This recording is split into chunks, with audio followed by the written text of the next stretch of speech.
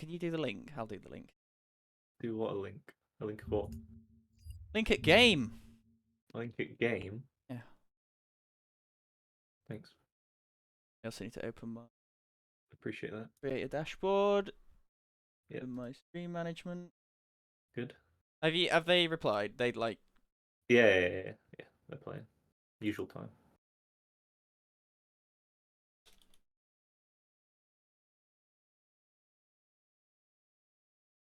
So yeah.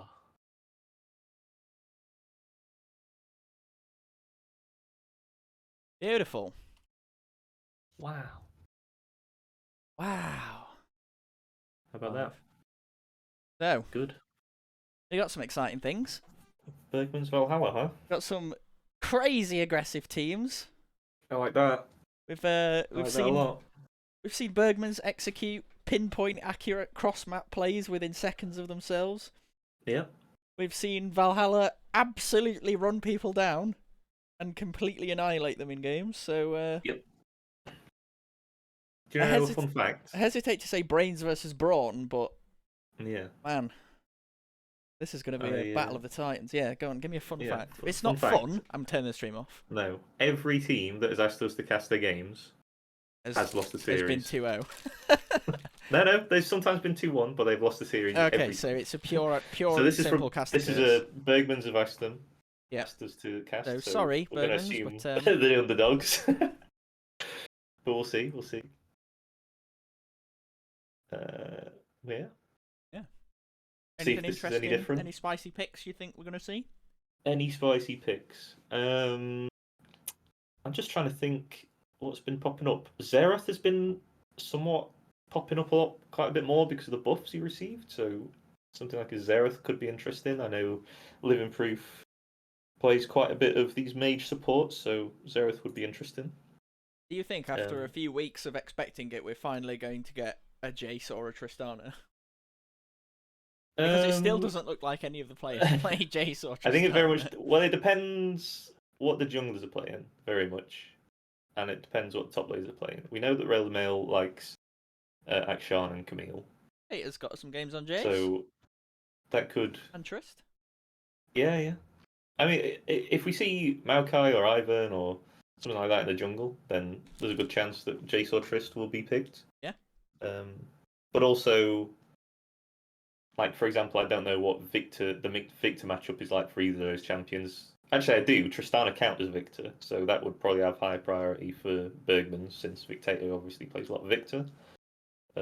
Maybe it means that they don't need to ban the Victor. So that could be quite high priority. If Bergmans are on red side, they could go Maokai, Tristana 1-2, and that's pretty good setup. I don't know if Taylor plays Tristana, so I don't know if it's a flex, but Brandstrom, second most played is Tristana this season. Wow. Sorry, I've just noticed. Have you seen Taylor's played champions? The number of games. Can't be this season, right? I don't know. Yeah, I think it is. I think it's this split because it says, look, they played 140 games. Oh my! What? How long? But then 140 games, 131. That all adds up to more than 140. You do forget that these people actually play solo queue, not like us who just play ARAMs. Yeah. So 140 games already played by Taylor, getting the reps in. I'm guessing that doesn't count promos because otherwise the maths wouldn't add up. But yeah, I mean 131 games on Lucian. You mean pretty big on the Lucian? That's what I meant. Yeah. So if we're going to see Lucian, expect to see Living Proof on something like the Melio or the Nami. But we'll see. They tend towards this like Heimerdinger Zyra matchup, which you'd think would pair better with something like an Ashe or a Misfortune or an Ezreal, maybe even a Kai'Sa. But we have seen them pull off the Lucian Zyra before. Yeah, we've seen them play that lane. And it was very strong. Actually, really good at neutralizing. Yeah. A lot of the weaknesses that a lane like that can bring, but they had incredible lane control. That's Lucian was all about the control. Up, yeah. You're not usually looking for kills, but you're just looking for push, control over the lane, controlling the tempo, and then getting plates off the back of it, and then transition the lead later on into the mid game into kills eventually. And objective control, more importantly as well, getting those early dragons in comp position like that is very important. I thought it was quite good as well because Zyra makes your lane quite safe actually. Hmm. Like with your E and your ult, it's quite easy Yep. to deter jungle ganks. Hmm. Even if you're not really close to your tower, because you just throw your ult down underneath you both, Yep. and the That's jungler it. kind of have to say, "Well, I can't." Yeah. It's something I see a lot of people doing wrong. Is that they'll against someone charging at them, they'll throw the ult at them, to which the opponent will just run away from it, over it, Yeah. and onto you. You drop at 8 feet, Right. you know, They're gonna like run into it. old Maokai ult.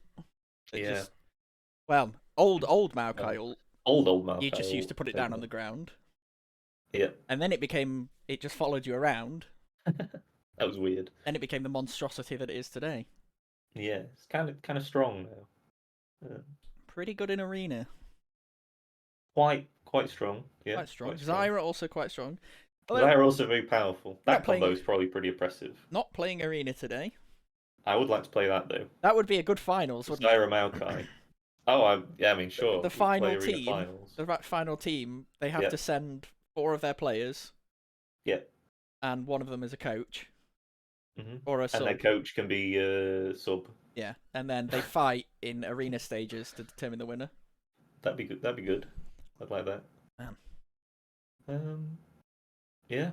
So we shall see. I know it looks like Viato's been playing some AP junglers like Talia and the Maokai, so that Yeah, would lean in be towards cool to this see the Talia. Jace. You brought up Jace Talia last time Tristana. we cast, to be honest, being because Yeah. obviously with the rise of AD mids being a bit more popular, the pool of AP junglers that are strong is not great at the moment. It's pretty much just Maokai and Ivan Yeah. the ones we see a lot. And Stuff to be like Nibblies fair, are very powerful because you don't have that much setup with these AD mid laners. So. neither Maokai nor Ivan are really magic damage threats as such. Like not like a Talia is. Yeah, but it is important. It is Yeah. important to have those instead. You wouldn't want to play, No, Jace with but Xin Zhao or what I'm something, saying is probably. the enemy AD carry Mhm. is much more threatened by a Talia, who's probably going to one shot them, than a Maokai.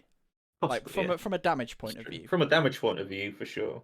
But I don't know if you're more likely to win the 1v1 against a Talia or a Maokai. If I'm being honest, No. it's a bit close. But it'll just mean that I suppose yeah. you'll have that option of because if you've got that carry, because she's sort of I know she's not a carry, but she's more of a carry than Maokai is in the jungle.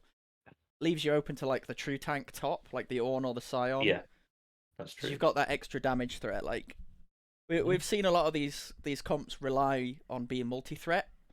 Yep. So without Yeah. that tank in the jungle, it frees up there to be a true tank in the top lane. Although That's it.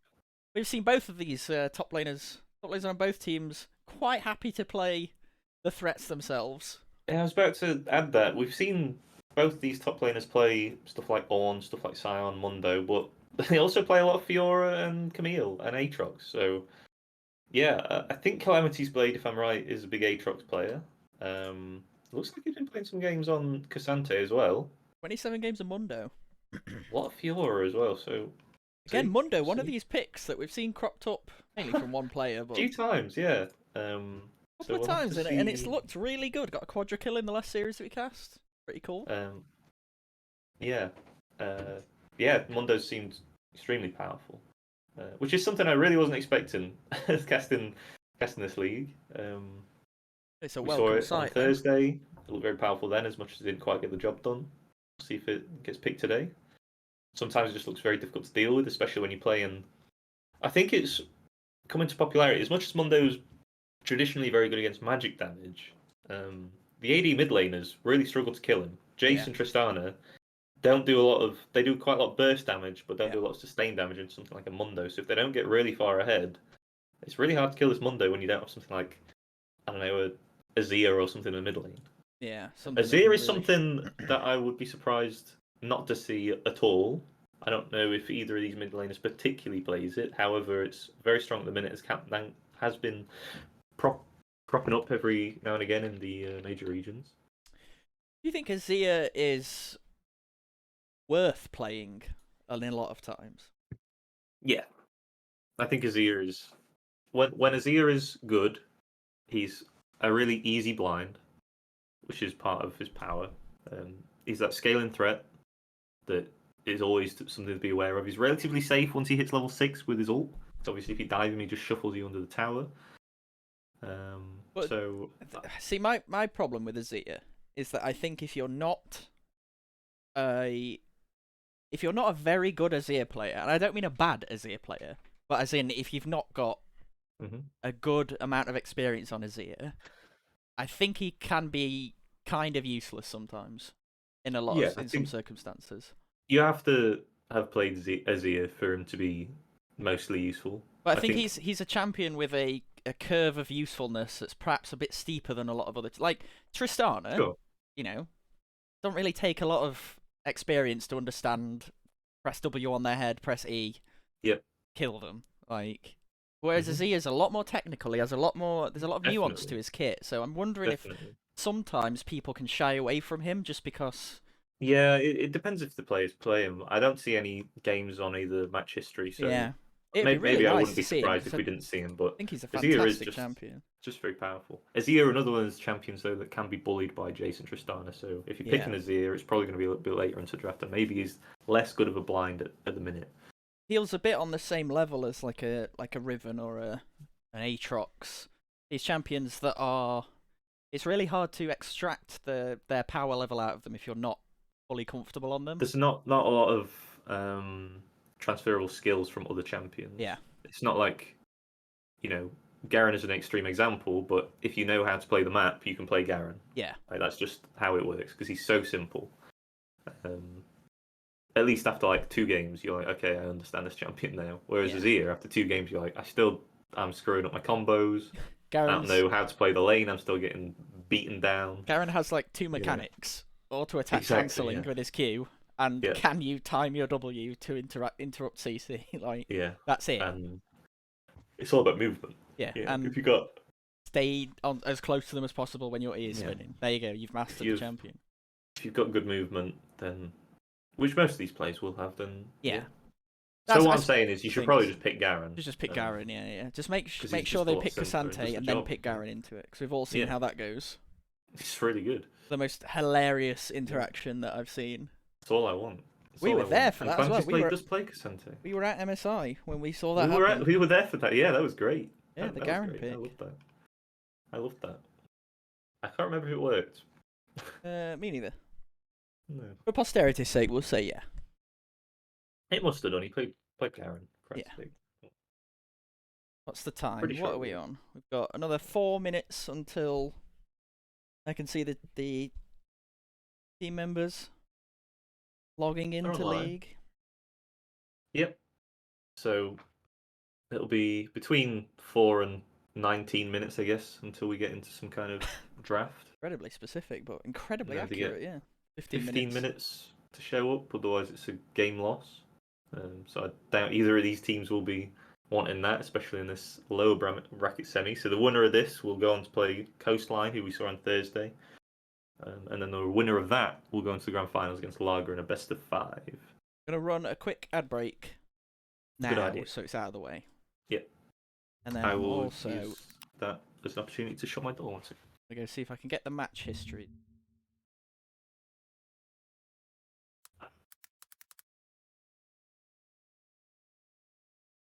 Ah.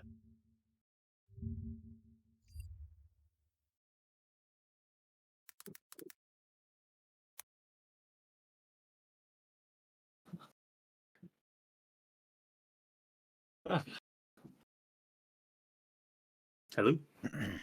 Is Hello. Hiya. How you doing? how you doing? Good. So we last saw Valhalla. Saw them take on Ascent. Yep. That was the knockout game, I think. I believe that knocked out Ascent from the tournament. That was it. Yep. I really wish the Leagues.gg web work. You know. The NLC one. Yeah. Will just show us. Yeah. Wish it would just work. I want to see the matches, but Well, I think there is a adamantly way refusing. to do it. It's probably on the I can see NLC the Discord, match. actually. I can see the If match you go on the history. NLC Discord, I'm pretty sure there's a link that works on there. Let me have a look. I can see the match history. I just can't see what they played during Yeah. those matches.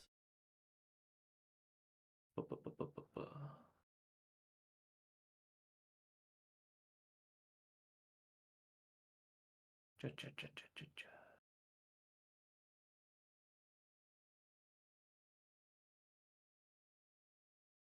can't find it either. The 4 matches? Is that it? Nope. According to this, in the last 4 series that Bergmans have played, 3 of them were against Veskaisten.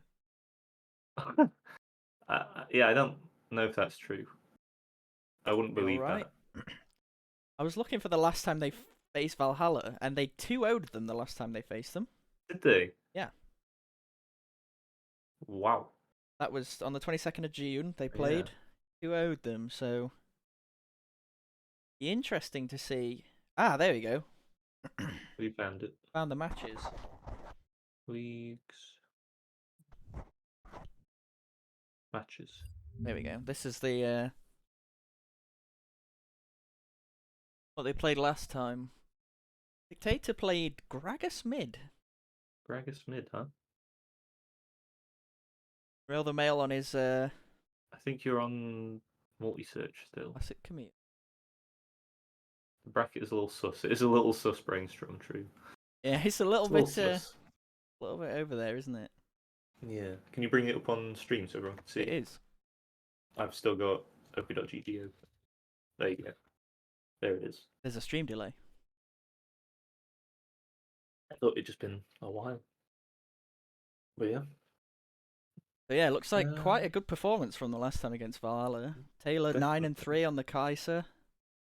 Brandstrom 6-0 on the LeBlanc. Yeah. I'm trying to think, was that a static shiv from Brainstorm and Taylor? Probably.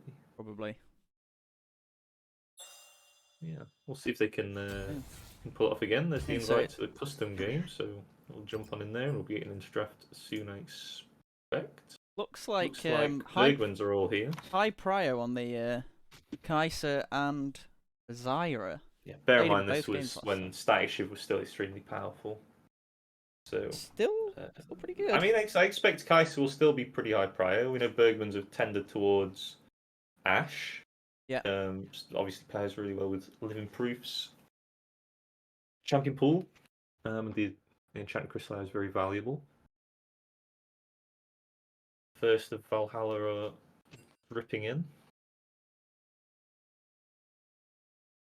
More arrives. Yeah, I think it's going to be a good series of games. I expect so. I think this is one of the closest series we've probably cast. On think paper? On paper, at least, yeah, on paper. We'll see how it goes, but for sure. We've seen quite different styles from both teams, though. Obviously, we've spoken to Living Proof before. We've spoken to members of Bergmans. They're really deep into the macro. Like they really understand their map rotations. They understand their flex picks. Yeah, their draft strategy is strong. And on the side of Valhalla Toya, they come into a match with a game plan and they do not deviate. And they play it really well. They draft what they want, and they draft how they want to draft. They don't care about your flexes. They're like, play who you want, where you want. We're playing full dive. Yep. Doesn't matter what you're playing. We're going in onto your face. Yeah. And Bergmans, as much as their map movements has been very good, they've tended towards these snowballing comps, looking to take over the game in the early to mid. And I think that's where they fell down against Coastline, honestly, where Coastline just got a little bit too much breathing room. So yeah, we'll see if they want to tend towards that or take something a bit more scaling. Yeah. Shall see. 2 very interesting approaches to how the series can play out. So definitely expecting both teams to play to their strengths. Yep. Which we've seen both these teams prove that they can do really well. That's right. Waiting on the draft to appear, so we can see what source the teams are going to bring for us. There we are. Spectator link sent. Oh, it's exciting. Oh, I love a draft. He loves a draft. Got to be said. Love a draft. One thing our Dan loves. It's a bloody draft. I love a good draft. What? Loves a draft. What do you mean? It's allowed. You see Garen there, don't you? You're looking I at do him. see Garen. I see him every time. I see every He's time. always Every there. time we open draft lore, your eyes, I can feel them drawing Yeah, towards I'm that. sure every time we open it, he looks slightly more upset than he's not been picked as well. You reckon? Yeah, I I don't think think so. he's the kind of guy to get upset to not be picked. Darius. He's pretty righteous. Darius is fuming though. Darius is Look at him, fuming. he's so angry. Draven Yeah. doesn't care. He's just. Now Darius would be an exciting pick. I'd love Darius to would see be a good Darius pick. into something like a Cassante. Ooh. I really wish that Darius had a little bit more team fight utility. Like I know he obviously can team fight, but I wish it was. I feel like we'd see him play a lot more if he wasn't just this 1v1 split pushing. How would you like, feel if you had nightmare. like a stacking? You could stack 2 charges on E with like a 5-second internal cooldown or 3-second internal cooldown or something. How about that?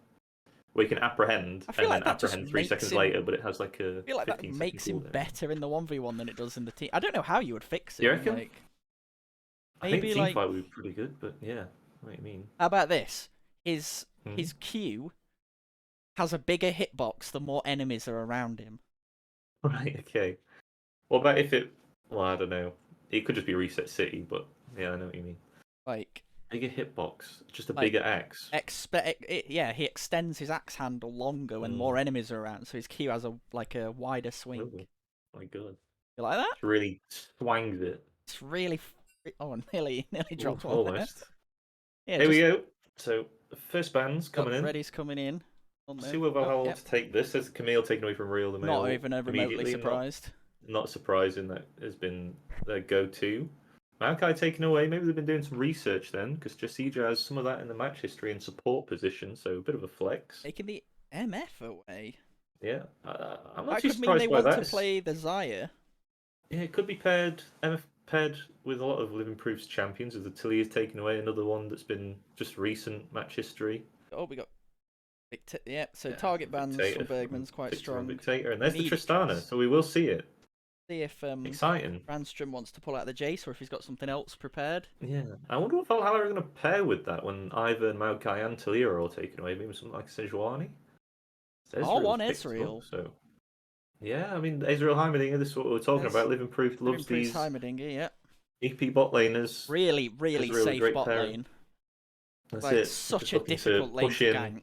Like, how do you gank that lane? Yeah, usually Ezreal doesn't have any kind of prio in lane at all, but with Heimerdinger and with the prevalence of engaged supports, melee engaged supports at the minute, it's really hard to get on top of these Heimerdingers. If you mess up your engage or get flashed away from, pretty impressive. But Karma is a good answer into the Heimerdinger. Yeah.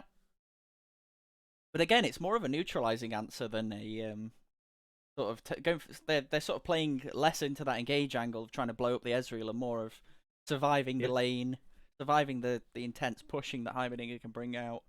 I quite like it. It's a smart pick into that lane. That's it. I mean, Karma can be flexed, but I expect it's almost certainly going into this Heimerdinger. Yeah. Just get the range advantage with the Q and the That'd empowered be a Q, hell of a range blind turrets top and- lane pick. It Gragas really again. would. Gragas. So That is a flex, actually. Victator So has Tristana... Victator's played Gragas mid before, so Yeah, I don't know if I think really it's want to see gonna be. Tristana going bot lane, especially paired with a Karma. I don't think you'd get much done there at all. She usually wants to just get people dead. But Gragas probably going to be into this jungle position. Obviously, the magic damage Mention and this. attack damage. I'm really thrown by this Snidley pick. Yeah. You expect to see like a Renekton band from Valhalla or some kind of setup top laner band. I guess she's one of the few magic damage junglers left that's even remotely in meta right now. So We could be maybe looking at maybe the Scion ban or the Ornn ban from Bergmans, both champions that have been played. Calamity's Blade, the Mundo ban. Yep, there Bergman's it is. definitely going to be looking for a Jace, so Valhalla probably wants to take that away, otherwise they're going to be facing down an insane amount of poke. They do have a lot of long range already, so they might not need it. Bergman's probably going to look for some front line on this second rotation. Victator's going to slam. He's gonna slam Yasuo. Victator already has probably picked Tristana. Yeah, this will go bot and he'll slam Yasuo. Bergman's definitely need some front line. It's So I Yasuo, expect Gragas, something like a Sejuani Scion on this second rotation. It's Real the Mail's action. Real the Mail, he's done some damage with that in the past. We've seen that go 18-3 or whatever it was, and one of the first games we cast, I believe. Yeah, he absolutely popped off with that. In that isolated 1v1, in the hands of a skilled user, Akshan can be absolutely terrifying. so oppressive in lane, and the team fight even is very powerful, especially even in the skirmishes. He's adaptable. Just got to play pretty safe. Try and keep your opponents at range. Taking away the Silas ban. Okay. That definitely makes me feel like Bergman's going to look towards an Ornn or a Malphite, something like that. Big Does the Silas ban not make you think that they don't think this Trist is going mid? I guess so. Yeah, it does. I guess maybe they're not too worried about the AD carries, and they just want to ban away mid laners just in case the Trist is a flex. True. See, Neither team Bergmans. opting for the Kaiser. Malphite is taken away. I think just Ornn is just a great pick here. When you've got so much poke already, you have a lot of range. Leaves you very magic damage heavy. The Ornn does. It does. I mean, Renekton's also open. Renekton's very powerful combination with Nidalee historically. Great blind as well, so won't be surprised if Trailmail wants to pick that one. Oh. There's the Scion. Scion. Okay. That's much better. A little bit of attack damage, but yeah. Front line. It was between that and the Ornn, I think they were probably contemplating, but Scion just going to come through. They are looking for that last pick, Jace. That Scion does give them a great wall to stand behind while they fire out Nidalee Spears and Essence Boxers and Mystic Shots, Shock Blast. Still be a little bit concerned about the lack of front line from Bergmans, but they're just going to have to try and keep Valhalla at range. If they ever get dove on, then Bergmans are going to struggle. The Aatrox coming in from Calamity's Blade, though, is one of their highest pick champions. And the Seraphine, I always mentioned the Seraphine earlier with the Enchanter bot lane. Is this is Tristana bot? I expect this. It could be Tristana bot. It could be Karma Seraphine. It could just be Karma Seraphine. That's what I was going to point out earlier, but I found it unlikely. But actually, Karma Seraphine into Heimerdinger Ezreal will definitely get the priority. Bergman's hovering Pantheon, but it's going to be locked in. Let's go. So that's exciting. There's your attack damage. They still have quite a bit of poke with the Q there. Pantheon also very good into Tristana. She's not careful. Yep. She can't really ever jump in on Pantheon him. mid. Yeah, he has a lot of burst potential. Fantastic. Wow, we were talking in the pre-game about spicy drafts, and here it is. Both teams just really picking some champions. I'll tell you that. I did not have my money on Seraphine, Nidalee, Pantheon. I think there's going to be a lot of priority around these mid laners. They're going to want to try and get this Pantheon ahead. Pantheon a great pairing with Nidalee, obviously with the point and click stun, so the spears are easy to land, so going to need to execute on that cleanly. And if you get this Pantheon ahead, these side lanes are going to come under a lot of threat for Valhalla. Yeah, I was just thinking that same thing. The obviously we used to see the classic pairing of Nidalee Renekton in the top lane. Just again having that point and click lockdown, guarantee the spear lands. It's one of the most devastating 2v2s if all goes to plan. But I can't imagine this Nidalee putting a lot of attention into this top side. No, might be easier than the bot side though, especially if it's Karma Seraphine. I don't think you're going to get many kills down there unless they really overextend.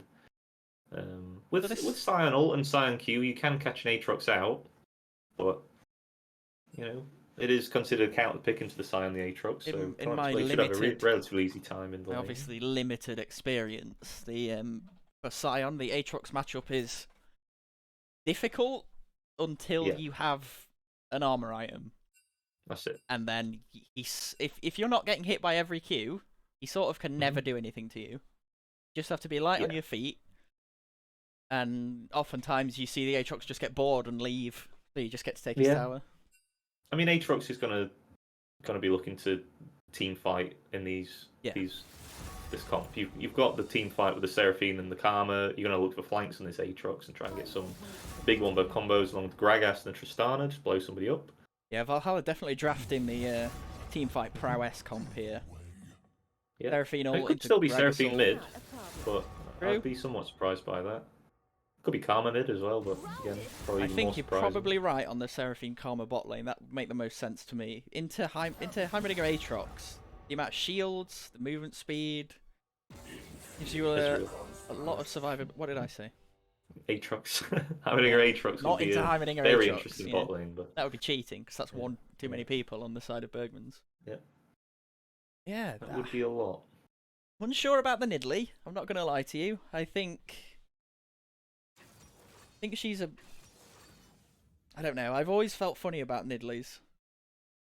She's very feast or famine. It's another Azir in my mind, in that you have to be really good at that champion to make her work. You have to land. It's all about if you can hit the spear throw. The spear toss. And not only if you can land that, then that's obviously a big part of it, but it's really knowing where you need to be at the right time.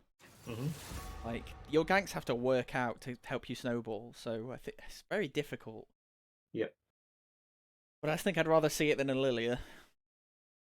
But do you know what? Do you know what? Where's Elise, man? That champ's great. Where's my Elise's? I guess she's another champion. As much as she can provide her own stun, she is better when you already have settled. And I guess with Pantheon, you probably have that. Maybe that's something that not only that could have as looked well, at. I mean, Elise does have. She doesn't fit the same role as Nidley, right? For Bergmans. For sure. Bergmans are looking for a lot of poke, and Elise. I mean, she can poke, to be fair, but. With Bergmans showing in previous series that they're not afraid to early dive people, Elise feels like a great pick. She's like the best diving champion in the game. Yeah, now you say it, I think that could have been a great pick, but a good Elise angle, but maybe less good into something like a Karma. I don't know. Elise does have quite a lot of burst damage, and Nidalee does as well. But the Nidalee spear throw will probably break through some of these shields, where Elise W maybe not. We're gonna have to see how it plays out. I suppose in an extended sort of standoff around objectives, Bergmans really do have an overwhelming amount of artillery that they can throw out. Yeah, if they have first move on the objectives, it's going to be hard for Valhalla to face check, especially since they don't have really have a dedicated tank. They do have a lot of shielding though from the Karma Seraphine, so they might be able to brute force in with that and checking bushes with sort of like Seraphine Q or Karma Q. And I suppose in the mid game, Valhalla are sort of an immobile team in a way. I know Aatrox is mobile, Gragas they have dashes, but they're not. Karma Seraphine, yeah. Yeah, they're really kind of a stand your ground type of team, so they're gonna have to stand there and. They do have a lot of movement speed between them, though. Yeah. So that will help with dodging the skill shot. Yeah, so it is Tristana mid. It is Seraphine Karma bot lane. Yep. It seems. I assume they're going to swap this, but from what we can see, it seems to be Scion mid and Pantheon. It'll be Scion mid, yeah. So maybe we'll see more action around this top side. Again, as a Pantheon player, he wins that matchup. Yeah, if Brandstrom can weather this storm in mid, I did wonder if the Scion was a flex with the Pantheon. I doubted it just because I didn't think Brandstrom would play it. But actually, if you can get through this laning phase relatively unscathed, which Scion is relatively good at doing, I will add. Yeah, absolutely. This top side is going to be really volatile. If Pantheon Nidalee can really do some damage to Aatrox, especially in the early game, because he's pretty weak before level 6. And definitely one of those keeps ramping up deceptively tanky. Like, I've played him in a lot of ranged matchups in the top lane, and a lot of times you get this impression that people think, oh, he's just a short-ranged melee top lane tank. Like, I'll bully him out of lane. Yep. And you just can't. If you space correctly, if you manage your W cooldown correctly, like, you can't push that guy out of lane. And he will push you in as well with the Decimating Smash. Like, it's pretty difficult to get pushed. It only takes sort of 3-4 levels into that. I'm wondering if Brandstrom will go down the minion dematerializer route, because especially in mid lane, when it's a much shorter lane, you have much less time to get waves in. Yeah. Minion demat can drastically improve your ability to nuke waves in the first sort of 11 levels before you've got. Yeah. Do you know what this could be? Yeah. An old favourite of mine, which is the Trinity Force Scion mid. It's. I would be surprised. You laugh. I would be very surprised. You laugh, but you've never seen anything take towers like a Trinity Force Scion. Oh, I'm sure it will take towers, no problem. But you're gonna need the front line in this team. You're really gonna need the front line. It's wishful thinking, but man. Yeah. Any happy days playing that? Yeah, I think Bergmans are going to be looking towards this mid game. Very, very, very strong in the mid game. Early game, it's all going to be about top side for them, but come the mid game, Valhalla are going to really have to watch their side lanes, with Pantheon being able to collapse with a Scion ult and a Nidalee, and an Ezreal and Heimerdinger just being able to hold down the mid while they do it. 3-man dive onto a side lane. It's going to be very difficult to get out of that one. Got to be said as well, they've not. Valhalla, it sounds weird that I'm about to say this, but they feel almost light on crowd control, because a lot of their crowd control is very conditional. They've no, apart from Seraphine ult, they don't have a really big go button, and I guess they have Yeah. Gragas ult as well, which is both non-committal. But if those two don't land, it's very hard for them to actually get a fight started. You are right. They've got nothing to really stop this Pantheon. Like, again, another thing that we've glossed over a little bit is Pantheon ult can actually be an insane engage tool with something like a Scion ult as well. Yeah, well, I did just mention that in a sideline, but I'll let it slide. I wasn't listening though, so. Yeah. Well, if you're not listening, then it doesn't count.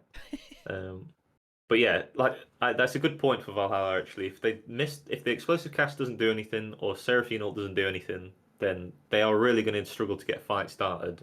And the Hammerdinger turrets, the Ezreal, the Mystic shots, yeah, the spear throws, it's going to be really tough for them to get in. Definitely looks like a game of snowballing. Valhalla sort of hinging on that early game strength. Well, I think that they scale pretty well. Double enchanters generally scale pretty well, especially when you've got an AD carrying mid. And Nidalee, I mean, to be fair, Valhalla doesn't have a dedicated tank, but the Nidalee probably won't fall off quite as much as she usually does. Don't you love it when the client works straight away? Are you in already? I'm in. Okay, right, there's a pause. I'm still loading for the. That might be why. Still loading it. Pharaoh Nidalee. Damn. Big. Oh, the Oktoberfest Gragas. Right, I'm here. There's a pause. There's a pause. We shall Just wait for the pause. remembering my hotkeys. Yeah. That one. That one. Stop that one. lag. Beautiful. Look at these this hotkey action. Yeah. Amazing. Wow. That's crazy. Let me scroll out a bit before I forget so I can actually see what's going on. It's an interesting one. We got a grasp on the Scion in the mid lane. Grasp that isn't something I'd have had my money on, but I guess you won't get much. What else do you get? I mean, a lot of Tristana's damage, or all in at least, is rocket jumping in. Yeah, so I suppose you're in melee range, aren't you? I mean, against a Scion, maybe not so much, but you probably won't get much use out of the grasp early game. But I mean, what else do you take? Yeah. You know, in late game, it will do a lot of damage and heal quite a lot, regardless of not being able to stack up the bonus health. So, and you're probably going to be side laning into an Aatrox eventually anyway.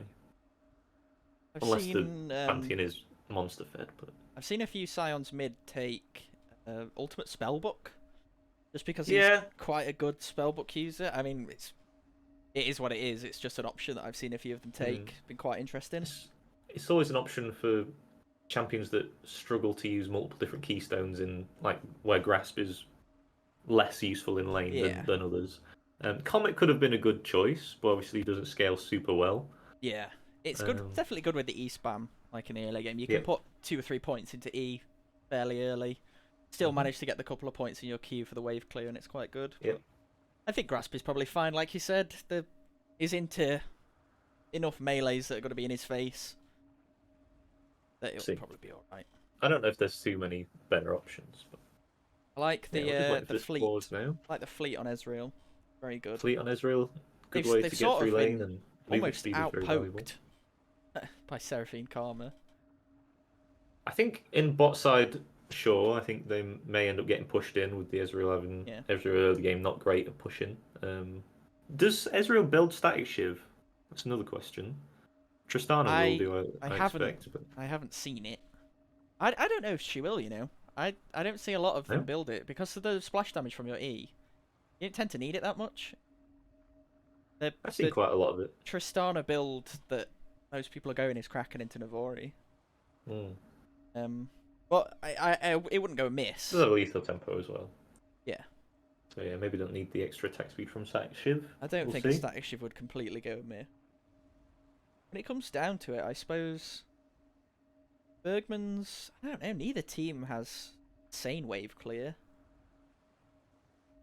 I'm kind of expecting Ezreal to go down the Divine Sundra, Moramana, Cyril the Switch route. Yeah. You don't think Trinity Force? I mean, it could be. To be fair, it's new Trinity Force, so yeah, it probably is actually because Trinity Force is now better in the earlier trades than the later trades, so Trinity Force might be a little bit better. I'm just an enormous Divine Sundra Ezreal fan. I think. I mean, me too, but I think this doesn't mean it's good. True, doesn't mean it's the best. Yeah, as we found out to our chagrin multiple occasions. Right. Lion does have Gonna the whip that one out, dematerializer. Yep. At the chagrin, yeah. Yeah. Time. Turns Stop out much on my Ramninger as well. hundreds of games on Scion wasn't a complete waste of my life. When I could have been playing Mordekaiser that whole time. Imagine. Imagine. Well, I think Bergman's top laner has a little bit of lag, rail Yeah. the mail, so they're just trying to get that sorted and we'll be straight into the game once that's resolved. hopefully. You'd hope so, yeah. Play on mobile Wi-Fi. Double airy on the bot side for Valhalla. Lots of shields, lots of poke. What do you think Rail the Mail will be building on this Pantheon? Because there's a couple of routes that you can go. Oh, there it is. Gore Drinker or Eclipse. It'll be one of the two. I would lean towards the sort of Gore Drinker, Black Cleaver, Shojin style. Maximum ability haste. Oh, it's going to have to pause to catch up, isn't it? Yeah, we've got to wait for the pause to catch up. For some reason. Who knows? Who knows why it does that? Serpent's Fang would be a good option as well for Pantheon against that was gonna be, so against Seraphine Karma. My personal favourite is Eclipse, Black Cleaver into Chojin. Yeah, but again, I mean, that Serpent's absolutely. Fang is be really nice to have. Yeah, maybe getting more health in the Pantheon could be valuable as well, since you only have one singular frontline tank, and having a bit more health could help flow the team fights, just to make sure we're synced. I'm at 23, 24, 25. Spot on. Perfect. Looks like Bergmans might be looking for an invade with the Scion. See? Oh, first spear does Big land. Spear He already doesn't onto miss. Gragas. He doesn't miss. Don't miss. Dictator does have flank. So He doesn't miss. That's two. That's two. That's a Dark Harvest stack straight away. Already down to 200 health. Dark Harvest, like you said. Oh. So they're going to have priority over this bot side. Viato are going to be forced to back and probably start red side. A lot of bullying in Drop the a early ward, see game. if he starts here. Shipek's Walk popping a back ward in on the check. blue buff down there. Spotting out living proof. Yep. Lanes are returning. So really going to be starting blue side. Gragas, like I said, just going to be forced to base and start red. So Got a ward from split Bergmans. map. Opposing wards on blue buffs there. So Gragas is going red. yeah. Again, Kinda has no to. wards are placed for that, Yeah. that top side. I have mentioned it twice, so I don't know if you're... No, I'm listening. Yeah, but yeah, not ideal for the Gragas. Will mean that red buff runs out a little bit earlier. So, not perfect for ganking. We'll struggle a little bit on mana as well, but we'll have a healthier play, so every cloud. Mid. Mhm. Oh, already landing the decimating smash onto Dictator. Popping his bone plating. That's the power of Scion as well. Don't let that happen. Decimating Smash has a lot of range. Deceiving amount of range, yeah. Yeah, look at that. That's Look at another the one poke. as well. Dictator almost down to half HP. That's it. Really short cooldown on that ability, like hilariously short cooldown on that ability. Yeah. But how impactful it is. They're already starting the push in. Level 2 hit for Bergman's bot lane already, and just Siege getting poked out a little bit. Bloom Priest going to get a bit damage down as well into Shipex. Too much damage done though. Should be able to hit level 2 off this wave. Taylor with the cool start on the Ezreal. I would have expected the tier, but he might be going for that sort of crit build maybe. Could be going Navori's. Ezreal's a bit of a toolbox. He could be going Essence Reaver, so if he's going Essence Reaver, he doesn't need tier, obviously. Yeah, I guess with the cool will give you a little bit more sustain, and it's not a completely free lane. You will get poked out quite a lot by the Karma Seraphine, but it should be free enough that colours are relatively easy to pick up. Meanwhile, in the top lane, Rail the Mail's kind of bullying Calamity's Blade here. Oh, and he misses Captain. Sorry. Oh, we got Spider Idler and makes Rail the moves onto Mail. this blue buff. Flash forward from Rail the Mail. Viato is very much in trouble. Has to burn the flash himself. Blue buff going to go over to the side of Spider there. Misses Spear Toss, but gets the Dark Harvest, so I'll be pretty happy with that one. Maybe looking for a dive, I doubt it. The spear lands again, so Viato's got no mana. really in trouble. Calamity's Blade making moves on Spider there. He's just going to expect walk away from this one. Let's be careful of the body slam, because could get caught out. Decides to walk away. Dictator moving up from the mid lane though. Rocket jump in, Spider Lair now in trouble. That's the flash available though, so she'll be able to just get in. Get away. Randstrom's lying in wait. from Brainstrom. Oh, Victator sniffs There it. it is. Big land on that. There goes the spear. Q from Spider-Lair. Forces Oh, a flash from the Valhalla's mid lane. And now Viato is getting attacked. Another lands. spear landing. That might be a kill. Brainstrom wants to pop. flash for it. There it is. Nice. First blood over to the Scion mid. Man, Climbs big. Blade, trying to shadow his Shaking mid lane. him. I think Victator's going to go down as well. So it's a kill onto the Nidalee in the early game. That is not what Valhalla. I mean, his Blade's in a bit of trouble here. He's getting jumped up by Spider-Lair. It's just early game domination. Oh, that's a lot of damage, though. A lot of damage on Spider-Lair. Oh, The flash no, forward the doesn't quite flash. land in time. Rail the Mail's auto attack going to connect and That's take a him out heartbreaker. before it can kill. Spider-Lair getting away with it. 3 kills over to Bergmans. So you know how I was talking in the pre-game about how to play Nidalee well? This is pretty good. That's what it looks like. Yeah, he's aggressive, he's working on the invades, he's threatening the dives, he's playing it really, really well, so... Just land every spear toss Just for it. land every spear toss, 5 head. Ooh. Now in the Well, meantime, up in there. Viato's looking bot lane, he will be spotted. The Taylor and Living Proof are going to scurry away with the Heimerdinger wobble. Few people hovering down here around Dragon, and it looks like they might have priority. Shipex has no mana and is a little bit low, so... I somewhat expect Spider-Lair and Brandstrom to want to contest this. They're the only team. You generally want to pick up early Drakes if possible. Oh, I forgot to mention as well, I saw it and then just didn't say anything. Taylor's got teleport, something very common on Ezreal. Yeah. Probably really good into this lane, to be honest. Just I like it. having Gives to you that match versatility, and I mean, you're not going to look for He's tanking the wave though. like an but ignite. does Really, have- not getting chunked a little bit does by have Aatrox, but yeah, it's maybe just quite looking a at level 6 before the reset. Things come down bloodthirsty from- battle in the top lane, but Bergmans. he is almost over double his farm. So that first roam from Calamity's Blade into that topside jungle really cost him. I think Rail the Mail managed to crash the wave. Shipex might be in a bit Vitali's of trouble looking for here. something in the bot side, misses the spear throw, so Shipex should be able to get out with a flash. Flash forward from everyone though. Brandstrom's here. There's a kill over to Living Proof. They managed to take out the Seraphine. Very surprising, but well played. I didn't think that was a kill angle, but I mean they're much better players than me. Yeah, just overload bot. Really, really good moves here, and they might get first I'm dragon probably from that gonna- for free. Brandstrom probably going to lose a little bit on the mid lane as Rail the Mail might be in trouble for the dive. Hex Flash from the Gragas. Coming on the body slam. There's the Aegis. W onto Viato. I think he's going to go down. That is not what you want from Valhalla. Clamps might be going down as he's well. gonna No take- flash on that. It's a double kill for the Pantheon in a 2v1. Loses a huge Wow. wave. That's 2 kills. And dragon going over as well. Dragon to boot. Yeah. Bergmans getting everything they wanted out this early game. Almost again- the mythic completed on Rail the Mail. Bergman's showing off their macro moves. Like, I The mean, early game is just their strongest point, isn't it? yeah, they really It really looks don't excellent. falter. Wow, so probably a bit more of a shaky start for Valhalla than they were expecting, they were hoping for. But it's early days. It's a 2,000 gold lead, give or take. Yeah. 2,000 and change, so Spider-Lair nothing going to be too untoward. forced out, but I should be able to get away from that.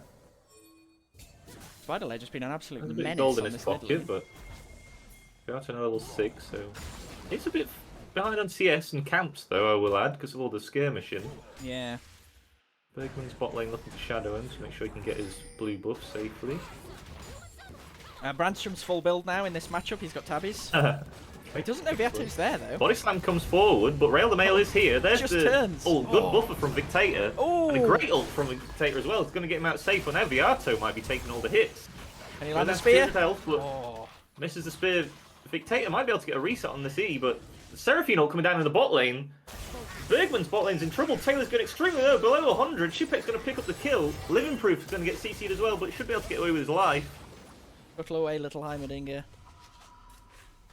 So, a big I'm exciting going to be happy with that one. set of trades, but unfortunately Taylor coming out on the worst end for that. A That's Seraphine fine, ult let's range go is up away. incredible, especially when you've got a Karma running at you who can extend it. Yeah. Nice ult from Shipex to Time. catch both members of Bergmans in the bot side. Calamity's Blade big has kill. not only beaten the double CS lead that Rail the Mail has, he's now got a CS lead himself and has got 3 plates. 3 plates. Because Rail yeah, the the Mail dive. took that roam down to mid lane. That's it. So he's been a little bit punished for Did that. lose a lot. Of course, he's almost at Eclipse completion of the What's he got? He's Yeah. got so another 500 gold, and he'll have enough for Eclipse. About 900 gold from this point. Bergmans had a lot banking on that mid play, didn't they? Rail the Mail suffered a lot. He had a Yeah. 700 gold lead minutes ago, like 1 or 2 minutes ago. Now it's only 200, so Dictator he's gonna all in the managed to climate he's played, but I don't know if he perfectly wants this fight. Oh, There's he not available. The answer Okay. now with the invade. Spider going to take a bit of damage. Goes down to below half. Calamity's Blade pops the Endbringer. As Rail the Mail has to flash away from the queue. Beato's here. The answer is here. As is Dictator, so just making moves on this top side. The tails have really flipped here. Bergman's really struggling in this early game now. Rail the Mail, W's forward. Calamity's Blade manages to land the Q. Oh. Cask is going to throw him forwards, but that might just be Calamity Blade's death. Rail the Mail going to go extremely low, dies in the end. Living Proof getting good damage down to Dictator as Spider-Lair Oh, and here come the Brandstrom boys. show up.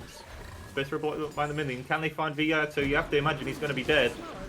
Brandstrom just zoning the Tristana and Karma. Another kill over to Living Proof. Now got 2 on that Heimerdinger. It looked good for Valhalla initially, but 2 kills onto Bergman's side. Would be a free Herald play for them as well. They've got a man advantage. Just going straight for it. Yeah, that cask was unfortunate. Push Rail the Mail Yeah. right in range to use the max range. The Comet Spear? Like that. Something like that, yeah. It's Comet Spear, yeah. Wow. Comet Spear, How yeah. about that? Hit the Dang. Comet Spear onto Aatrox, take him down. A little bit unfortunate, but... It's Pantheon now sitting 4 and 2. 4 and 2 with the Eclipse completed, so it will be the Eclipse. 2,000 gold lead now for Bergmans as Oh, good cancel onto Dictators. There's the Scion ult coming out. Good buffer again. Brandstrom's going to be able to be careful. Another again, ult from the wow. Tristana. Really Flammy's well played. Blade's here. Flammy's Blade's here to pick up the kills as well. Should be a freebie. Spider-Lair probably going to get out. gotta be said, Victator's Tristana, he's he They're knows what diving his on him and buttons he's do. surviving. Yeah. He's buffering the rocket jumps. He's using these buster Really shots nice. to cancel Yep. Pantheon W's. That Really is- nice. You can't take it away from this man. He knows what his buttons do. Yeah, the Herald's going to be dropped now from Bergmans in the mid lane. Good crash, so it's going to be 2 plates over, I think. No, it's just 1 right now. Plate sitting at 50 health or so, maybe. So close. Maybe Rail the looking Mail for- using the man drop. Yeah. Calamity's Blade taking a big chunk. Should be fine, though. More of a farm alarm than anything else from the Pantheon. Really good utility though. A lot of people sort of they put too much weight on Pantheon ult because there's obviously this enormous global ult. You want to make an impact with it, but sometimes it's just good for macro. It's good for map movement. Pick up some CS that you would Yeah. have lost and chunk the top lane at the same time. Yeah. Top lane matchup looking relatively even, and I imagine Calamity Blade will start getting the better of this, especially with the Eclipse being built over the Gore Drinker. See where Brandstrom it falling a goes. little bit behind in the mid lane, but that is to be expected. Obviously, he's been making quite a lot of movements, but it's really in the mid to late game that this Scion in the side lane comes alive. And he's just one-shotting waves left, right, and centre, being that annoying threat that just ults away the moment that you appear in his lane. Dragon number Bergman's 2 going down for Bergmans here, with literally no contest from Valhalla. Yeah, the push from bot lane. I think Chasija was running around in the jungle trying to get priority for the mid laner, but actually just meant bot lane crumbled and Shipex had to push out as Living Proof's going to get rooted. Good damage down to Chasija from the turrets and the rockets. A bit of a Tailing out the split flank fight, and there's a lot going Spider-Lair. on. You have to be careful. Now Spider-Lair's trapped though. Does Shipex have the ult? He does the Scion Q, won't connect, but great Ezreal ult as it's flashed over by 2 members, I think, there from the Seraphine ult. A triple kill for Spider-Lair. There's just too many members of Bergmans in their jungle. It just seems like they've got an extra player, doesn't it? And it's just they're just making moves. I thought that was looking a bit rough for Bergmans there with Shipex behind them, but again, I think it's a little bit of a failing in Valhalla's draft in that they don't have any dependable lockdown. They can't really stop Valhalla from doing what they want in their base. Starting and stopping the fight is a bit rough as Ignite's coming down on Calamity's Blade. Can he land Comet Spear? He can. It's a solo kill I for missed Rail the Mail. Easy. Making it look easy. 5 Spider-Lair kills and now. Living Proof, waiting on just... They're going to take it? Chasija in trouble. Oh, he The flashes Decimating into the smash from Decimating Smash. downtown. Brandstrom's here to collect. Can they pick up the kill? You have to imagine it's almost a certainty. Another Dark Harvest for Spider-Lair. Now sitting on 11 already at 13 minutes. 5 and This ain't 0 A-round. on this Nidalee. X Flash coming out from Beato onto Rail the Mail Rail the Mail does have the E, but he's going to have to tank the tower.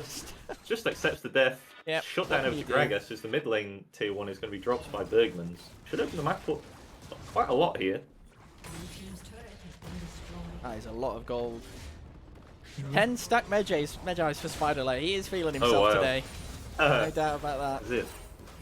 And what was a CS deficit in the jungle is now a CS advantage for Spider-Lay. And a Only 6 stacks left on the jungle item. For Spider-Lay. 2,000 gold lead on the Nidalee. Already got the Night Harvester completed and the Soul Stealer, as you said, so they're going to be doing a lot of damage. We've also got an 800 gold lead in the mid lane for Brownstrom.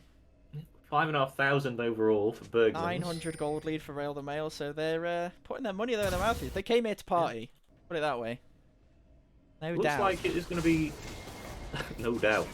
Tristana... Oh, sorry. Ezreal going to be picking up the Trinity Force. Yeah. Rail the Mail ults in and flashes on top of Victator. I think he still has the rocket jump, maybe, and just uses his Buster Shot to safety. So, again, nice little escape, but he's going to force him to recall.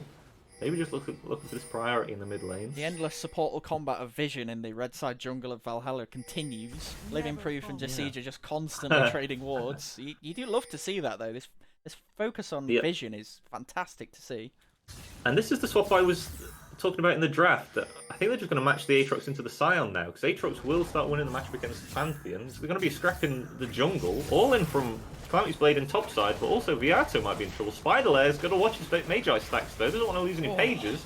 They're taking a big chunk of damage from the turrets and the rockets. Ayla needs to be careful here. Looks like the topside's going to result in nothing, but yeah, just ultimately nothing happens. Too many shields, too many disengage options. Just a lot of scrapping over Vision. Yeah, what you were saying before that plays into how I was saying this matchup goes in that Scion kind of struggles in the early game. Living Proof is that he's getting 3-man. Calamity's Blade. What is Living Proof doing? He was just topside. There's another teleport coming out of Victator. That is ill-advised. Maybe able to just get out though.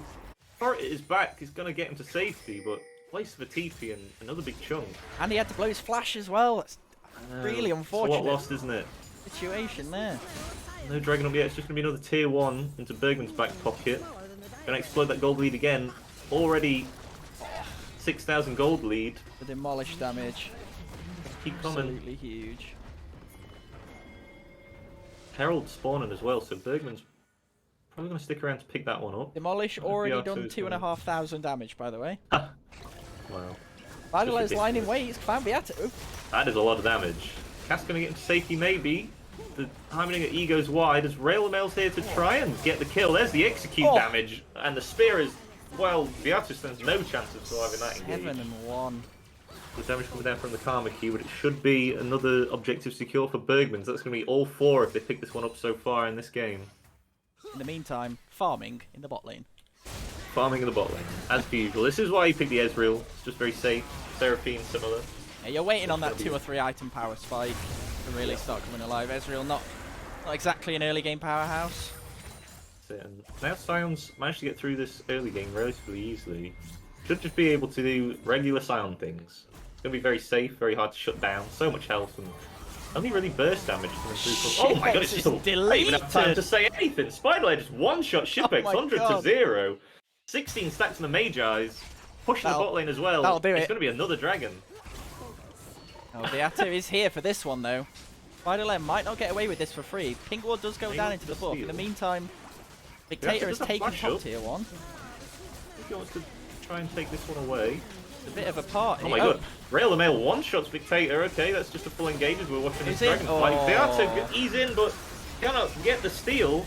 Gonna get taken down by Luxing by Spider-Lair again. He's godlike. 7-0 on this Nidalee. Flash away from the spear throw. I will never question these picks again. Spider-Lair just making it look too easy. If you just land the spears, turns out this champion's very good. Yeah, who'd have guessed?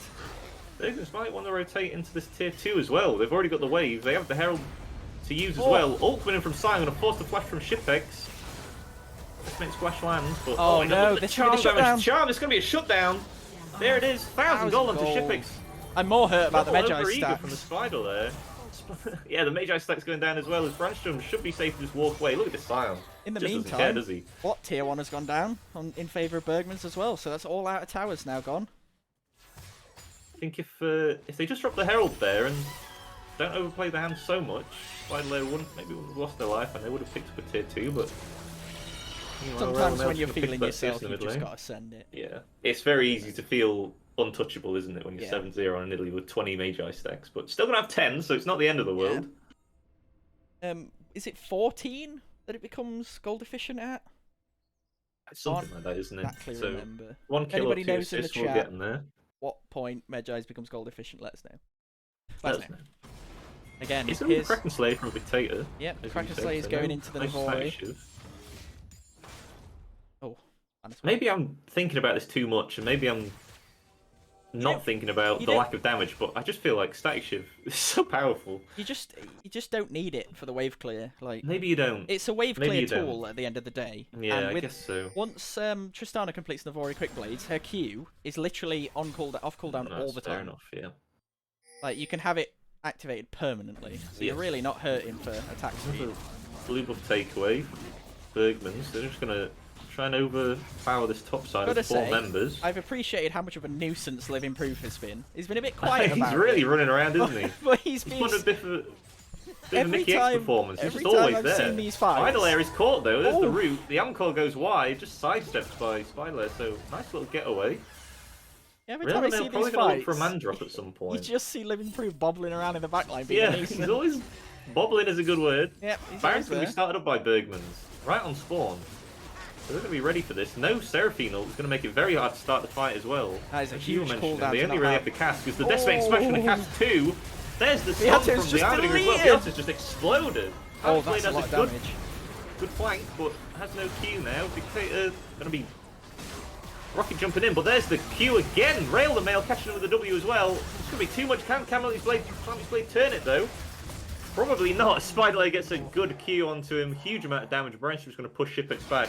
That should be a Baron over the side of Bergmans for only the cost of the AD carry's life. Again, another thing we were saying about the lack of crowd control. They can't stop Sion from charging that Q. That's the problem, isn't it? He's going to charge it in your face. Yep.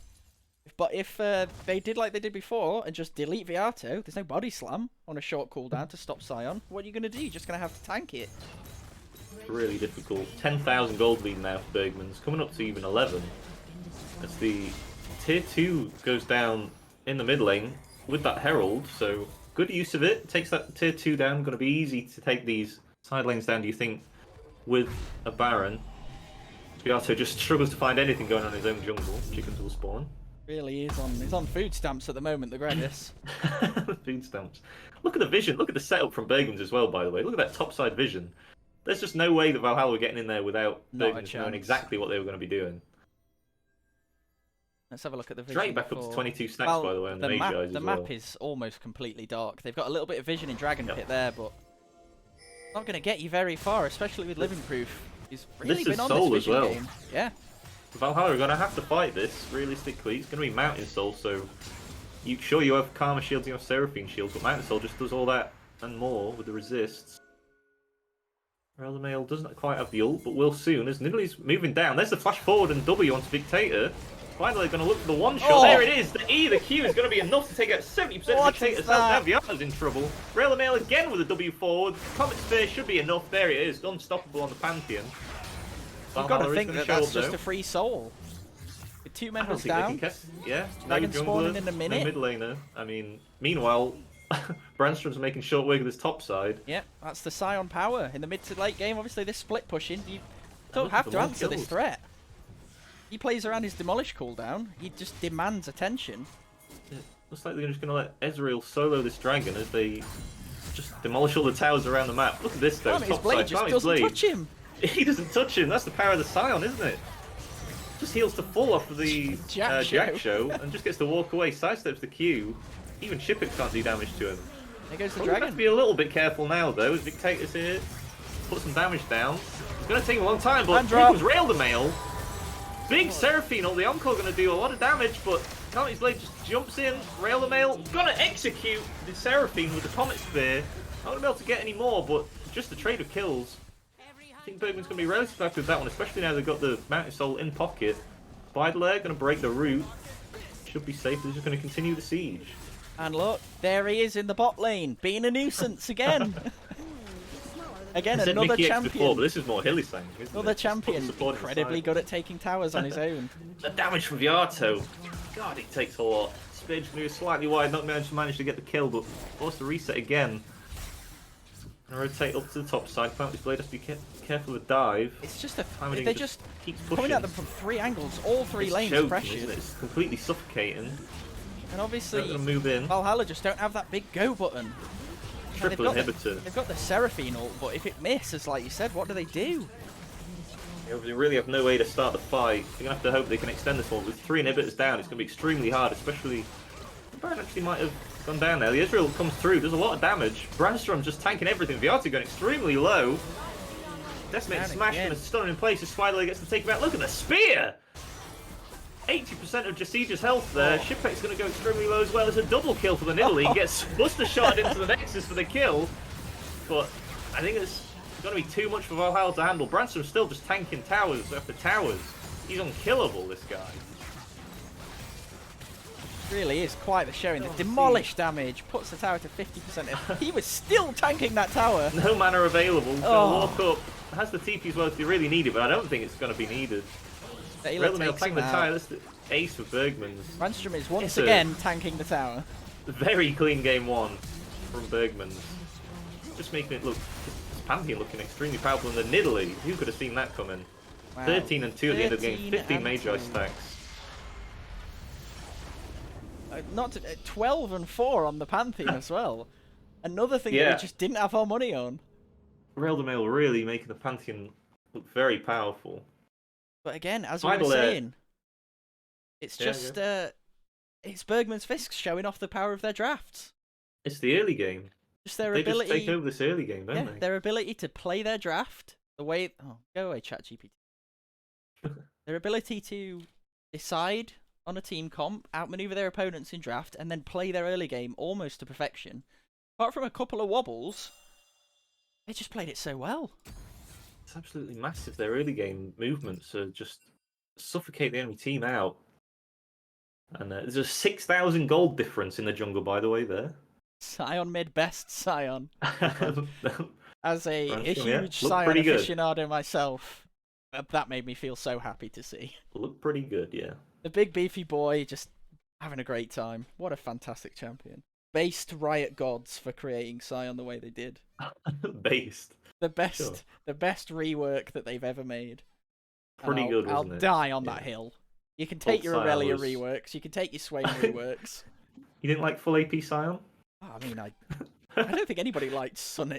You didn't like the eyes just shooting at you from a million miles away, blasting your health for 80% of its total? Sion mains. Oh, no, Sion main anymore. I saw the light. Sion mains are something else, aren't they? Yeah, lunatics. Yeah, but again, we saw what Valhalla were trying to cook. We saw the plans that they are. Chikorino knows. Bring back old AP Sion. Bring back old AP Sion. Yeah, what was it called? Petrifying Gaze or something? I think that's Cassiopeia ult, but it was something like that. Yeah, it was something... just like the 2 laser eyes shooting at you. Season 1 just doing like 1,500 damage. Oh. Yeah, between that and the shield pop, and then his ult just giving you 100% attack speed for some reason. Point and click stun. Oh. Full AP Sion, which rendered 2 of your abilities almost useless. You could do the same with Taric, couldn't you? With the little dazzling light, whatever it was. Dazzle. Just the slow snowball just dribbling at you and then sniping you out. Oh. God. God, it was a different world back then, wasn't it? It really was. So many more point and click things. We didn't know how lucky we were. I know. AP Master E, just queuing 3 times in a team fight, getting a pentakill. That was always good. Even Faker was playing that back in the day. Oh man, don't know what Faker will be playing now. He's playing Azir. One hand Shandy. Yeah, he's back. He's back, and they're winning. I've heard it's been a welcome return. He looks pretty good.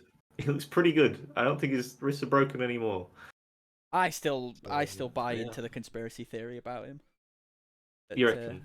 Well, that's for another time. It was fate. I don't think we need to yeah. Never mind. Yeah, it's fine. Anyway, it's fine. He's still the GOAT. He's still the GOAT. He's still the best that's ever played. But still back to this game. at the highest level. Back to this game. back to this Bergmans game. now on blue side, so they're going to have to adjust their draft strategy a little bit. But it does That give them the probably means opportunity that- for first pick. It means Valhalla probably pick red side, which is kind of interesting. Looking for that powerful 1-2, I guess, combination. I'm pretty The sure. Tristana looked good, but didn't quite work out. I think the draft was a bit of a problem with the engage, like you said. They couldn't really get fights started. So you'll have to correct me if I'm wrong, but I'm fairly certain that this league is entirely alternating. Oh, it possibly is. Because every game has been. Possibly. I think it is, but don't quote me on In that. previous matches, we've had people pick, but I don't know if that just happened to line up with the rules. I'm not sure. Yeah. But yeah, regardless, it's a different draft strategy that will come out. But obviously, Bergmans look like they're not Draft is sweating. online. Okay, Oh, thank you. sorry. Missed Sorry, that. I didn't. Thank I you didn't. for that shout-out. I didn't. I didn't see the link. Yeah, no. Thanks. Bands coming through. Right, again, Maokai, same bands so far I think from it's both sides. unsurprising for Bergmans. If it ain't bro, don't fix it. But even more so this time with the Maokai Talia, with Valhalla being on red side, they're going to take away those AP junglers so the ADs can't just be locked in alongside you want it. to take away those strong sort of skirmishing junglers as well. That's it. I wonder if Valhalla thinks something like the Heimerdinger was the problem. That looked pretty rough. Nidalee looked good as well, but she is one of the few AP junglers open, aside from Lilia. It's whether you want to leave it. Yeah, it's the same three bands on both sides. See how they adapt then. It'll have to be the rest of the draft that they change it up. Well, Bergmans could obviously opt to follow Valhalla's plan and take away the Tristana, which again, Dictator looked really good on this Tristana. Yeah, it was just the map was on fire around him. Well, Rel has been really high priority as well before, but there's the Heimerdinger, so they're just going to put faith in Living Proof to get the job done in that bot lane. Again, Double Enchanter, not quite enough to push through. Absolute menace in that game. He was just everywhere, wasn't he? Just the laning phase. Yeah, he was just a map-wide presence. Every team fight, he was there, putting out the CC. All he needs is Rylai's, and he's a genuine threat in these fights. And then we saw the power in side lanes as well once you have Baron. I mean, what do you only really want to send the there support to match, don't you? There it is, the Xerath. You called this. Xerath. Yeah. Xerath, it could be a mid. It's a bit of a flex. Could be mid, could be support. Is pretty good into the Heimerdinger because you outrange him completely with the W and the Q. Yeah. And the ult, obviously. So we'll get priority in that bot lane. For those who don't know, which I'm sure is not many people, Xerath's recent buffs pushed him a little bit to a stronger point. Obviously, his passive now applies on towers. His ult has an extra shot at each rank. And the bonus damage for hitting multiple shots in quick succession is increased, so really has become the definition of artillery mage. But Sivir being picked up for Bergmans. Taylor has played it in the past. Gives you a lot of push, obviously, in this. Yeah. Wherever you put her paired along with the Heimerdinger. Bergmans really do value this wave control style of play. Like, I think it's really good. You put your AD carry on something extremely safe that can just sit in the lane and farm. Living proof on this mage to push forward, and LeBlanc can be locked in. This is something Brandstrom played the last time these two teams fought, and he went unkilled on it. So I'm guessing he's hoping for another play like that. Yeah, maybe it's a counter pick into Xerath. I'm not entirely sure. She's pretty mobile. Lissandra is open though. If Valhalla wanted something like a counter pick in the mid lane and are putting the Xerath in the support role, we'll see. Option. Jarvan going to be locked in, so. I think early game jungler coming through from Valhalla to try and contest Bergmans in these early few minutes. Again, that's a rough pick, Jarvan. You can't gank a LeBlanc, can't gank a Sivir.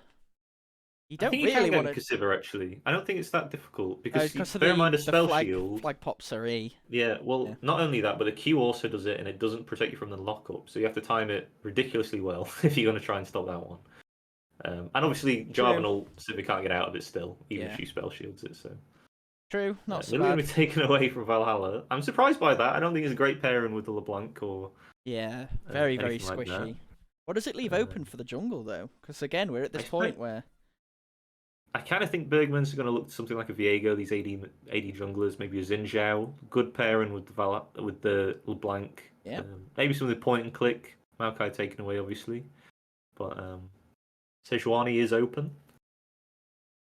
Yeah, Sejuani is something we've again has seen less and less prior recently, despite not actually being changed. I think Pantheon and Nidalee taken away from Valhalla. Yeah, reactive bans, but when it's a best of 3 game series and everything's on the line, you can't blame them for this. It's absolutely a smart decision. You've been cheesed by it once, you don't want to get cheesed by it again. And I Yeah. respect that completely. In a longer series, I think it's probably less useful, but best of 3, viable strategy. Yeah. Take them off what they've been pretty Let's good leave at. the Bergman's Scion going to open need again. some front line. Scion taken away by Bergmans. Yeah. I wonder if Valhalla wants to go something like a Silas here. You have the Heimerdinger ult. And the Sivir ult, relatively powerful. Yeah, Sivir ult, a lot more utility than people give it credit for. Maybe put Bergmans off picking up something like the Ornn if they wanted it as well, or the Malphite, since they've not been banned by Valhalla.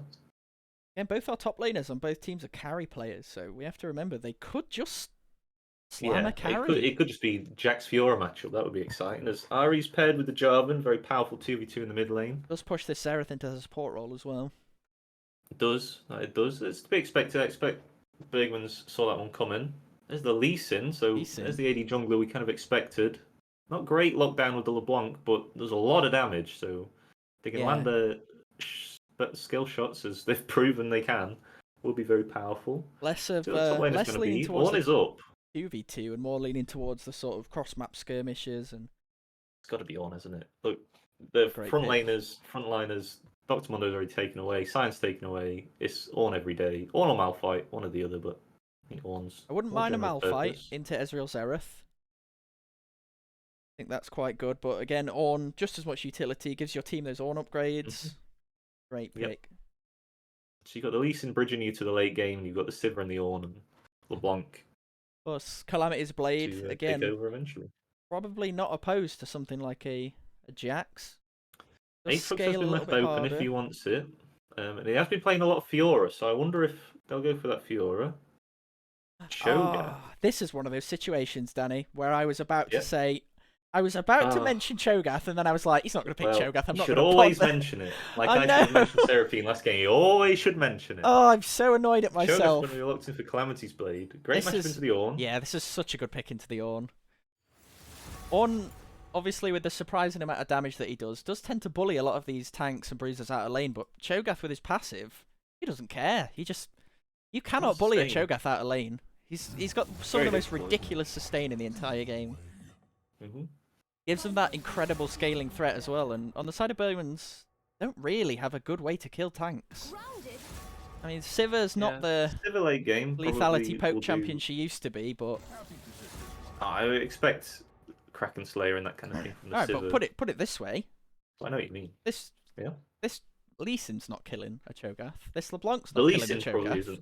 In the early game, the Lee Sin will kill the Cho'Gath, but yeah, I'm talking that's fair in the late game. He just has to build armor, really. Could be a bit of a thorn in the side of Bergmans Fisk if this game goes late, but if it's anything like game 1, they had no intention of letting that game go late. Yeah. They were tripled in that hit them before 25 minutes. They have the ways to start the fights. Cho'Gath rupture sometimes enough. They have the Jarvan easy Cataclysm. I mean, that's just a huge go button itself, isn't it? Even the Ari Charm can get stuff going. Yeah, Valhalla's pick potential is huge. Bergmans do have quite a lot of poke, and they have the non-committal engage of the Ornn ult and the Heimerdinger empowered E. So both teams have ways to fight. I still think whichever team gets on the objective first, it's going to be pretty hard to push off with the amount of poke they have. You know, walking into vision into Xerath, Ezreal, and Ari versus Heimerdinger, Sivir, LeBlanc is pretty difficult from both sides. Yeah, Valhalla's sitting on a lot of layered crowd control as well. Like, you think about the rupture, straight into the charm, straight into Xerath E. That person is dead. They are incredibly dead. Yeah. Yeah. So Valhalla correcting their decisions from the first game. Yeah. Plenty of crowd control. Much better front line in this game, so... Yeah. It's probably all going to be about this mid lane again. Try and get LeBlanc or the Ari ahead. Lee Sin and Jarvan both posed to do that. We try and stay unbiased on this cast. And but I kind of want Valhalla to win just so we get another game. We've cast you always want to see a best of 3. We've cast a lot of 2-0s recently, so I'm not rooting for them. You know, may the best team win. But it would be nice to see a 3-game series. I'm rooting for them. I want to see a 3-game series. I think that's alright to say for that reason. Yeah, we just want to see good League of Legends. Yeah, we want to see good players play good League of Legends. That's it. And these two teams have proven multiple times in the past that they can put on a hell of a show. And I'm all about that. We've got some great picks coming out in both games. Xerath back on the Rift finally after what feels like a long hiatus. Finally back in the meta somewhat. You can never be unhappy seeing an Ornn. Ornn makes everyone happy. He's just a big... Ornn's always good. Big old boy. Cho'Gath? Come on. He doesn't like a giant void monster. Load of cool champs. Yeah. Both these drafts doing extremely similar things. So it's going to be really down to the execution. You have these bridging junglers to get you from the early game into the mid game. You've got the AP supports for the shove. You've got these AD carries that play very safe but do a lot of damage into the mid to late. Facilitating mid laners with pick and a little bit of CC potential. And then these top laners that do mostly magic damage and kind of just are there to frontline. And hyperscale into oblivion. Yeah. I think both of them have done a good job of just going blow for blow in the draft. I think this game is definitely going to be a clinic on positioning both teams. I think it's going to be a situation where any missteps that happen could be quite easily punished by members of both teams. Definitely. The skirmish is very powerful for both teams and Much so. quite easy to collapse. The Xerath will be able to help more often than the Heimerdinger, assuming they're both further away. The ult, if skirmish breaks out, you can just pop into a bush and pop the Xerath ult. We saw in game one, like Valhalla very reluctant to face off against Bergmans in these sort of delayed standoffs that they had. But... Yeah, the drafts didn't really, like you said, it was really hard for them to get a fight started or stop a fight from happening. So it was really reliant on the Seraphine ult, and the one good fight they had was where they landed a 2-man Seraphine ult, So... I think it's a good draft adaptation from Valhalla that they realised that was something that they were struggling with. They've definitely corrected for it, and now they're sort of sitting in the driver's seat. Apart from the Ornn ult, Valhalla have kind of got all the go buttons to go around. Bergmans have got a very reactive team, obviously. The Lee Sin kick, they've got the Silver Spell Shield to peel back. They have a lot of damage. Yeah, they do have a lot of damage. So Lee Sin and LeBlanc, so... It's really, really interesting. We got 2 minutes. It's still going to be about execution, and we'll see. 2 minutes on the spectator delay. You know what? I'll run an ad. I was about to say, do you want to run an ad quick while we're waiting for the spectator? When I can find my button that says run ad. Oh, an ad ran 5 minutes ago. Ah, there you go. Easy peasy. Should be fine. Very nice. Exciting stuff. Really nice to see these teams coming out and they're really giving it everything. They're playing some really passionate League of Legends, and it's great to see. Another reminder: the loser of this game are knocked out of the tournament. So this is a everything or die for Valhalla, do or die. Yeah. But the winner of the game, the match, I should say, goes on to play Coastline in the. I don't even really know, it's somewhere between finals and semi-finals. I guess at the upper bracket semi-finals or something. Upper bracket semi-finals part 2. Part 2, yeah. It's a question. Why? Yeah. I don't really know what it is because we've already had the upper bracket semi-finals, I guess. Yeah. I don't really know. But either way, they'll go to the penultimate match. On the league, it doesn't have a title on it. Yeah. It's just another match that they're having. It's like an extra step on the bracket, but we're not complaining about more League of Legends. So the winner of the match will go on to play Coastline, who we saw on Thursday play, and then winner of that match will go on to to face the winner of Thursday's match, Lager, in the grand finals of Division 4 Group D. Lager, who looked very strong. They look very powerful. Very, very, very strong. Their mid laner, I've heard a lot since the match. I went in going relatively blind, and their mid laner's quite prestiged in this league. Let's kind of a monster. Has a lot of good games. Yeah. I can't remember the phrase that you used when you were saying apparently he's just been slamming people left, right, and centre in every match. Yeah, it's. Apparently he's a bit of a monster. Very powerful person when it comes to League of Legends. We'll just get sure into the game now. Either Brandstrom or Victator would love a chance to have a go at that. We're in. It's working. Yep. And at 4, The siege is 5, flashing the 6, TSM logo. 7, 8. Oh, you are 5 9. seconds behind me. Speed up. Okay, I'm at. Okay, I'll speed up.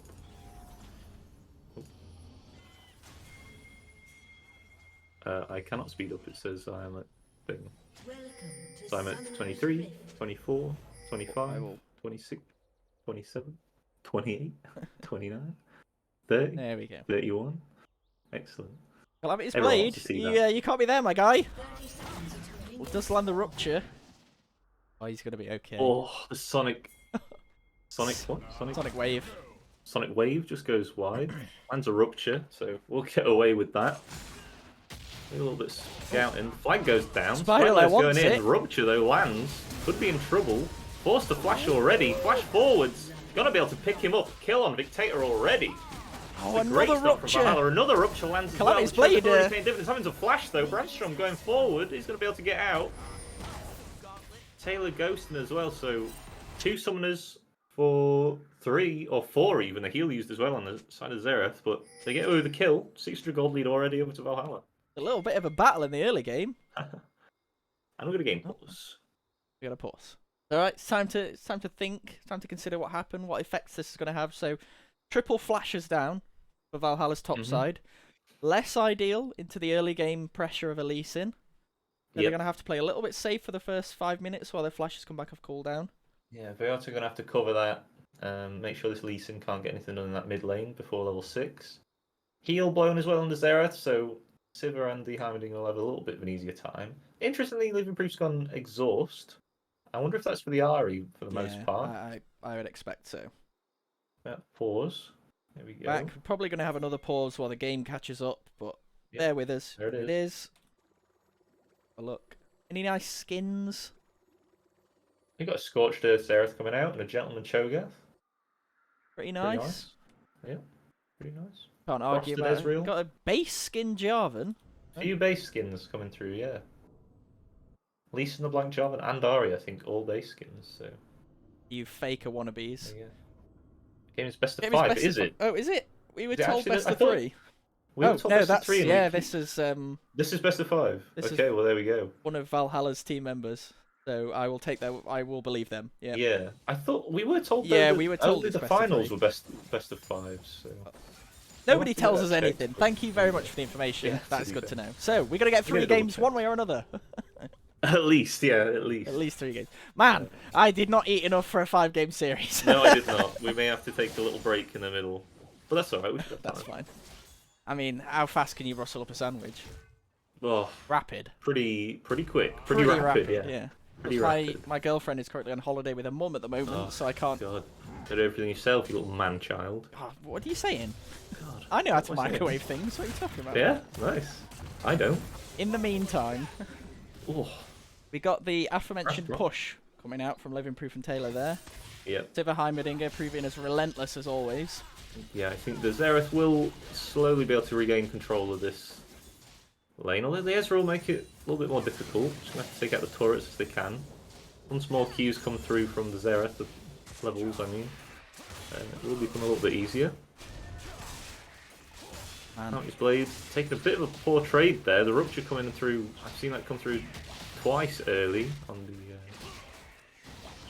breath attack. What's W called? Bellows Breath. Bellows Breath. We've got opposing movement here from junglers. We've got Jarvan starting blue, pathing top side. We've got Lee Sin starting blue and pathing bot side. Yep. So Kind of expect them both to look mid at some point. Spider Lair was Through the caught on a straight. ward though. Victator did put his trinket ward into the chickens.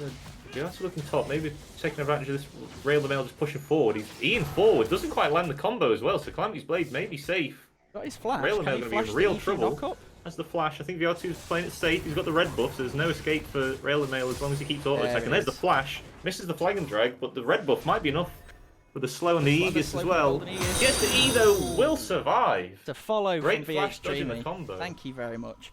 Those Thank you alerts very are much. too loud. I need to make those Are they quiet. very loud? Yep, I definitely Well. was frightened quite a bit. Okay, well there you go. In the meantime, yeah, Rail the Mail holding Not made a mess, have you? Chikorino, another follow. Thank you very much, very kind of you guys. Excellent. Appreciate Thank the you very support. much, everyone. It should be said as well, while we've got a bit of a quiet time in the game, another follow.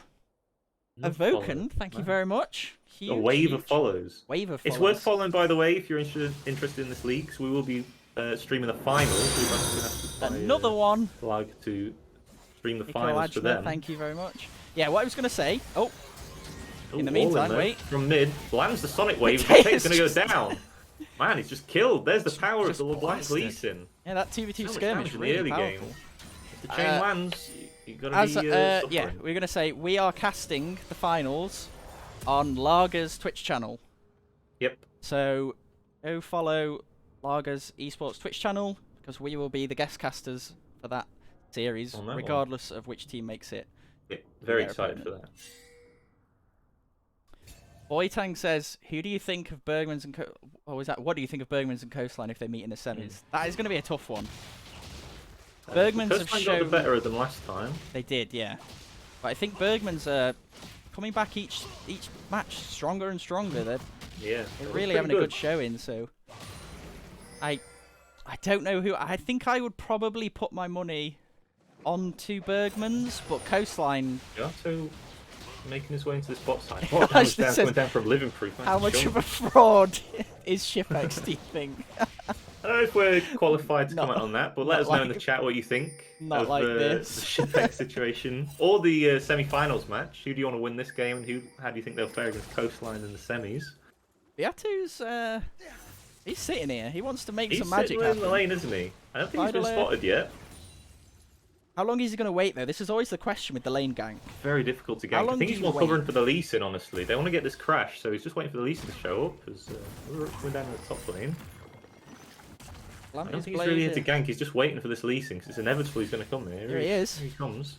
Viato, good senses. Might have been spotted there, actually.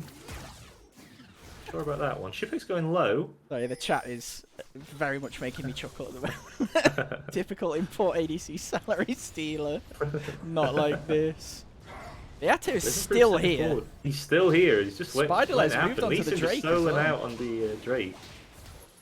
Gonna have to make moves soon. And yet he waits. There it is. Lands onto living proof. Going extremely low. And there's the kill onto Shipex. Great moves. Really good patience on Beato. He's taking a lot of damage from the towers, but should be relatively safe from the Sivir. Spiderlet's on his way down. Goes wide. Spiderlet's here though. Ward hop forward, and there's the damage of the Shipex, but it's not quite enough. He goes taken down by Jasidra as well. It's a trade of kills. Lee Sin for Ezreal. There's now Taylor's in trouble. Can he get the kill on Viato? No, it's a double kill for the Zera. Brandstrom's here though. Gets stunned. That should put a stop to that.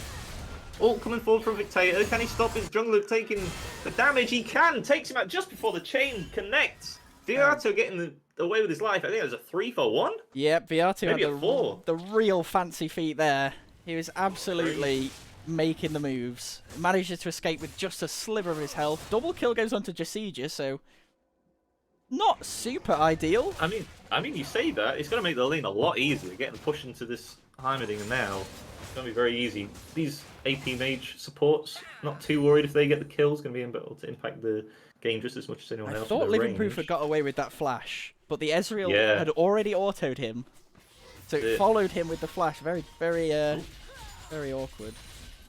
Yeah, once again, in the top lane, we're continuing just these two meatballs smacking each other to no avail. Yeah, not expecting all that much from there. Shipex can just be able to pick up this wave in the bot lane. Play going over to Heimerdinger and Sivir though, kind of to be expected. But Valhalla are showing with their modifications from their first draft that they can play when they have those go buttons. Yeah. I think they drafted themselves into a bit of a corner with game 1. You know, Charm landing in mid lane. Brandstrom's just taking a bit of damage from the electrocute, but not too much going to happen there. That fountain laser from... Oh, is it the spectator bug? I've seen that quite a few times where the fountain laser from base will shoot a player on the map. Yeah, I've seen that on more than one occasion, worryingly. There's a coming top side. Spiderlet going to be on this red buff, maybe looking for a play top side. Bjorn Horn is available. You're going to create bot side, no good damage. Take his red buff away. Yeah. Charvin looking at this bot lane again, maybe just looking to cover for dives. Maybe for the dragon actually. I don't know if Spiderlet's been spotted on this top side. If they know he's there, it should be an easy take for the dragon.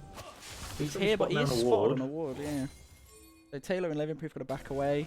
Like, They want this dragon, but they just don't have the imagine push. Calamity's Blade is going to be in trouble here, although Railman is going extremely low. The Feast are coming through. It's a solo kill for Calamity's Blade. There it is. Going to shut down that play. He's blown his flash though, so Spider Lair might be able to clear this up. It's got 2 level difference. No flash, no feast, so has to be careful.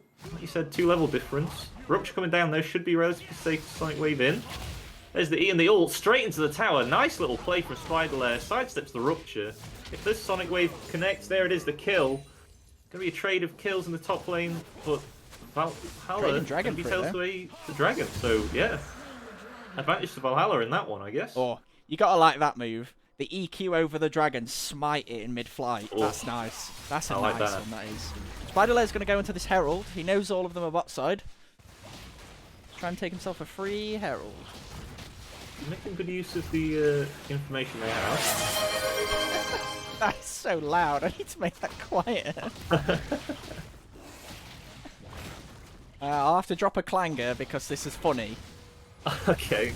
Nikolai just said, can we start calling Ship-X Shit-X? Wow. I mean, I don't know if that's... I mean, you can. You can by all means. I would love to do that. Very unprofessional for us, despite how amusing it is, but we're unbiased here. We appreciate all the players. Now people are spamming emotes just because it makes a big noise. Oh, I don't know how to make it quieter. I've been using OBS for years, and it started breaking on me when I stream League, so I've had to move to Twitch Studio, and I don't know what any of the buttons do. Okay, you work on that. I'll cast you a bit if you like. Bit of a lull. I'll make it go onto direct camera. Yeah, there's no need to objective at the minute. It's just going to be all about the lanes. There is a CS advantage for the Ornn in the top side, but it's so loud. Not all that much. Lee Sin with the Gore Drink already completed, so let's just have a look. The Spider Lair is 900 gold ahead, so good advantage there. 3 boots both coming down from Jungler. Spider Lair may be on into lane gank in this mid lane. There's a ward about to expire. It's got 1 second. That's really unfortunate timing for Valhalla, actually. That maybe would Vicarino says this is a Dante's stream now. Please no. I'm not going to start screaming and playing Hecarim. You don't like that? I don't like that. I don't like these. I call them screamers. You know, Screamers, they're like streamers, but they scream. Oh, I get it. I thought it was just because they screamed. Yeah, it's like that, but it's because they scream as like well. That, it's much similar to that. Wow. But regardless, I can't figure it out. Kind of lane gank to the bot side. Yeah, we apologise for the loud sounds, but it's your own fault. You know, if you're making the sounds, it's not on us. The Spider Lair goes in. TP coming almost out. Gets it. Flash kick. Flash coming through. Jasige is in trouble, but the Flash is going to get into safety. TP coming out from Victator. Going to turn the play though. There's a Zerathul. Taylor and Liverproof going extremely low. 400 LP. Liverproof going to be taken down. It's 3 kills over to Valhalla. A really nice TP from Victator going to turn that play as they're looking to dive top as well. Rail the mail. Manages to clear the wave though, so no rupture. Valhalla have absolutely turned this game on its head compared to how game 1 went. They're putting the moves down on Bergmans here. Victator has been unleashed on this Ahri. Both ults available on this top side. Rail the mail being very brave to stay here, but like Valhalla going to call off this play. Yeah, Calamity's Blade. They'll just take the 3 kills and run. They're not going to look for the dive there. Probably a wise move. Very nice. Yeah, they're sitting again. It's not an unwinnable gold lead. 3,000 gold. On the side of Valhalla, it's getting there, but there's still potential. But Valhalla really putting the aggression down. Yeah, they're going to really start spiking this mid game as well with the Ezreal. Trinity Force completed, working on that man immune. Down to the bot lane. So this Ezreal's going to really come online. Double stack ships coming through from the side of Bergman is going to make it really difficult for Valhalla to keep any kind of lane prio though. Now I'm going to be interested to see if Brandstrom goes for the Night Harvester, because if he has, he's not read the patch notes. This Night Harvester is no longer procced by Static Shield. Nice spell shield. The Art's going to be spotted, but does have the Cataclysm. No flash and living proof. TP's coming in. TP's going to come through from Rail the Mail though, so it's going to turn that double TP. The Ornhorn coming down. Just going to get over there, I think. No flash on the Xerath. It's just a one-shot. Here comes Viato though. We'll use the Cataclysm. Gordrink's going to heal a lot, but I don't think it's going to be enough. But Nilan advised engage there from this jungler Valhalla. Another TP coming in from Calamity's Blade, though. Can he get the Feast onto Living Proof? There it is, an easy pickup. It's just a 3v3 now. Oh, Aru Taylor. dashes. Can he get it? The Taylor's going down. 3 for 2 for Valhalla. And maybe the Drake. It's not spawned yet, but should have priority on it if they want it. They should be able to get it. Vidler nowhere to be seen. Yeah, 5v4 on the side. Rail Mail forced to flash as well. He was trapped by his Brandstrom own gets pillar the as chain. well. Can he get the execute onto Calamity's Blade? Flash forward, there it is, He does double get it, and I'm pressing all the wrong buttons. I think Shippake's going to take the kill though, it's just a trade of kills, shut down. Do you know what? A rampage. Fraud X stealing all the kills. Not like this. We love a bit of healthy competition. Do you know what it is? It's because they've swapped sides, so I get the muscle memory of the spectator buttons when one team is on one side, and then I have to reverse it in my head. And when it comes to me remembering more than 2 things at once, I really struggle. You're not guffing it, are you? Guffing it a little bit. Meantime, it looks like second Drake's going to go over to Valhalla. So it's a bit of a reverse scenario from what we saw in Game 1. Bergmans kind of steamrolled Game 1 away, and they're not letting Bergmans get away with it this time. Yeah, the second Dragon looks like it's going to go over to Valhalla, but Spiderlane might try for the steal. He goes in with a Sonic Wave, doesn't quite get it. Might trade his life as well for the attempt. Good kick, might get him out for safety. Ult from Shippake's coming through. The Arcane Dash, not quite enough. Can the Zerathul snipe him out? Maybe Viato can finish it. The Cataclysm wasn't used. And there's Flag and Drag as well. Taylor might be in trouble. Can they get the chase? Done on Viato. Oh, he's got the moves. Q doesn't quite go right. Flash forward from Taylor. Managed to turn the play. Really Taylor well managed played from Bergmans to turn that one. Managed to pull off the spell shield on the Jarvan Q. He timed it just right so he didn't get knocked up. How about that? Crazy. How about that? And now 3,000 gold lead. Now only a 2,000 gold lead. Living Proof getting poked out by the Zera, so that the Zera's now paying dividends. An Everfrost from this top lane Cho'Gath as well. I kind of like it. Just he just takes a tower shot. It might spell the end of him actually. Still no flash on this Zera, and Brandstrom is here. Gets hit by the E. Maybe he can be bursted down. He'd be forced out by that, but man, that was a nice lot of escape damage from the Zera. E cancelled on the top side for Railer Mail. Can he get the feast off for Calamity's Blade?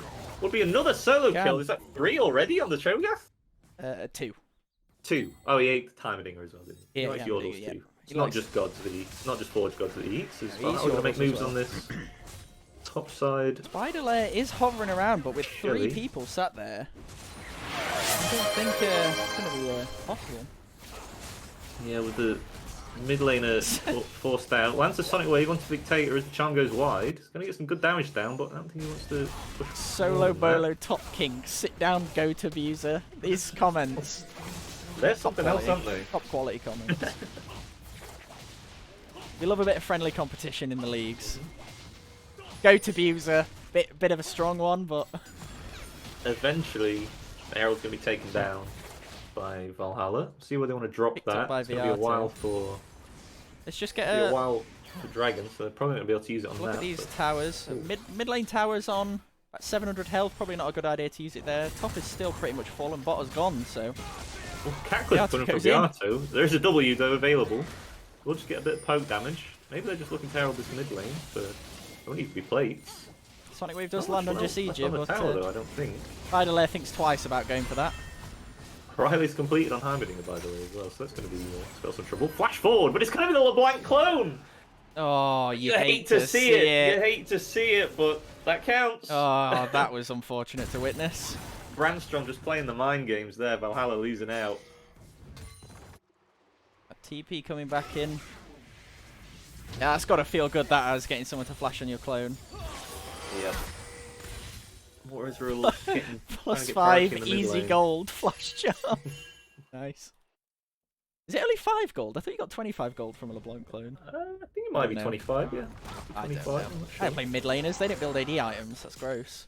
Just check. Cho'Gath, by the way, already sat at 9 stacks, so making this match look pretty good.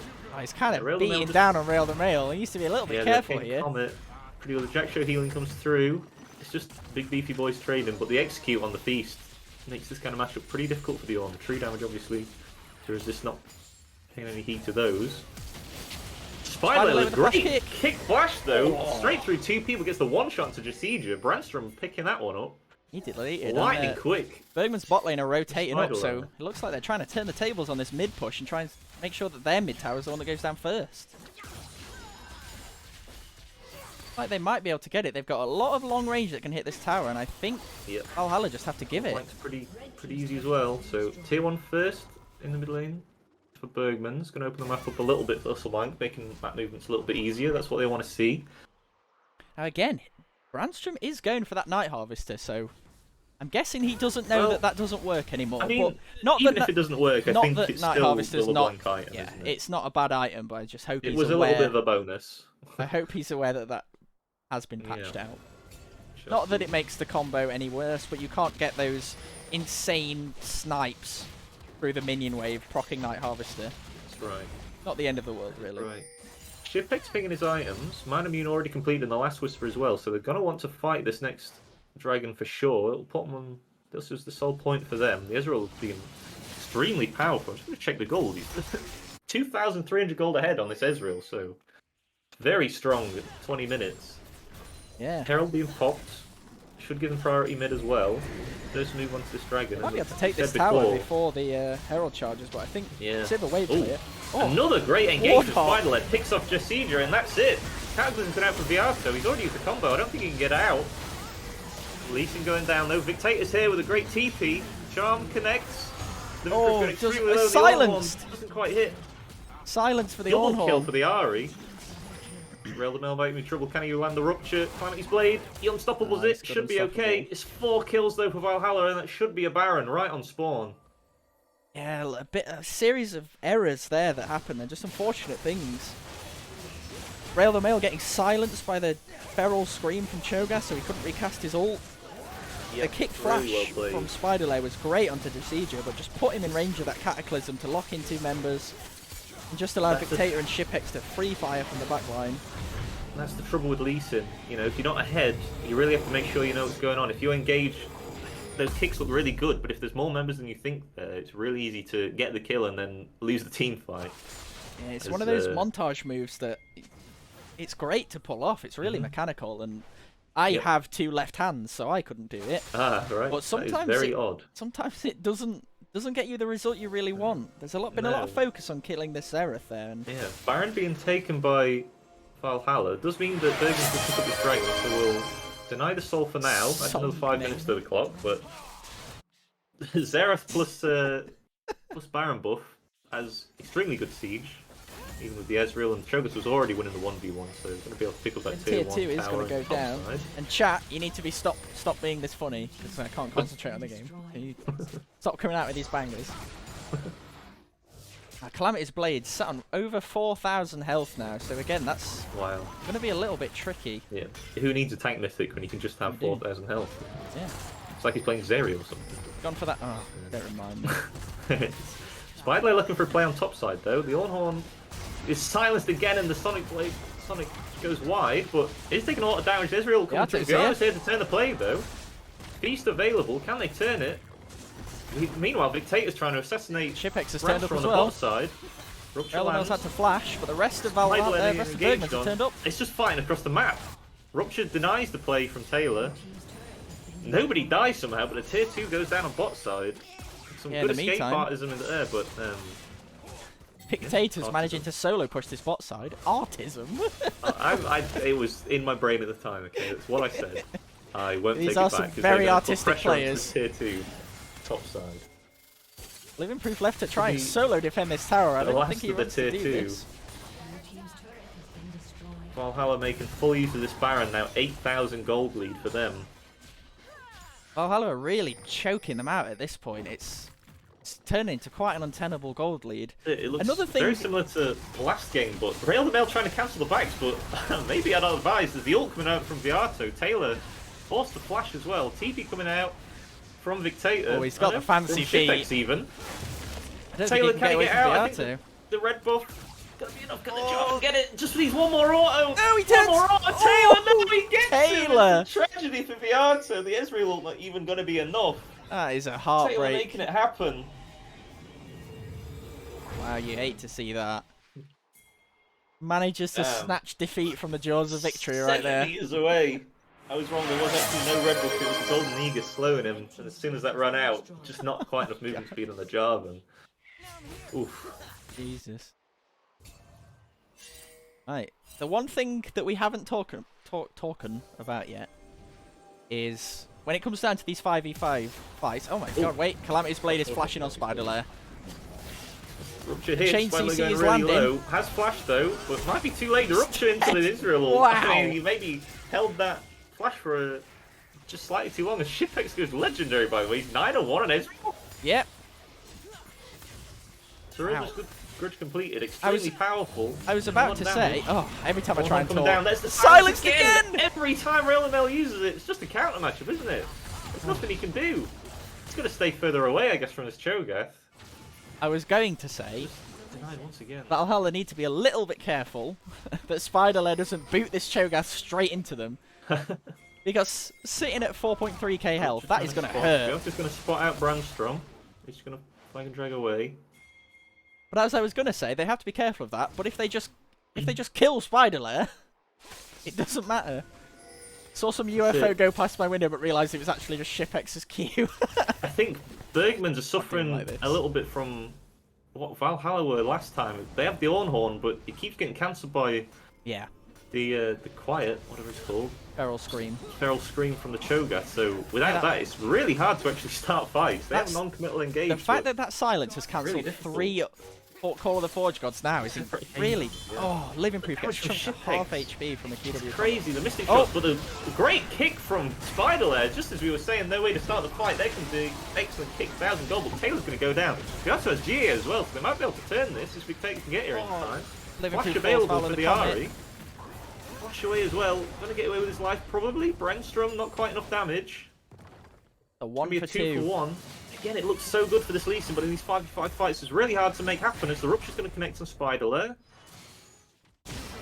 Teams are going to back away. Now, it's 2 Drakes to 1 in favour of Valhalla, so this doesn't mean this Drake is sold. They bought themselves a little bit more time, but as you were saying before, I don't know if they outscale, to be honest. The Lee Sin is starting to feel the effects of falling off now. Sivir has gone for the Navori Quick Blades, or what the upgrade's called. Flicker, apparently. That's terrible. I don't know why it's called that. You don't like Flicker? Flicker? I hardly know her. God. There it is. The dragon's about to spawn. He's going to have to get himself another item or two before he really starts to become a threat. It looks like Bergmans are just going to give this one. Maybe they'll set up around Baron. There's pings coming through. Yeah. Around a minute to go till Baron. Shipex is so strong, there's just no way they can face check this. Yeah, going for that Rap Hydra as well.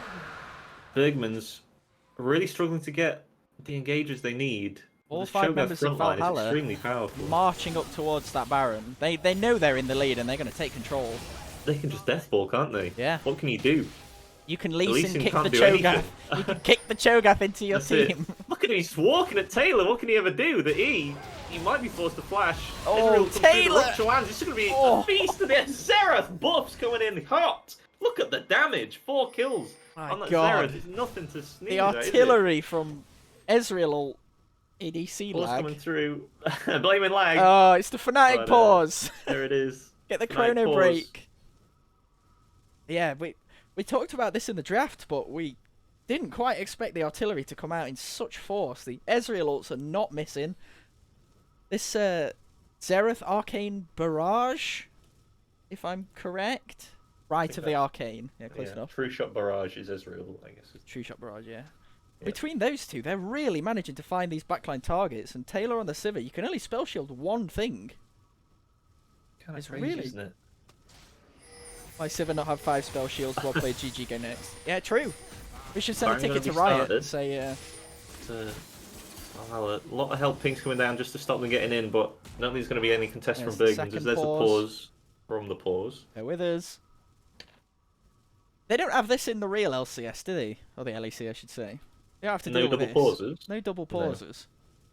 No. That's true. I don't know what the deal. What's the deal with double pauses? What's the deal with all the pauses? I mean, at least it's not the black screen of death that they had last time. Yeah, that's true. Baron, though, might be the final nail in the coffin for Bergmans. Another stack over to the Cho'Gath. What's he on now? He's on 11. 11 stacks. That's a lot of bonus health. 5,000 bonus health on 3 items. Yep, it's quite a lot. And, yep, Ezreal, Xerath, Cho'Gath. It's going to be really hard to defend with the Baron. We'll see if they can close it out similarly to how Bergmans did. Very clean. Chrono Break Sivir dodges those. True. Very true. It's got to be said, 28 minutes into the game, still no inhibitors down. Now, this Baron might change that for Valhalla. But despite how bad things have gone so far for Bergmans, they're not out yet. Now, they'd already taken Valhalla's Nexus by this time in Game 1, so just got to be said, they're hanging in there, they're still scaling. Brandstrom is still actually quite strong. 3 items on the Blanc now with the Ornn upgrade, so if he finds his way onto Shipex, Shipex doesn't have a stopwatch, he's almost full build now, so got to be a little bit careful. This LeBlanc is no slouch, he will one-shot you. Look at the Cho'Gath, he just walks. He knows there's nothing they can do with the sustain. But Thornmail complete as well, and Thimblewinter. No LDR completed on Taylor yet, so not really feeling the pressure from the Sivir, but... Yeah, they do have a good amount of wave clear with a double static shift, but with Baron, makes it a lot more difficult. For some reason the minion just stood still, I'm not sure if that's a bug or not, but Spectator bug as they're starting the siege on the mid-tier 3. Look at the poke from Zerath. These ruptures landing as well, making you really have to pay attention to where your feet are. It's like playing ARAM, isn't it? Yeah. It's just so much to dodge. I don't know if we're going to connect, but it's so hard to engage as Lee Sin. I really think you need to stopwatch into a GA. I think that might be a better second choice than the Hexdrinker. We'll have to see. Yeah, the Cho'Gath build giving him enough ability haste to spam these ruptures out and make it really difficult. I think it's mid-tier 3. Finally lands the Sonic. Oh, Taylor taken to 1 HP. He's got a flash. Look at the damage. That's just from a million miles away. He's got the feet. Just enough. Clearly not lagging shoes. anymore. Inhib going down. They're going to maybe rotate up to this bottom side. They have a wave. Definitely needed to. Finally flashing forward, but into gets the silence on the way in. And that's why you need the stopwatch, just in case things like that happen. Dictator going in with the ult. Charm lands, but it's going to be a shutdown onto Rail Mail. 800 gold. Viato has the Cataclysm. I think that's going to be it. Taylor is still free fighting. Taylor, there's real WQ combo. Oh, and the Feast is going to finish off Taylor. I don't think Rail Mail ever finishes off this Cho'Gath, and they're just going to beat down on the next one until it's gone. That looks like it's going to tie up the series at 1 apiece for both teams. It is. There we go. This Ezreal Cho'Gath combination, alongside the far-ranging artillery barrages from the Xerath, bringing the win to Valhalla. The Rupture's surprisingly relevant. I didn't think it would be as big a deal, but yeah, when you land them, you just get hit by 3 different skill shots, don't you? Yeah. You just get chunked to half or more. We were saying this in the draft. It only takes 1 to land. Like you're not fishing for these engages with Ari Charm or with Xerath. You're fishing for them with Cho'Gath Rupture. It's on like a 3-second cooldown. Really massive low. AoE knock-up, and then it guarantees everything else lands. Not only that, but the silence from the Cho'Gath was instrumental in winning a lot of those fights. Stopping Lee Sin engages, we saw that right at the end. Cancelling 3 Ornhorns in a single game. Really put the brakes on anything that Bergmans tried to do there. Feral Scream doing a lot of work. Absolute work. Not even something I considered, but yeah, if you're in range of that with the Ornhorn, very difficult to stop that happening. I think we should probably take a quick break. I'm going to inform my partner that there's might be a bit longer if it is a 5-game series. We'll double check in the lobby once we're invited in. But if we've heard from one of Valhalla's, as in just leave the game casting. Enemy team wants a short break, 7 to 10 minutes. There you go. Okay, there we go. So we'll be back shortly. I don't know if you can just leave a thing up or I don't know, but we'll just get a couple-minute break to get some drink and that kind of thing. Yeah. I've got a be right back screen. Look at that. It's even in my colours. Beautiful. Right, yeah, so we'll be back in 10 minutes. Yep. What have I clicked? Yeah, that's fine. Yeah. Right, I'll go make a sandwich. Back in 10. We shall be back.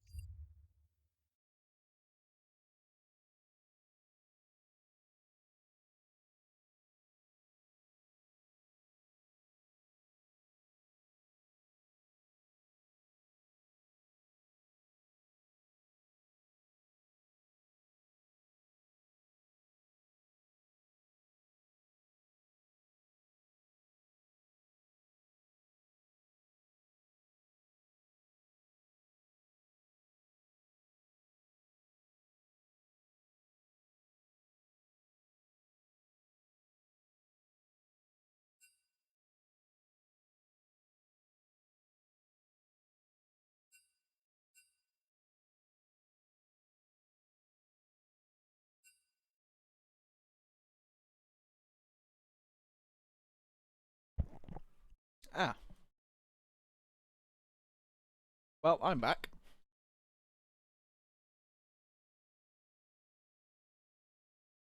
Looks like we're just waiting. Larry, come back. I'll hold the fort in his absence. I think the teams are about ready to get back into draft. Let me message him. Oh. Hello? Hello. Ah. Good You're timing. Here. They're looking to ready up. Get themselves Nice. back into Got a draft. smashed a bag of salt and vinegar crisps. Cheeky. Had a little toilet break. I had a Got salami Pepsi sandwich. Max Lime, not a sponsor. But if they'd You like had a to, what? I mean. I had a salami sandwich. Already? You've made and eaten it?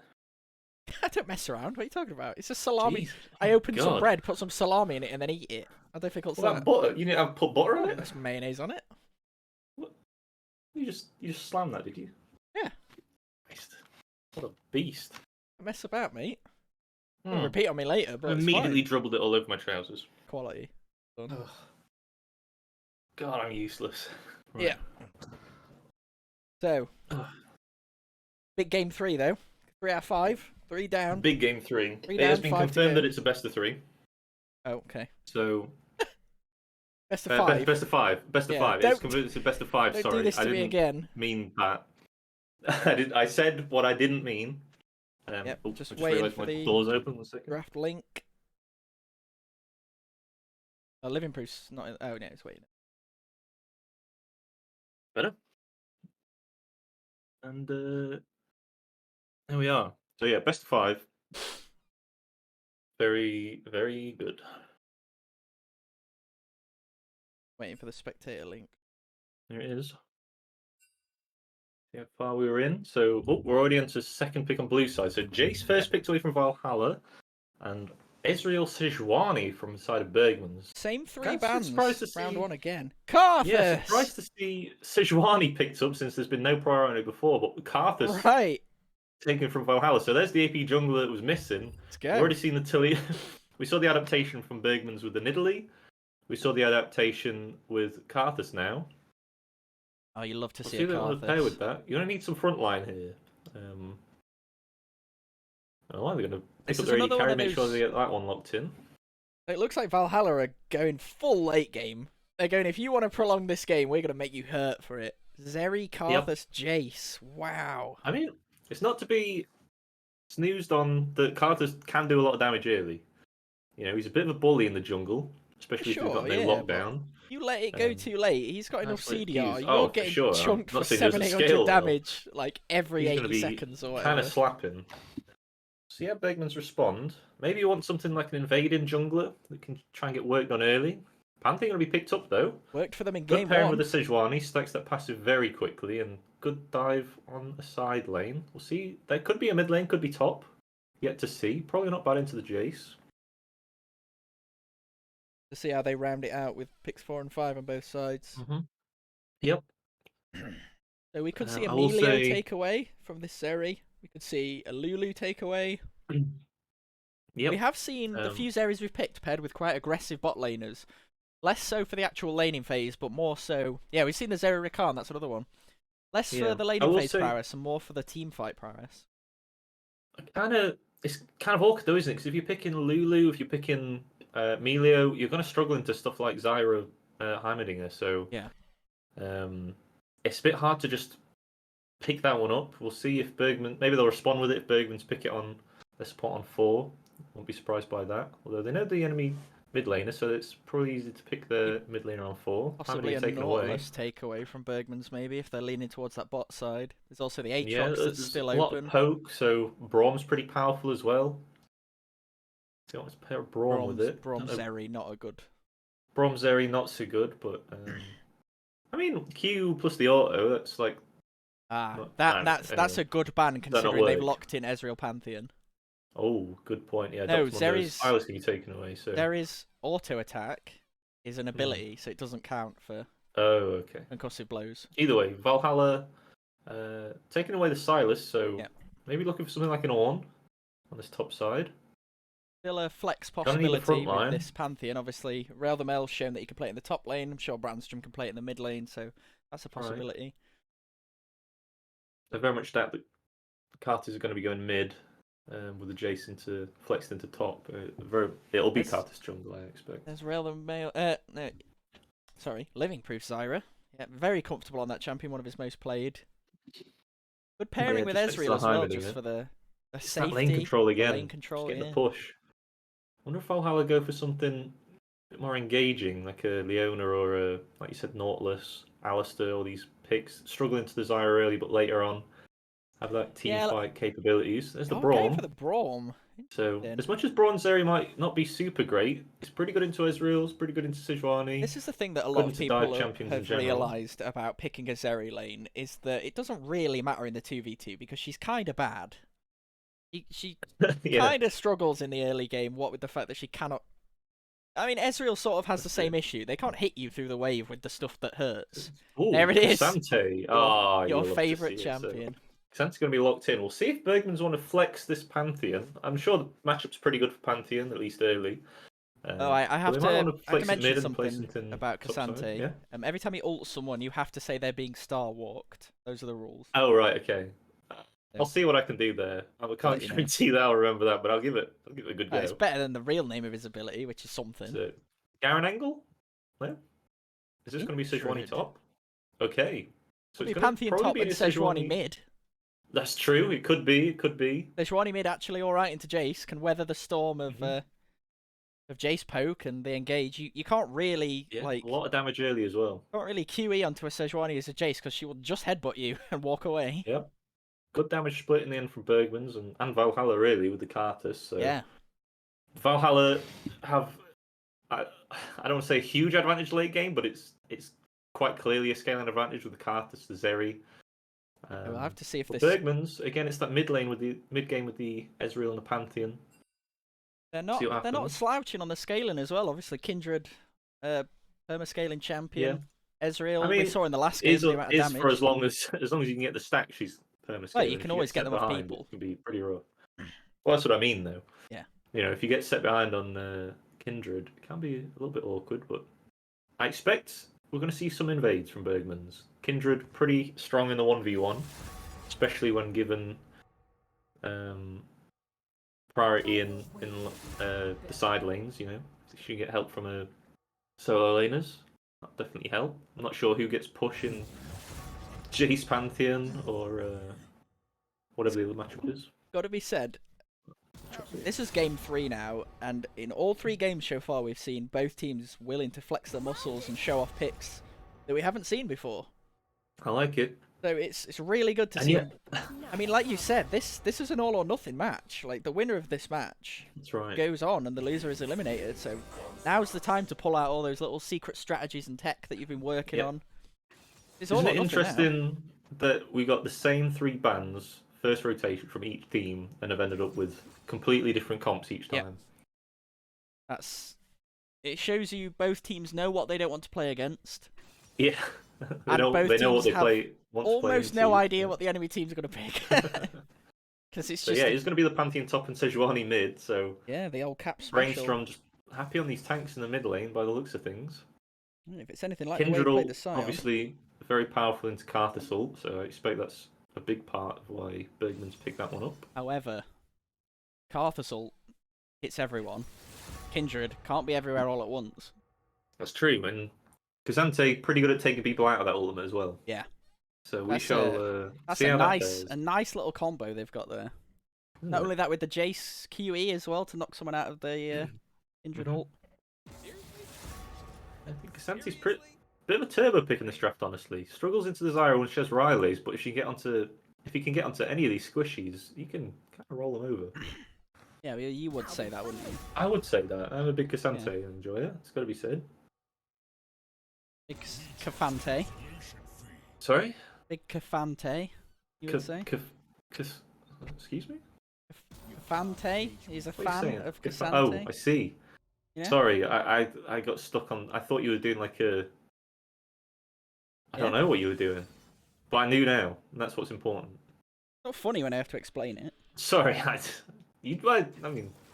No. Maybe one could argue the joke's not good if you have to explain You could it. argue that it wasn't good. You could argue that it wasn't funny even if you didn't have to explain it, though. And I think that's the crucial fall That the down crux of the dilemma. of the joke. Yeah. Oh. Yeah.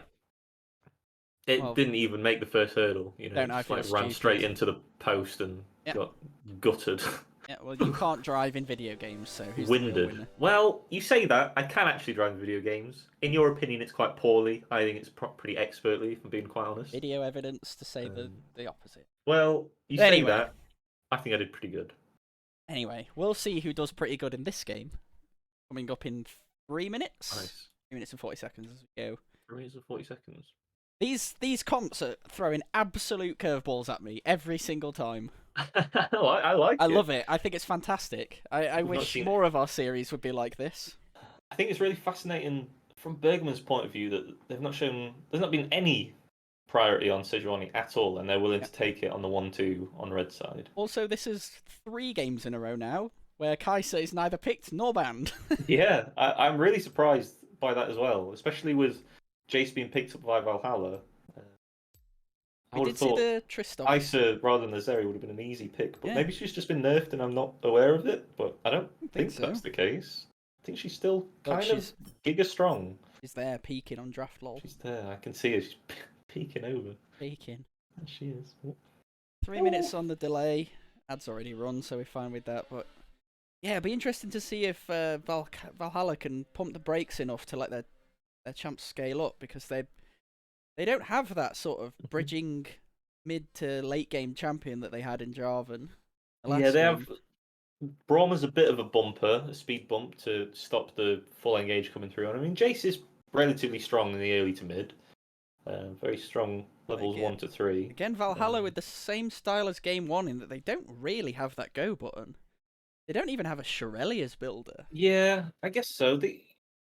You have a lot of poke though, which is something that they didn't necessarily have in the. I mean, JCQ. I say they don't have. They've got like Karthus ult to just get some damage down before a team fight breaks out. You have JCQ. You have Zeri W that can land quite a lot. They will need flanks probably on the Cassante, but a flank. That being said, Bergmans don't all have that much poke either. They have the Ezreal and maybe the Zyra, but they've got Pantheon. Going to be a lot more brawly than previous They've definitely got go buttons. Yeah. Valhalla have definitely shown in the last 2 games that they know their rotations. They know how to be at the right place at the right time. That's it. And every player really, I think, so far this series has shown up quite a lot. Yeah. Bergman's role in that first game, Valhalla doing the same that second game. Everyone pretty much has gone legendary, I feel like, so far. Yeah, we had a crazy top side from Bergmans in the first game, and then Valhalla's crazy bot side really from Valhalla. Yeah, the Ezreal really stepping up. Shipex. Say what you want about him, but plays pretty good on Ezreal. Does a lot of damage. Yeah, a nice 35k damage. His ults were absolutely pinpoint. Yeah, we're all over the place, weren't they? Terrifying. In terms of they were just hitting everyone all over the place. Oh, yeah, it's. I mean, if it's anything like we barely could get a word in edgeways in these last 2 games, just the amount of fighting that's been going on. A lot of scrapping, isn't there? Well, I expect now to see. In general, in these best of 5s, maybe because it's only game 3 and it's not match point for either team, it won't be this case. But the further you get into these best of 5 series, usually the games slow down quite a bit. Yeah, say a bit more, because I want to eat a biscuit. Yeah, okay. Valhalla will want to slow the game down quite a lot with their composition. Like we've already previously suggested, they have a lot of scaling involved. Bergmans, on the other hand, will want to get stuff going between 1 and 20 minutes. They're known, at least as far as I'm aware, of being this early game skirmishing team. They're good in the 1v2s, the 2v2s, the 3v3s. So, yeah, well, let's hope that they can show something this early game, and it will be about. The game will probably be decided at around 20 minutes whether Bergmans can either pull it off and snowball or will crumble to the outscale from the side of Valhalla. Are you done with that biscuit, or are you? My biscuit was crumbling. You've tried another one, haven't you? You've tried a second one, haven't you? I've gone for a second biscuit. Yeah. I could hear it. You've over-egged it. No, it's I fine. can tell. We're in. It's an immediate pause. Yeah. Got a lot of lag. Riot coming out from Jasija. A lot of lag. Everyone's lagging. Both teams have paused actually for lag by the looks of things. So Hopefully this pause isn't At for the too very long. least, we can be very happy that we're not having the spectator black screen of death that we get so often. That is nice to not have now. Really grateful for that. It's got to be said. Really grateful for that. Thank you, Riot, if that's something you did at all, or whether it's just been fixed naturally. Double first strike, the mid jungle of Valhalla. Very nice. Yep. Kind of be expected. Karthus gets a lot of gold by just popping that ult wherever he is. Does a lot of damage in these team fights. If you can get that first hit in with the first strike, it's a lot of gold. Rail the Mail's got the press the attack. Yep, that's it. The empowered W for the Pantheon, instantly proccing that press the attack and the passive as well. So get a lot of damage down from the Pantheon with that. Right. First pause down. Wait for pause. Mandatory. The government mandated second pause. Yep. Whichever government it is, we don't know, but curse them for it! Curse you for it. Curse you, ethereal government, for pausing. 20, we'll sync up. 22. Yep. Perfect. I got you. I got the jump on that one. You got the jump. Dictator has forgotten his items. There's another pause. I'm not sure about that. That's the second. Dictator does appear to. That's the government mandated second pause. Remember, but he's forgot his items. Dictator has forgot his items. That's a little bit unfortunate. Don't worry about it. Shouldn't affect things too much. We won't highlight it. I won't zoom in right on him now. Right. It appears he maybe are doing that. He's got his items now. Don't worry about it. Does have his items? 2.5% on the vamp on that Doran's blade. Very nice. We got a 4-man stack in the top Go side. Viato we have in chat. Viato fanboys, fangirls. Maybe Let's get it. An enjoyer of Karthus, which we all are. Good performance last game on the Jarvan. Really good cataclysms and flag and drags. So see if we can pull it off this game. Like a slight late pure invade. Damage. 5-man late invade top side. Nope. I like it. 3-man. I like it. Maybe they've done their homework. 5-man ward. Who knows? He is my brother. Wow. Ah, the brother of Viato. To Viato's brother in the chat. Great to you. Shout out to you, Fisky Deagle. Fisky Deagle. He's been making you proud, and he's been putting on a great show for us here today on the Rift. We got opposing wards, chicken wards, matching on each side. What do we think about Sejuani mid? Sejuani mid, I mean, I imagine the Jace matchup's pretty good. You can cancel his to the skies with your Q if you time it right. So there it is. Has gone for the W. You probably get a reasonable push as well, and Sejuani's early game damage is not bad. Yeah, pretty good. The range on her W is like deceptively long, and actually the cooldown decreases very quickly when you put levels into it. So you can, I mean, you could already see the push coming in there. There it is. Jace does have a strong level 1 to 3, but so does Sejuani. We'll see. Good poke coming out from Dictator, just taking control of that lane.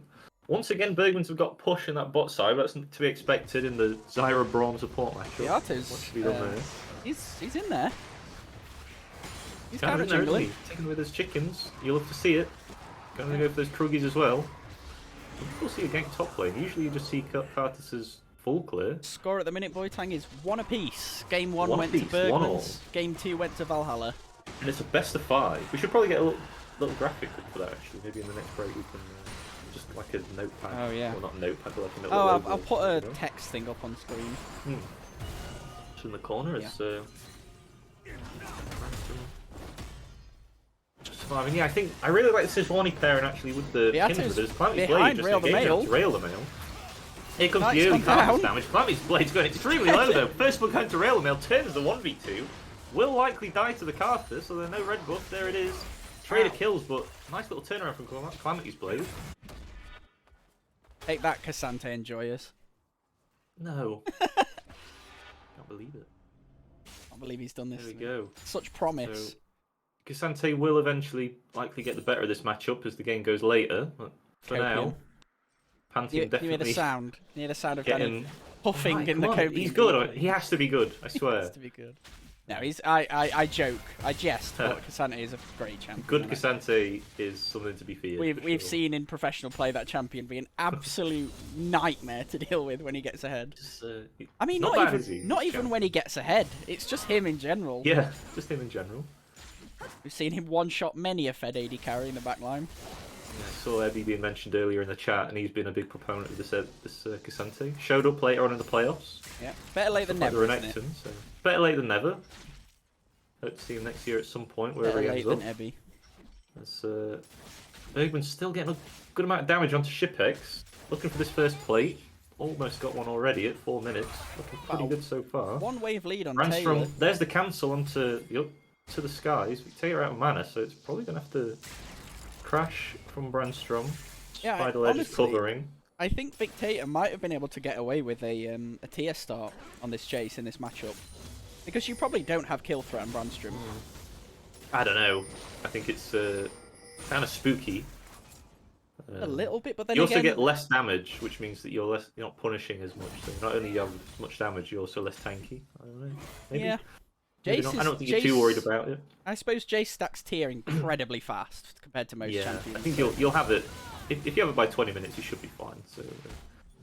Rail the Mail once again just relentlessly pushing Calamity's Blade. This is how we saw game 1 happen. He just... Yep.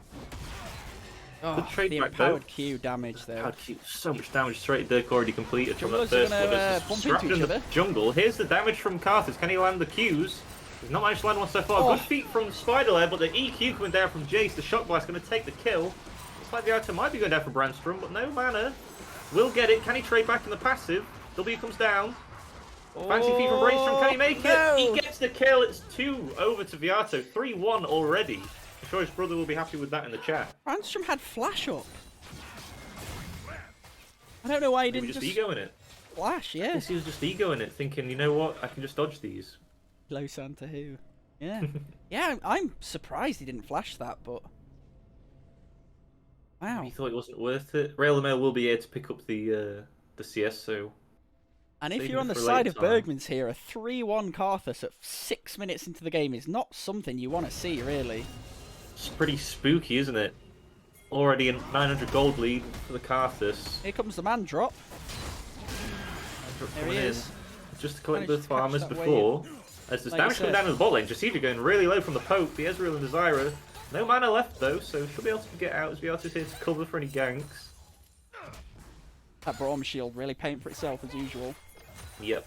Such a great champion. Really good champion. Spider's going to spot Viato. He's going to fully engage. No PTA Conqueror instantly, but the exhaust coming out from Viato. Exhaust smite, so will deny some of the damage, but a kill over to Living Proof is a shutdown as well onto the Zyra. It's not where you want to be. Good block. Blocks the shock blast. Brandstrom blocking the shock blast. So Spider going to get with his life as well. Big advantage for Viato, slightly less so now. A little bit of gold. Did go on to Living Proof, so again, not super ideal, but as we've seen with these champions like Heimerdinger and Zyra, they're so we saw the damage. They're so not gold dependent that you could give them a little bit of gold and it actually makes them really powerful. Jasija showing what the Fed Xerath can do last game. Yeah. Dictator going to try and get the steal, I guess. We'll just give it a go. Good hold, good patience from the Kindred. Ocean Dragon goes down for the side of Bergmans there. Yeah. Just using these priorities in the lanes to our advantage. There's the Sejuani Q cancel. There's ultimate coming down from Calamity's Blade. Getting stunned up though. Losing all your max health is not what you want to do against the Pantheon Execute though. That's just a solo kill in top lane for Rail the Mail. Viato's here though for a rematch from the few minutes ago. He's gonna take one look at it and think, he's gonna get collapsed by Brandstrom. Brandstrom has the Glacial Fissure. Glacial Prison, sorry. Viato's doing a little bit of fancy feet, just holding the Q though from Brandstrom. There's the passive, so you can't miss. Easy pickup, there it is. Rail the Mail 3-1 now, but Victator is here to turn the play. Carthus ult, it's going to be a kill. Requiem, going to take down Brandstrom. 4-3 now on the Carthus. Honestly, if you're trading as a Carthus like this, you just scale so much faster. I think it's pretty worth. There's damage coming down on the bot lane, but I think much is going to be garnered there. Yeah, of course, we're saying even in the... Oh, that's a lot of damage onto Shipex from the True Shot barrage. Clipped there. Another deceptive hitbox, right? Yeah. And here we go. Here's the big game coming out. We got question mark pings down onto the Gromp, so they're obviously well aware of what Spiderlair wants to do on this Kindred here. That's it. I'm surprised Victator didn't take that, but I think it would have taken him a bit too long. Yeah, it would take a long time. I don't think it's really worth it. Spiderlair on 2 stacks, so this will be the 3rd, working towards that 4th. Obviously, get the improved passive. To be able to just power clearing. Already. It's actually only about a camp up. Kindred has a pretty good clear as well, but considering how pushed in Carthus as well. Chipex and Jasija have been, they've actually managed to keep this gold lead, like the CS lead, relatively stable. Got a big wave crashing in as well, which will put them slightly ahead. maybe 1 or 2 minions ahead, so they've done a real good job there. I think most of this lane pro is just going towards these objectives. I think if Bergman's already, you can see, pushing lanes mid and top. They can Should be a herald as free well. herald. Exhaust go down to Taylor. Viato is here for the gank. Good Zyra ult though coming out. Stopwatch from Viato. Gonna keep him alive as Taylor's trying to turn the play but goes low. Shipex with the ult. The ping damage is just enough. Kill over to the Zeri. Taylor going down, but Living Proof managed to survive with his life. As to be said, Spiderled's got his stack. Viato didn't even get an assist there though, got held back by Designer. Be a little bit disappointed with that one, but like you said, the Kindred scaling up just quite nicely as well. I think his presence as well managed to initiate that fight to a good enough extent. Yeah, true. They just had to run for the hills, didn't they? It did mean Spiderled did get away, and he's looking for Victator is mid lane here. as well. There's the Glacial Prison. Might just be a one-shot, but look at the damage from Spiderled. One-shot from who? Huge amount of damage from the Kindred, taking 2 tower shots as well from the knockback with the Jace. Victator takes extreme exception at being ganked and decides to make it a 1-for-1. Viato really doesn't mind picking up this CS either. Now, 700 gold lead on the Karthus. Pretty happy with that one. No mana though. They are sitting on a 30 CS lead nearly in the top lane, so gotta be said, Calamity's Blade's gonna have to do a little bit of time to scale up on this Cassandra. 1700 gold in the Cassandra. Yeah, it's kind of like Horn though. You know, you're not too worried about going behind early as long as you don't go too behind. Will always be relevant in these team fights, especially with the squishies in the bot side, and will eventually outscale the Pantheon, but just got to get there. It's all about survival. As much of Valhalla's camp is, or I'm just going to try and push the Zyra away out of lane.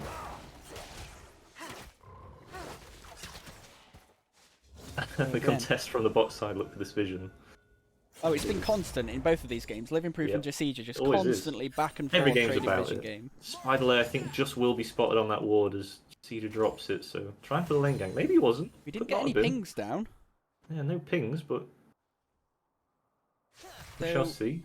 Bergmans know that there's river wards, but I don't think they spotted Spiderlay being there. But we saw Maybe just looking to stop this Karthus. We saw Viato do this in the last game, and it paid off in the end. They're playing for these Krugs. Look, the markers shown on the Krugs. I think they're just going to try and push it out and move down these Krugs. But Viato is here. Brainstorm engaging onto Victator. Good damage. I'm gonna bump into him. But is this going to be a dive?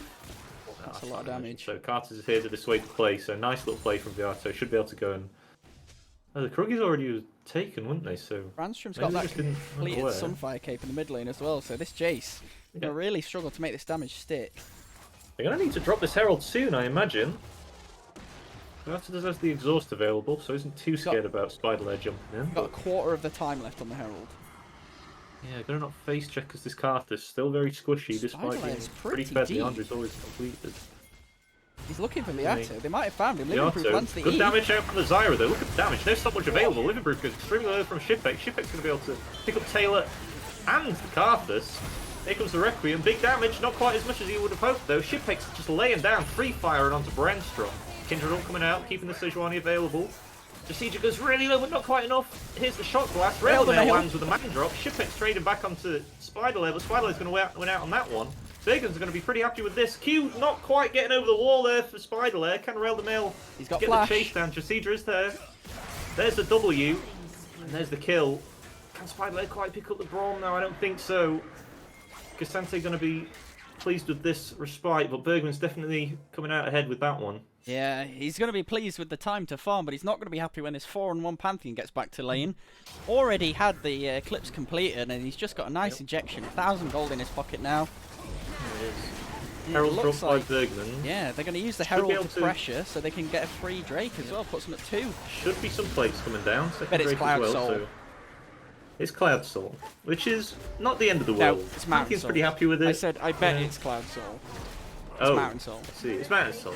Yeah, so Bergmans will be pretty pleased with that one with Sejuani and just these poking champions, Ezreal and Zyra on the team. Pretty looks like Brandstrom's taken the Sejuani top side to push in this Cassante. Yep. We saw this before from them in the first game. I like the Pantheon mid. Obviously, you can man drop down either side with little to no movement, so just gives you that flexibility. And when you're this far ahead, I imagine you're favoured in the Jace matchup as well. Yeah, Victator is hurting though. That is one shot blast onto Rail the Mail that did about 300-400 damage to him. So it's a lot of damage. Brandstrom might be in trouble if Calamity's Blade cannot land this knock. Does sidestep it by the looks of things. Sidestep. Poke coming down on the bot side. A lot of plates going over to the side of Bergman's bot lane. It's really 800 gold down though. I've just noticed Shipex is 4-1 by the way on Zeri with already a static shift, so very strong. We saw this on Thursday. A little bit upset with Bergman's lane swapping because it now means I have to think of my buttons in the opposite order for which lane is which. Yep. So Bergman's making my already difficult job even harder. It's learning, you know. Learning, it's just pushing your boundaries. So. Yeah. Bergman's looking to take this bottom tower down. Good brawn on Breakable will deny that for the time being.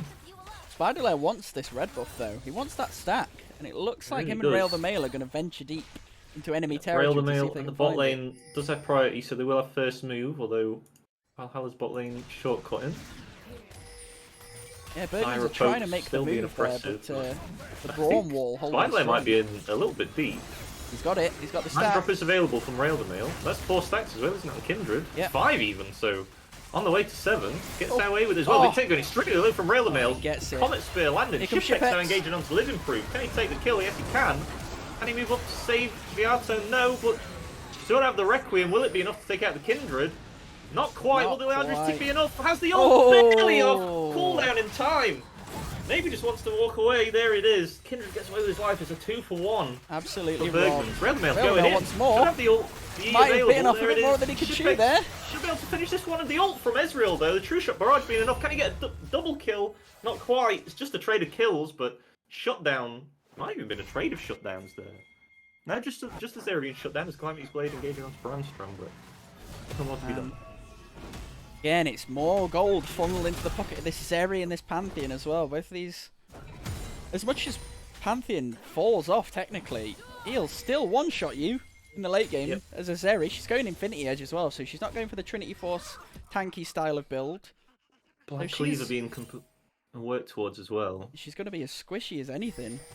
Look, this Bergman's comps though, look, they just play off these pushing lanes with the powerful jungler as well. You know, if you get these pushing lanes, you can always be first the objective, always get them. That's 4 for 4 now so far. Spiderlair jumping over. Maybe didn't realise there was 2 people there though.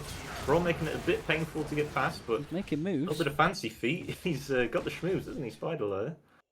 Yeah, Taylor's completed that Infinity Edge, but he's still a full item down when compared to Shipex. Herald is being dropped in the mid lane. So they were they were threatening taking the wolves for another stack on Spiderlair and kind of converted it into pushing them out of the jungle and getting this tier 1 in mid. They're going to be pretty happy with that, I think. Nice little play there. Spiderlair's fanned by Viato on the top side.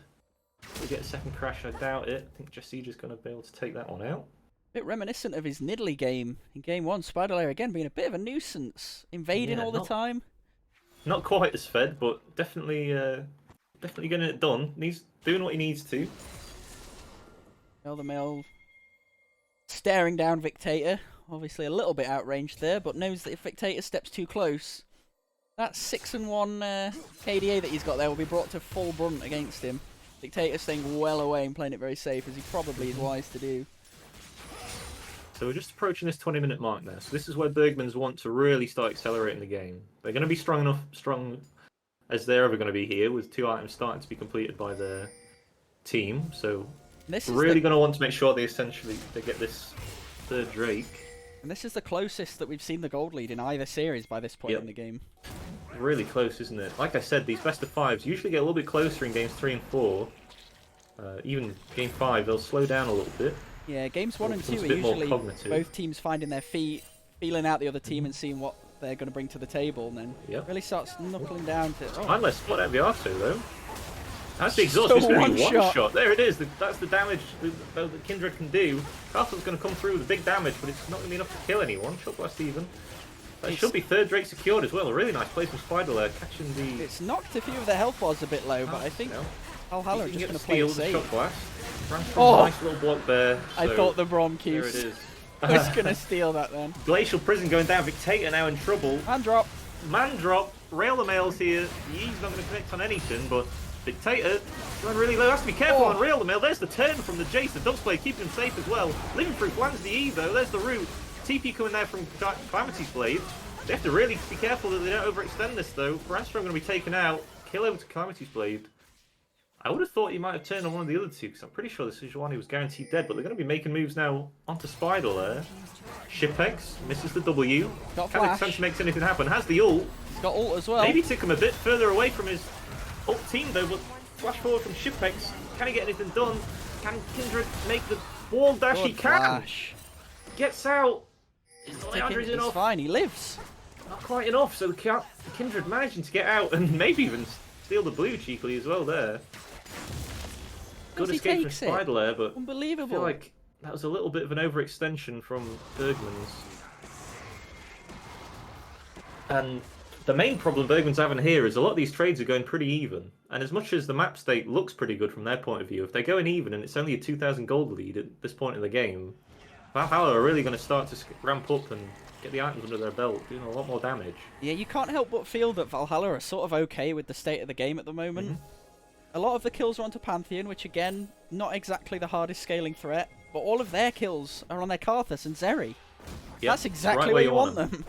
All their gold is right where they need it to be, and all they have to do is not let this gold lead extend much further over the next 5 to 10 minutes. Rail the nail engaging. Viato's here to cover though.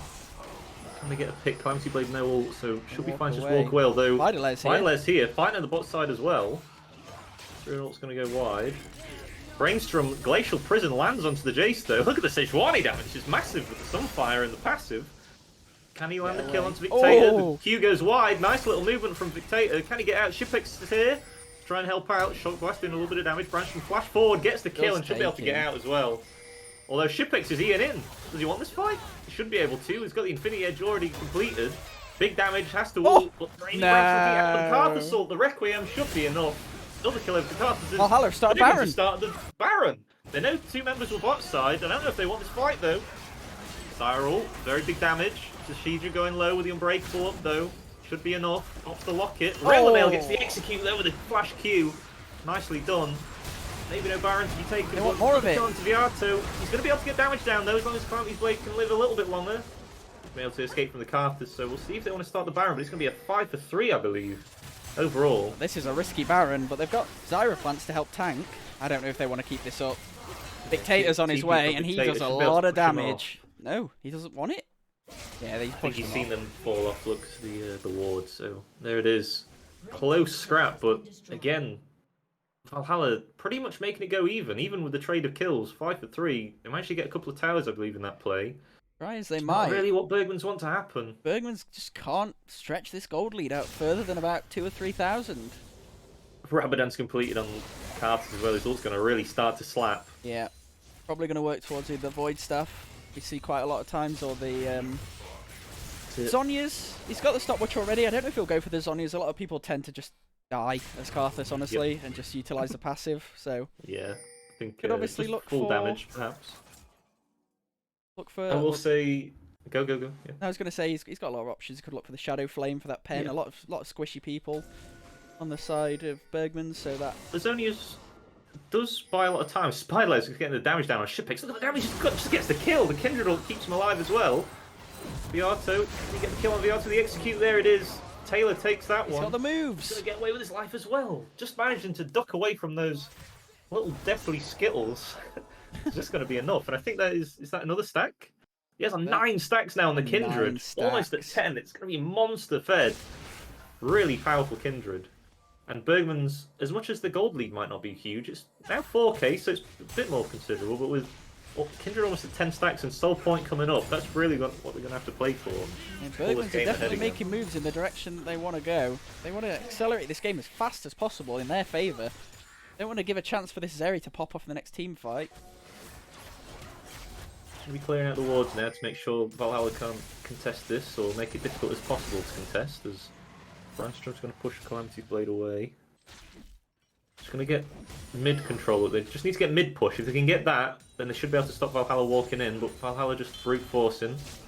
They know they have to stop this Dragon Soul as well. They've That'll got be to stop it, a right? huge help for Bergmans if they can take this Mountain Soul here, especially in the face of Yeah, on no flash, Karthus ult. since he has taken exhaust, so it's a good job they got here early. Railnail does have land drop. This Mountain Soul will be against the Karthus Jace to help nullify some of that poke. Try and stop it. They're just pushing him out. Violet's doing so much They cannot damage. manage to get flanked, and All coming through from Carthus. This is what I'm saying, though. Look at the chunk out. It's massive. Living It's a proof big almost chunk. knocked down to half health. That's the push. That's the go button they need. It's just saying, you know what, if you want to fight as you can, you're lower health than those, but Locky coming out, blocking a good amount of damage. Dragon's going low. New Vision from Five played. Beatrice's not going to be there for Smite, though. Good engage, though. Taylor doing a huge amount of damage. Brandstrom is And it's all there. claimed. Mountain Soul goes down. Shippick's going extremely low. Manages to trade a kill back, though. It's 5 for 1. Bergmans getting a huge advantage out of that one. Explodes the gold lead. 5 kills. Mountain Soul and probably the Baron to boot. Shutdowns up on every member of Bergmans, apart from Spiderlair, who fell right at the very end running down Shippex there, so... Wow, but that is Mountain Soul claimed, so that is going to put a big dent in the ability of Carthus to poke them out before these team fights, for Victator to land these shock blasts. It really is going to be difficult. From Bergmans. They really needed this play to go well. They're at the strongest point at the moment with a 2-3 item power spike, 2 item power spike. 20 minutes, Soul, boom, Baron, boom. Now they can really explode the game, and the advantage that Valhalla would have from scaling, the Bergmans have from their gold lead and the Baron. And Soul. And Brandstrom came straight bot side, took that tier 2, he's sitting waiting on the teleport as well, so that's another injection of gold. Now, almost a 10,000 gold lead. It's massive, it's just completely exploded, hasn't it? And Spiderlair's disconnected. Does appear to have disconnected. Yep, has actually disconnected, so maybe having some issues there. I did wonder why they were all stood on the fountain, but... 10 stacks on the Kindred, though, so... 10 stacks, yeah, that is... yeah, that is 3 items colossal. completed. This Kindred is going to really slap and get into a fight. Wow, so W, dealing... Each bite deals an additional 10% current health. E, the procs deal 5% missing health. So, she's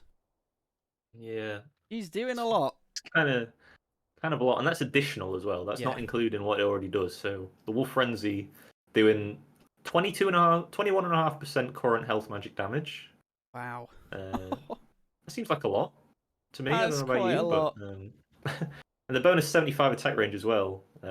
She now, I believe, outranges normal lady carries. Yeah, 625 attack range. So even outranges Caitlyn at this point. Yeah. Huge attack range. That's going to be enormous. Of course, they've gone for the Trinity Force Black Cleaver build, so like it's almost bruisery Kindred build. But when you have that many cooldown, the Q. You have that many stacks. Yeah, the amount of CDR that you get. Sorry, ability haste. Yeah. Sitting at 56 ability haste already, so you can just fire out those abilities from a million miles away. Definitely helps when you're trying to dodge shock blasts and Carthus Qs. Yeah. What are they called? I know they're not called Death Skittles. Lay Wastes. Lay Waste. Yeah. Yeah, we're hoping Spiderlair can reconnect to the game. It'd be a real disappointment to see this Fingers crossed, yeah. go by the That'll be a shame. wayside. There we are. Looks Just like going to he's hit back. pause now. Government mandated pause part 2. Government mandated pause. There we go. Get through that. I'm just going to take a look at the gold at the minute. 2,500 gold lead for Rail the Mail on the top side. 3,000 or 2 and a bit thousand for Kindred in the jungle. Sejuani actually sitting on 1,600 gold lead, which is, she's 6-5 and 5 with a CS lead, so to be expected, really. Very powerful in this mid lane. Winning out on the 1v1 against Jace, which is kind of what I expected. Jace not so great into the tanks. Yeah, gold leads all round for Bergmans, so they're looking to put the nail in the coffin for this one, and Valhalla have got to try their very best to slow this game down even more than it has been. Yep. I mean, we say that, it's only 25 minutes. The game is still relatively young, but we've seen both games decided before the 30-minute mark in this series.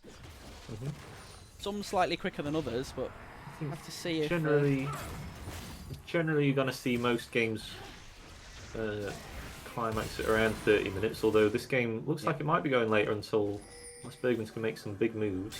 There's quite a lot of the base to crack yet, still a tier 2 top standing, but one poor team fight from Valhalla could spell the death of them. Sort of got this nice 1-1 split push with Rail the Mail, like it. Spider Lair, and Living Proof hovering in between lanes, providing support where it's needed. We've got Mandrop coming out. happening. They're just collapsing on Victator on the bot side. He's just dead under his own my tower. Directed camera just moved me right as he went in then. So yeah, mine too. Bron's going to get chunked out as well. It's going to Spider's going to push him out. Kindred the range is just so oppressive, isn't it? Yeah. I say they might not be able to clean it out before 30 minutes, but actually they're just moving to finish right now.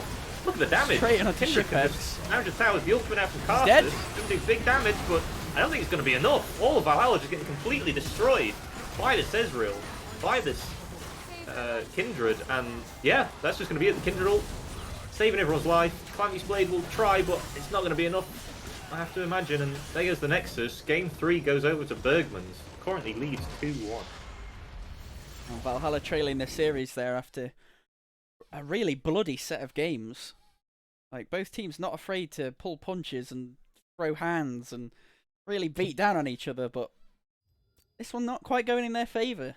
Again, they opted for this sort of low CC, hard scaling comp, and Bergmans were kind of more than happy to take the early aggression to them and steamroll ahead. A little bit slower than in game 1, but they definitely got there by the end of it. Yeah, Viato not quite being able to convert that early game advantage they found. Calamity's Blade definitely struggling in that matchup. Didn't get much involved in that game at all, honestly. Cassante just being so outranged, not being able to find any good flanks, and yeah, Rail the Mail probably forcing his TP out as well, so he couldn't actually join the fights. Yeah, we saw the issue where they weren't able to find the angles for it. The one thing I noticed as well was the Living Proof's vision control. He was really sweeping for those flank wards, really making sure that this Jace or this Cassante couldn't get into position behind them to approach the vulnerable backline that they had there. That's what Bergmans do so well. Yeah. They control the vision, they force you out, they invade, they don't know, your opponents don't know they're going to be there, and then bam, they just hit you with something over the head really hard, and that's it. You know, they control these early games so well. And I think Valhalla need to do something about these pushing lanes, because each time they've lost, they've had losing lanes in these solo lanes. Yeah. And they need to get this priority, because Bergmans are just running away with it. If they can get priority in these solo lanes, leaving Taylor on a side lane to just do their thing and maybe interacting with a global with something like a True Shot Barrage, then maybe. But, I just really trying to get these winning lanes in solos. I really liked the idea behind the Carthus from Valhalla, and from what we saw in the early game, it went down so well. But it's just one of those really difficult picks to transition. That, I mean, he was 3-1 at 6 minutes. Yeah. Like, he had a fantastic early game on the Carthus. 900 gold lead right from the start, but it's really hard to transition that when you've got a Kindred who's just constantly harassing you in your jungle, and without that vision control, without the ability to deny Bergmans from having the control over your jungle, the Kindred can just walk into your jungle. She can just fully control where you're going and hunt you down as well. Just has full reign. And I think Valhalla suffered in the same way they had in game 1, where you pointed out again, they didn't have any hard CC, and Kindred can just dance around. If you can lock somebody down and Carthus can land a couple lay wastes, then they're going to go down really quick. But without that just, Malphite ult or Ornn ult or Rupture or whatever we're going to see, no Maokai's in here. It's been permabanned, but and we saw it. No as real well. lockdown from Valhalla. Really struggling with We that. saw it multiple times where Viato would get a really great sort of movement into the team as Carthus. Yeah. And he'd do his job, he'd put the damage down, and then every team would just walk away from him. Yeah, and they just dodge everything. Because Valhalla just dodge enough. Didn't have the ability to pin people down in place, so they had to stand in the defile, they had to stand in the lay waste, so they could just leave. And who knew Sejuani could be flex mid?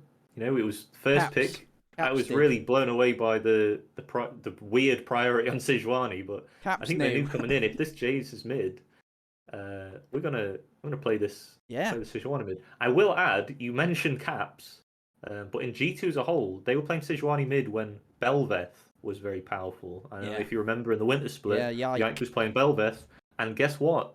Spider-Lair plays Belveth. So we could be seeing that as well. If Sejuani is flexed, which it absolutely can be, we might see a Belveth game if we're lucky. Please give me a bit of the Belvussy. I think they were probably thinking about playing the Belveth, honestly, but the Kindred is obviously so powerful into the Karthus. We even saw it that game; it did deny 1 or 2 kills. So it feels they almost probably like just transitioned with that. Belveth is almost a bit of a worse Kindred in some aspects. She's also a better Kindred in some aspects, though. Yeah, Both have their bonuses, and I think the Karthus tipped the scales with the Kindred ult. They both sort of lean towards the same sort of attack speed scaling, like very aggressive jungler. Both have that hard scaling late game goal that they're working towards. But I think, yeah, like you said, with the Karthus ult coming in, made the Kindred a real favourite there. Teams are lining up for game number 4. Yeah, I think this game, I really want to see Valhalla swap it up and try and get some winning side lanes. Generally, they've been opting towards these tanks in a top side with Cassante and we play game 1. Can't actually remember what they played game 1, but they're playing like weak side, top side. They're playing these scaling picks in the bot, and then the mid lane is the scaling just doesn't work against Bergmans generally. We saw Coastline manage to pull it off last time by just kind of out executing. Yeah. But with is this the Spectator? Tanks are winning lanes. Yeah, clearly. The Spectator is up, by the way. Oh. But yeah, Brandstrom in the mid, they're moving their tanks to mid lane. They're playing Simon, they're playing Sejuani mid, and I think it's difficult when you're blinding against Brandstrom because he can play these tanks mid if you want to play something snowbally like Jace, but he can also play the mages. We've seen him on stuff like Gragas. We've seen him on stuff like trying to think what he played LeBlanc last week. LeBlanc, yeah. So it's not like you can't play conventional stuff. Ari was a huge pick as well, and we know he plays Tristana. So really difficult. Like again, not to be a bit of a smoke blower, but you've got the same problem as drafting against G2 in that they'll do the same thing. You try and ban out a certain category of champion against a certain player, and they just play something else. Yeah, I hate to say that some of these games are decided in draft, but Bergman's drafting is impeccable. Honestly, like they really are. Just what do you do? They just take over. With all the flexes they can do. It seems pretty difficult. Pantheon again, second game in a row, looking really good. Yeah, I'd definitely like to see Valhalla lean a bit towards more of these proactive lanes, like you were saying, lanes that don't just lay down and get pushed around by Heimerdingers and things like that. So it'd be nice to see them put a bit more focus on priority in the lanes. Yeah, they've leaned a bit heavily on the scaling. The moments I've seen Bergmans falter is when their lanes don't get ahead. And they don't get lane priority because it was the same for game 1, it's the same for game 3. They got every early objective, and I think maybe the soul was denied by Bergmans in game 2, but each time these early objectives are just everything. That both teams seem to be pretty good at taking advantage and just pushing it. As we're going to see the Maokai taken away initially. We're going to see the 4th game in a row of the same mirror bans on 1, 2, 3. I mean, this will be both teams have reasons to do the same. It's worked both times. There's the Pantheon. Valhalla have broken the mold. Maybe a little bit flex, so I don't know if they'll leave the Camille open, but maybe they're willing to play something more scrappy. Nope, they're not going to leave. They don't want it. It's going to be the same bands. Hello, Avakend. Thank you for joining us. That's Talia taken away, yeah. So it's going to be Ivan on 2 for Valhalla. Hello. Are we just going to follow the same? Yeah. What else was it? Ivan, Victor on 3 for Bergmans. On 3 for Bergmans, and then who was it on 3 for Valhalla? It was. I've still got it up on my other screen. No, it was Ivan and. It was MF. Who knows? MF, yeah. It was MF. Makes sense. MF so powerful with improved support. We saw it last week as well. The misfortune with the Yomu's into Axiomark. Just absolutely annihilating people. It was really disgusting, wasn't it? It was massive. We were both a little bit awestruck. Like we knew it does damage. I forgot it did that much damage. It was terrifying. All going to be the same so far. If this is MF, then each team pretty happy with their plans. They're just saying, you know what, we just need to execute better. Yeah, there it is. They're not concerned with the first 3 rounds. What are you picking first? It's been red side win every game, hasn't it, as well? Yes. So yes, it has been red side. That trend. again, red side currently in the league, sitting at a positive win rate. Ezreal's such high priority in these games. It's really high, isn't it? I guess with Living Proof support pool, it really warps the bot lane meta because you don't want to be playing Kai'Sa into stuff like Zyra. If Bergmans to take away the Ezreal, what do Valhalla take? I'm surprised we've not seen more Zyra. But again, Zyra does struggle into these sort of you don't even lane playing control. Zyra into Heimerdinger Zyra. That sounds awful. Does have the wave clear though in the mid to late game. That these other. I mean, Zyra Khan is open, but I imagine that's miserable if you play into the Zyras. The Gragas can be picked up. Now this is a triple flex for Valhalla. Yep, we've seen Valhalla play this jungle so far and mid. Last time I played it with Tristana mid, so yep. But this is a flex. Could also go top side. Is possible. They're keeping their options open. They're taking the lead from Bergman's book. And they're going, just guess. We'll pick the champions. You just guess. If it is a flex and Bergmans think it is a flex as well, then it also denies something like a Jack's blind. The score so far. Oh, I didn't do the score thing. I'll do that for next time. It's 2-1. It's 2-1 currently to Bergmans. 2-1 to Bergmans. Yep. Zeri picked up again, so Valhalla, they don't think it was the problem last game. And to be fair, Zeri did incredibly well. Shipex was definitely not to be messed with on that Zeri. Took a really early lead. We're sitting at 4-1 in the very first 50 minutes of the game. Definitely, and it's the second time actually we've seen Zeri get really far ahead, and not much been able to be made of it. We saw it on Thursday. Zeri got a huge lead and didn't manage to scale.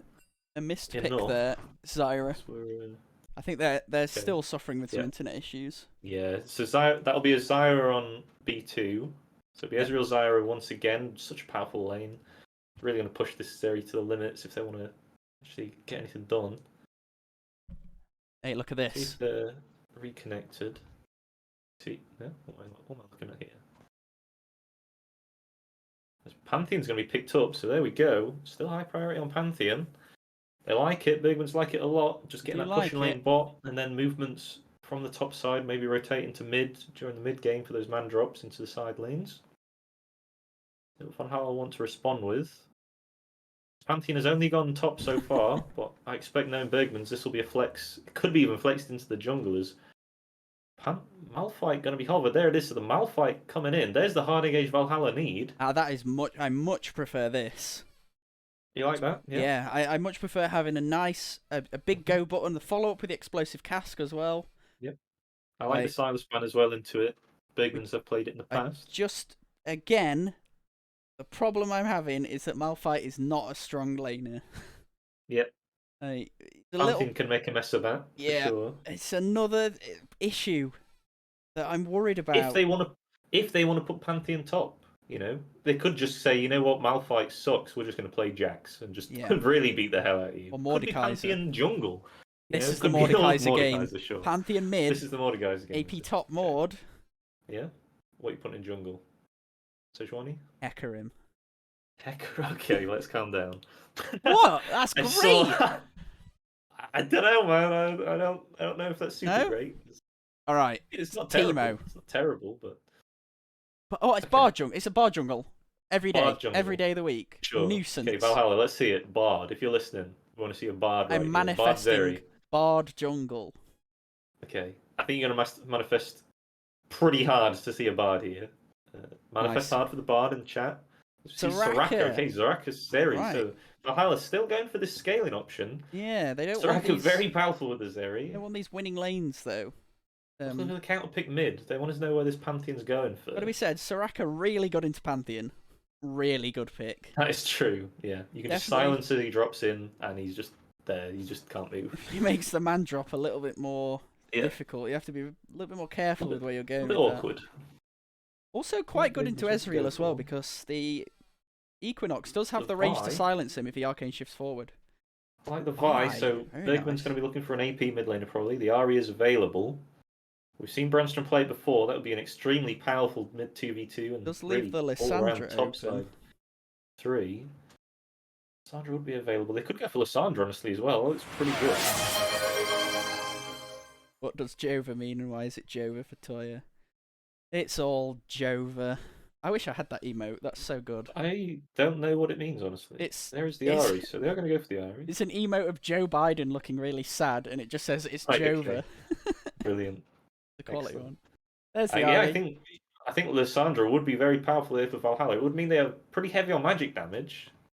But on Tristana is Bergmans, open as well. Bergmans don't have a lot of Not bad people as who are going to Ari. build. I suppose a couple of more Mortius, maybe Yeah. a Banshee's Veil on the Bergmans- Ari. Bergmans don't have a lot of frontline either, so Yeah. Valhalla maybe just looking for something to. Oh, there's the Belvet. So Valhalla are actually going to be the ones that take Scraggus the Belvet. mid. So Scraggus mid. I like it. I'm excited to see this. They've got the go button on the Malphite and the Explosive Cask. They've got the Soraka to keep the Belvet and the Zeri alive. They're running a double threat comp.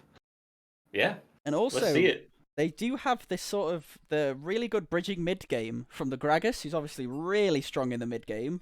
And regardless of how far ahead your lanes are, you gotta respect the Malphite ult. Yeah, I think they. You cannot ignore that champion. Wow. We shall see what happens. I think Valhalla again gonna have to be very careful in this early game. Malphite very weak. Zeri Soraka very weak. Belvet's gonna need time to scale up as well. And Bergmans have an extremely powerful top side. And Ezreal Zyra are going to be hard to gank as well. So, yeah, it's all really going to be on this Belveth trying to cover ganks and getting a lead as early as possible. I think one thing I do really like from the side of Valhalla is they have a lot of control over team fights. With the Equinox from Soraka, Gragas Barrel to disengage. Belveth E is a really good bait and switch tool. Getting people to engage on a Belveth who might be stepping up forward. She pops the E, takes 0 damage. And Bergmans have got a real all-in team. Pantheon, Vi, Ari, they've got a go-forward team. They know what they need to achieve. Yeah. Soraka could be a thorn on their side, but we shall see. As much as they have good disengage tools with the Cask and the Soraka, and maybe even the Belveth, as you mentioned, pretty hard to stop an Pantheon just ulting in, along with a Vi and an Ari. Like, it's... Ezreal Zyra just shooting from the front as well. It's kind of like create your own flank, you know? Ariel, Vile, Pantheon ult, they can attack from all angles while Ezreal Zyra just plink away. And the Malphite, I mean, if you can land the unstoppable force onto. You got to avoid the heartbreaking reality of getting your unstoppable force arcane shifted and spirit rushed away from. Yeah. You hate to see that. Because these players are much better than we are. Obviously, probably have the ability to quite consistently avoid Malphite ults. As long as they're not lagging. As long as they're not lagging, yeah. That unfortunately, you make a joke, but that could play into it, which is a bit unfortunate. It could. It really could. Obviously, we don't have the ability to chrono break, so if we do unfortunately have that kind of situation, players are just going to have to kind of take it.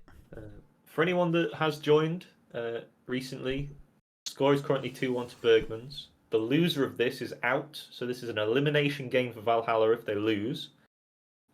If Bergmans win, they are through to the, I guess we're going to call it the upper bracket semi-finals versus Coastline, and the winner of that match will go through to the grand finals versus Lager. Obviously, Valhalla could still get 2-0 from here and go on to the upper bracket semi-finals as well. That's just an example. And as we mentioned earlier, regardless of who wins in either of the next 2 games, we will be guest casting the finals of Lager versus whoever makes it through over at Lager's Twitch TV channel. So turn up for that, or else. Make sure you follow that to make sure. Just to be notified. Make sure you're there. Should be a good match. Lager looking very strong so far in the league. Yeah, especially around that mid jungle, they're looking absolutely terrifying. So make sure to tune in to Lager's Twitch channel, and you'll hear our wonderful voices talking absolute nonsense. If you hate them, maybe just don't bother. Yeah, in the bottom left of your stream on Twitch, there'll be a little mute icon. Just hit that. You'll have a great time. And the bottom right, though, is a follow button and a subscribe button. Yeah. So if you do like them, you should probably follow and subscribe if you want. That's by the by. Do you know what? I've just had a great thought. What's that? I should see if I can, because I've got that USB music keyboard controller. I bet I can remap. I can remap the buttons to be the camera controls. Oh wow! I could play the camera on the piano. I like that. You know what? That's a great idea. That is. I might look into that for next time. Yeah. I'm just gonna pop away for 1 second while we load in, and then I'll be back. I don't know if you want to run a quick ad break before the game. While we're in I'll take a quick break. 3-minute spectator delay. I'll run an ad and we will be back. We'll be back. Good.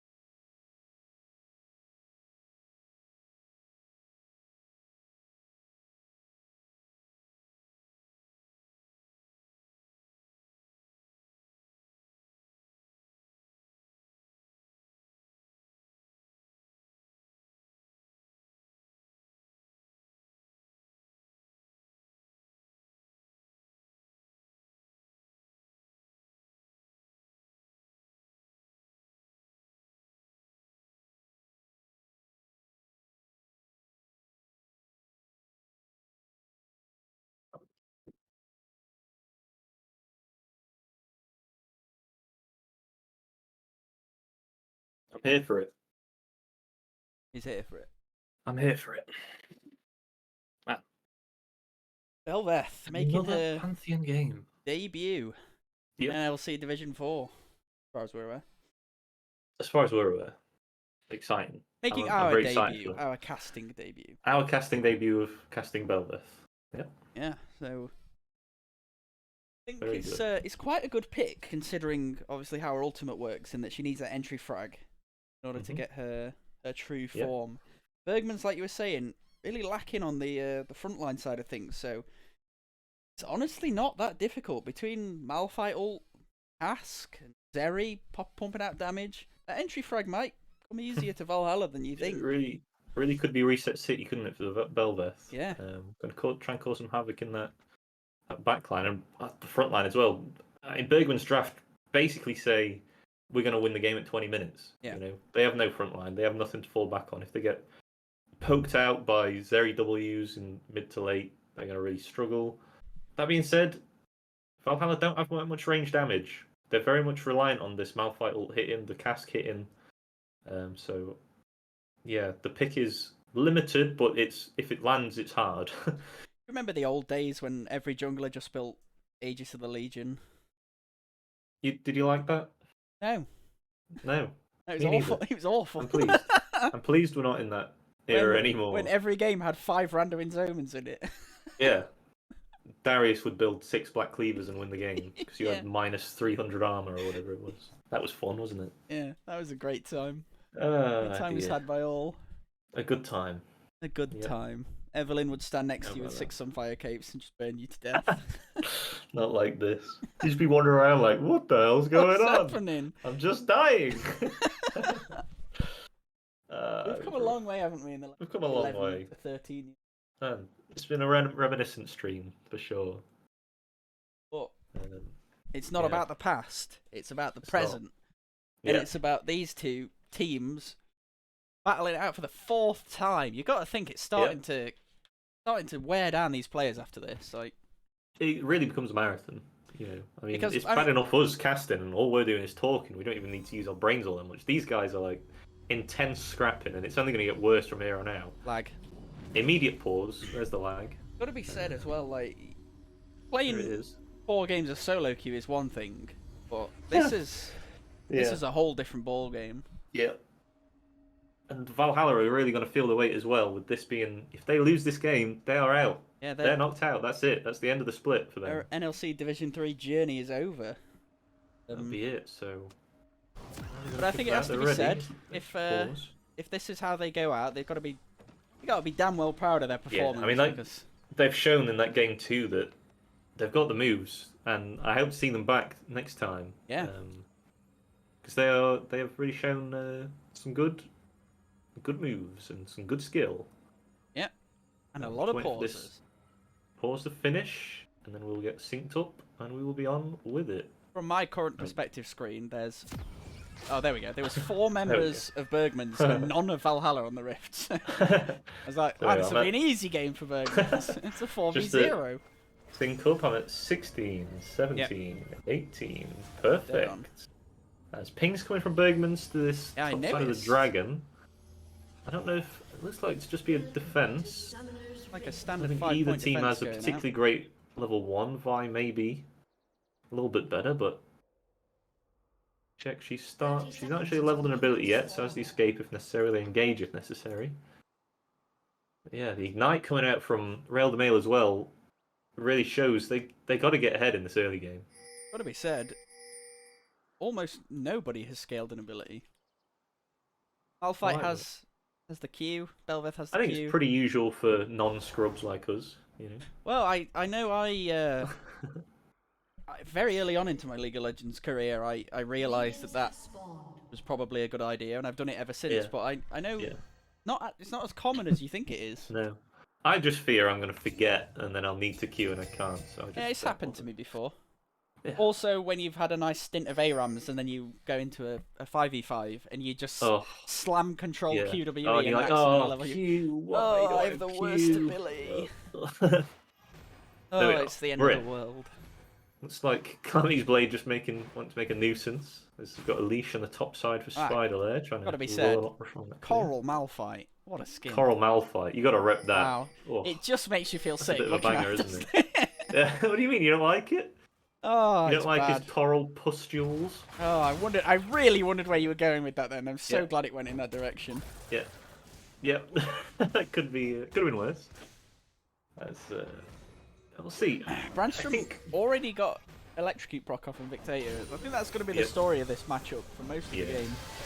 And I really have to lean on that Gragas passive, which did get nerfed recently, so the lane going to be quite a bit tougher. That's my bin alarm, sorry about that. Just get rid of that one.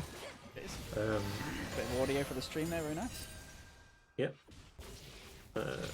And for the 4th time in a row, we see that horrible pushing lane pressure coming out from Bergmans. Valhalla suffering with it yet again. Living Proof and Taylor's so good at making this consistent. It's always going to be the case when you're playing against something like a Zyra and an Ezreal. They're always going to get pushed in. And Zeri, Soraka, not the best early game. Victator's going to miss the body slam. Brandstrom is going to be forced out. Great little movement. Going to save his flash. Might have to flash later on though. There it is. Beato taking a couple body slap there. Spiderlayer's here. Tower shots. There's Rail Mail engage on the top side. Spiderlayer loves it. Anything there though. Loves it. There we go. Blows the flash from the Aria. That's very important. Gonna need to get that one down if you're gonna get any early kills on it at all. He's staying around as well, obviously with the Essence Theft, the passive there. He's able to heal up alongside the pot there to quite a decent amount of HP. The Ghost coming out from VR2. Look to chase Spiderlayer down, but Spiderlayer and VR2 coming to blows in the jungle there. Bergman's bot lane going to be first on the move. After that last game, I think VR2's just sick of Spiderlayer being in his jungle all the time. Get out of here! What are you doing? This is my side! Please! The whole game last time! And now this! Rail and go extremely low in the top side, by the way. Lucky Blade having to chase down. Flash flash. forward. Flash for flash. Flash for flash. Does he have the Q? I don't think he has enough mana. Is Rail going to be chased off? Look at Tower Shot I did notice earlier on, so probably why he lost out on that trade. Is constant Qs from Malphite with the Arcane Comet just making a mess of it. He's taken the Ignite as well, so he can't get back to lane. Luckily, Malphite has negative wave clear in the early game, so... Looks like he's going to get a good freeze for now, though. Every time I move, every time I swap cam to someone, they miss a CS right in front of them. Like, I'm just cursing them. Hey, people like to see that. Okay. It makes people human. Brandstrom got the cannon in mid. The curse is broken. It's fine. Nice, we got there. We're about to hit the 5-minute mark. We've normally seen a first blood by now, so this will be one of the slowest games. That's right. Again, player's going to be pretty nervous. As Brandstrom's got no flash, has no ult yet, so W going to land from the Belveth. Can they execute? There's the B, and there it is. First blood onto the Belveth. That's exactly where Valhalla want it. Especially in this early game. Definitely a nice Big kill pickup off there the- for Viato. Yeah, abusing the fact that Ari's still level 5, no flash. It's exactly what they set up. Perfect execution of the blow sums in a lane and re-gank within the next minute and a half or so. Right when they expect you not to. Really nice use of the Belvethy as well to just tank the tower shot and pretty much take no damage for it. Yeah. Liverpool's going to get a reset in. Spiderlay's found Viato. Yeah, Realmail's pretty here as low as well. well. Realmail's here. Under the tower though, should be fine. Just going to be able to take away Krugs. As Viato does have smite, but he's going to reset. Oh, Is it cancelled? he's going to cancel. They're going to try and stop Spiderlay here. Spiderlay's kind of in danger. Realmail's Yeah, backed off. Victator is here as well. Good block from Viato to stop the Vault Breaker. Oh, there he is. Take his in to just collect the kill. There's the body slam. First move from the Gragas. Nice little pickup. We'll lose a couple of CS in mid, Yeah, I don't know if- we'll be pretty happy with that one. I don't know if Victator knew that that bush was warded, so they knew he was there. They knew Realmail had backed away. Moved away from the engagement on the Pantheon. Nice cast from Brandstrom. Maybe forced to flash the Spirit Rush. Will he need to? He has the red buff on the Gragas, so honestly, I'd be popping it now to try and save a little bit of health bar. Can save it. What's the Some pops Foxfire as well, there so to run we'll be able to away? heal up. He's playing just tanking the wave to freeze. Oh my god, the ult! The unstoppable force. The ignite coming down from Rail the Oh! Nice solo kill. Just gets out of range of the tower shot. Goes extremely low, but wins the 1v1. Wow, no triumph there for Rail the Mail. Understandable that he's taken presence of mind, obviously. Oh, flash from Victator in the mid lane. Tater going in though. Brandstrom going really low. Spirit Rush available, but no mana to use it, I don't think. Vault Breaker from Spiderleg going to disengage. But Viato is here. Nice body slam. the Good body W. I slam. think it's going to be enough. There it is. Victator getting his second kill of the game. This mid Wow. 2v2, making stuff happen. Viato taxing that entire wave. That's what you like to see. From Shushay in the mid lane there.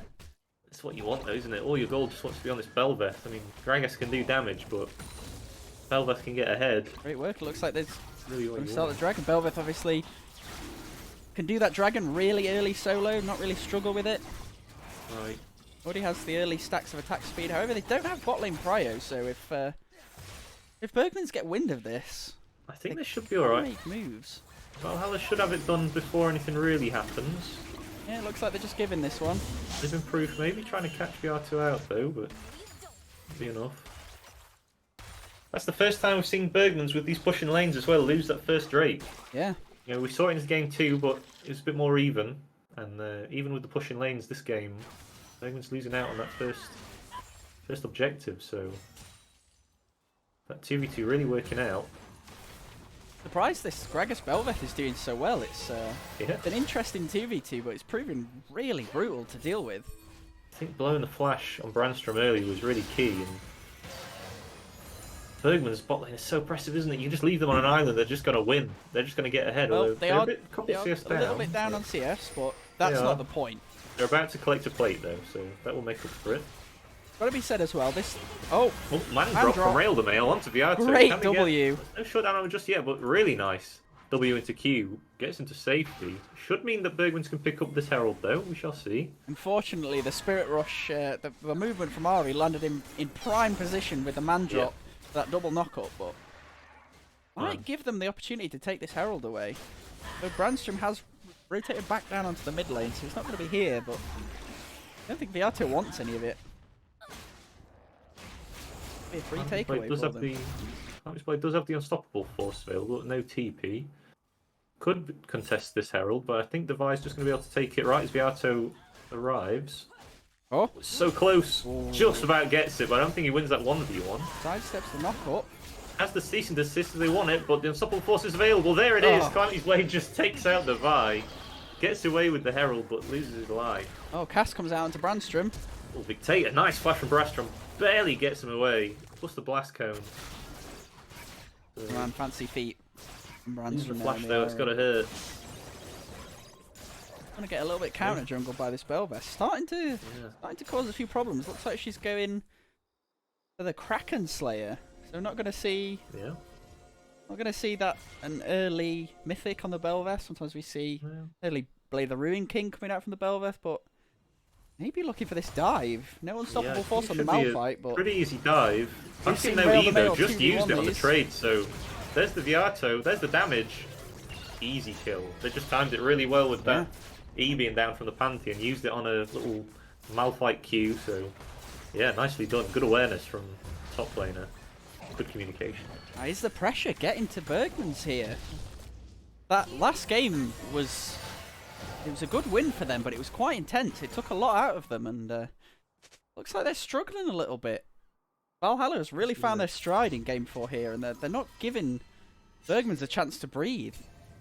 And it's with these facilitators that we were looking for as well. I didn't actually know if the Gragas would be that good into Ahri, but it looks great. You know, it's getting these pushes. He's TPing back in, so we won't lose the push again.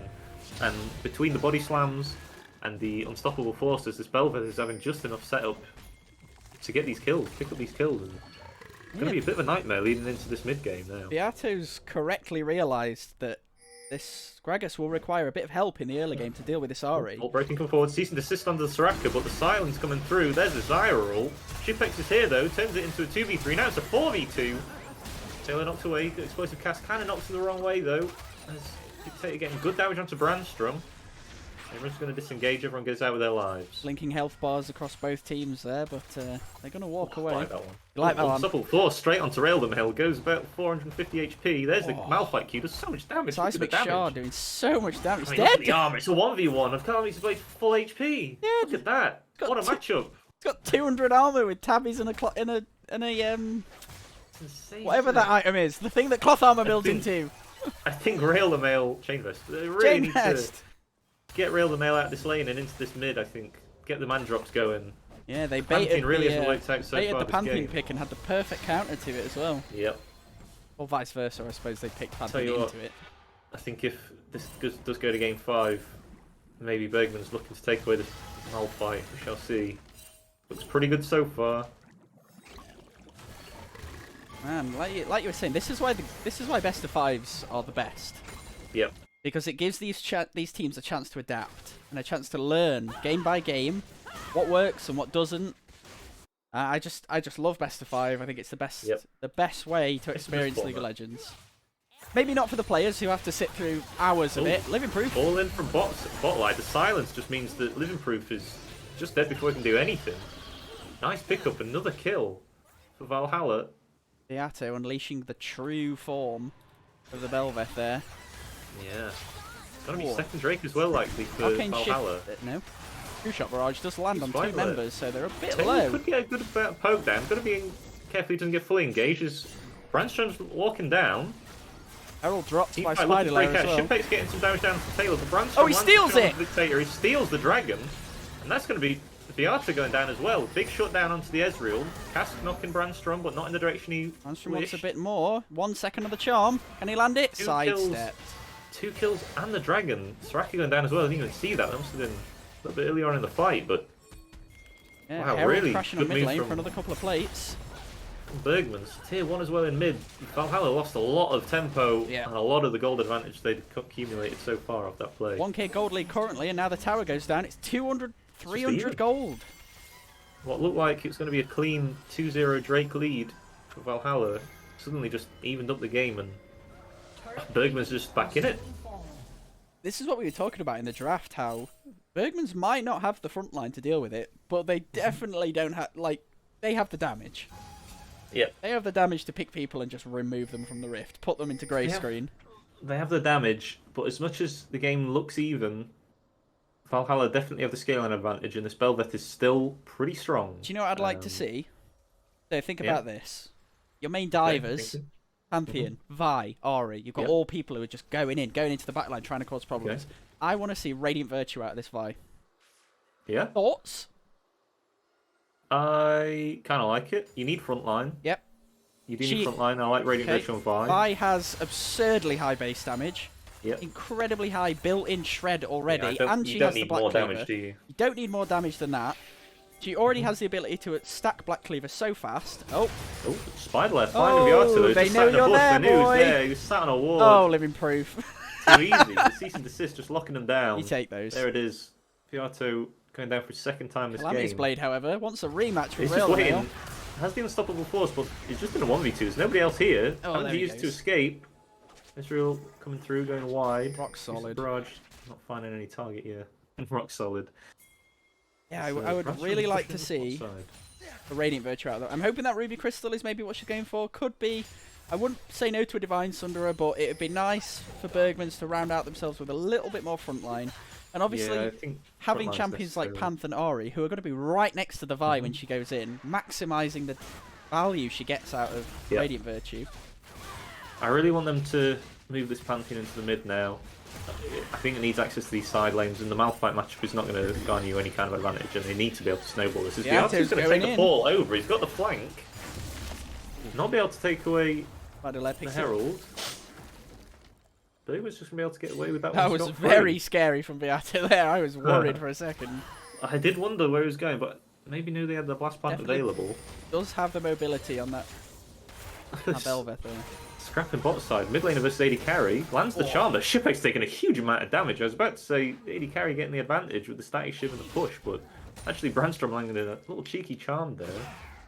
As the pause comes out. Another obligatory pause. Yeah.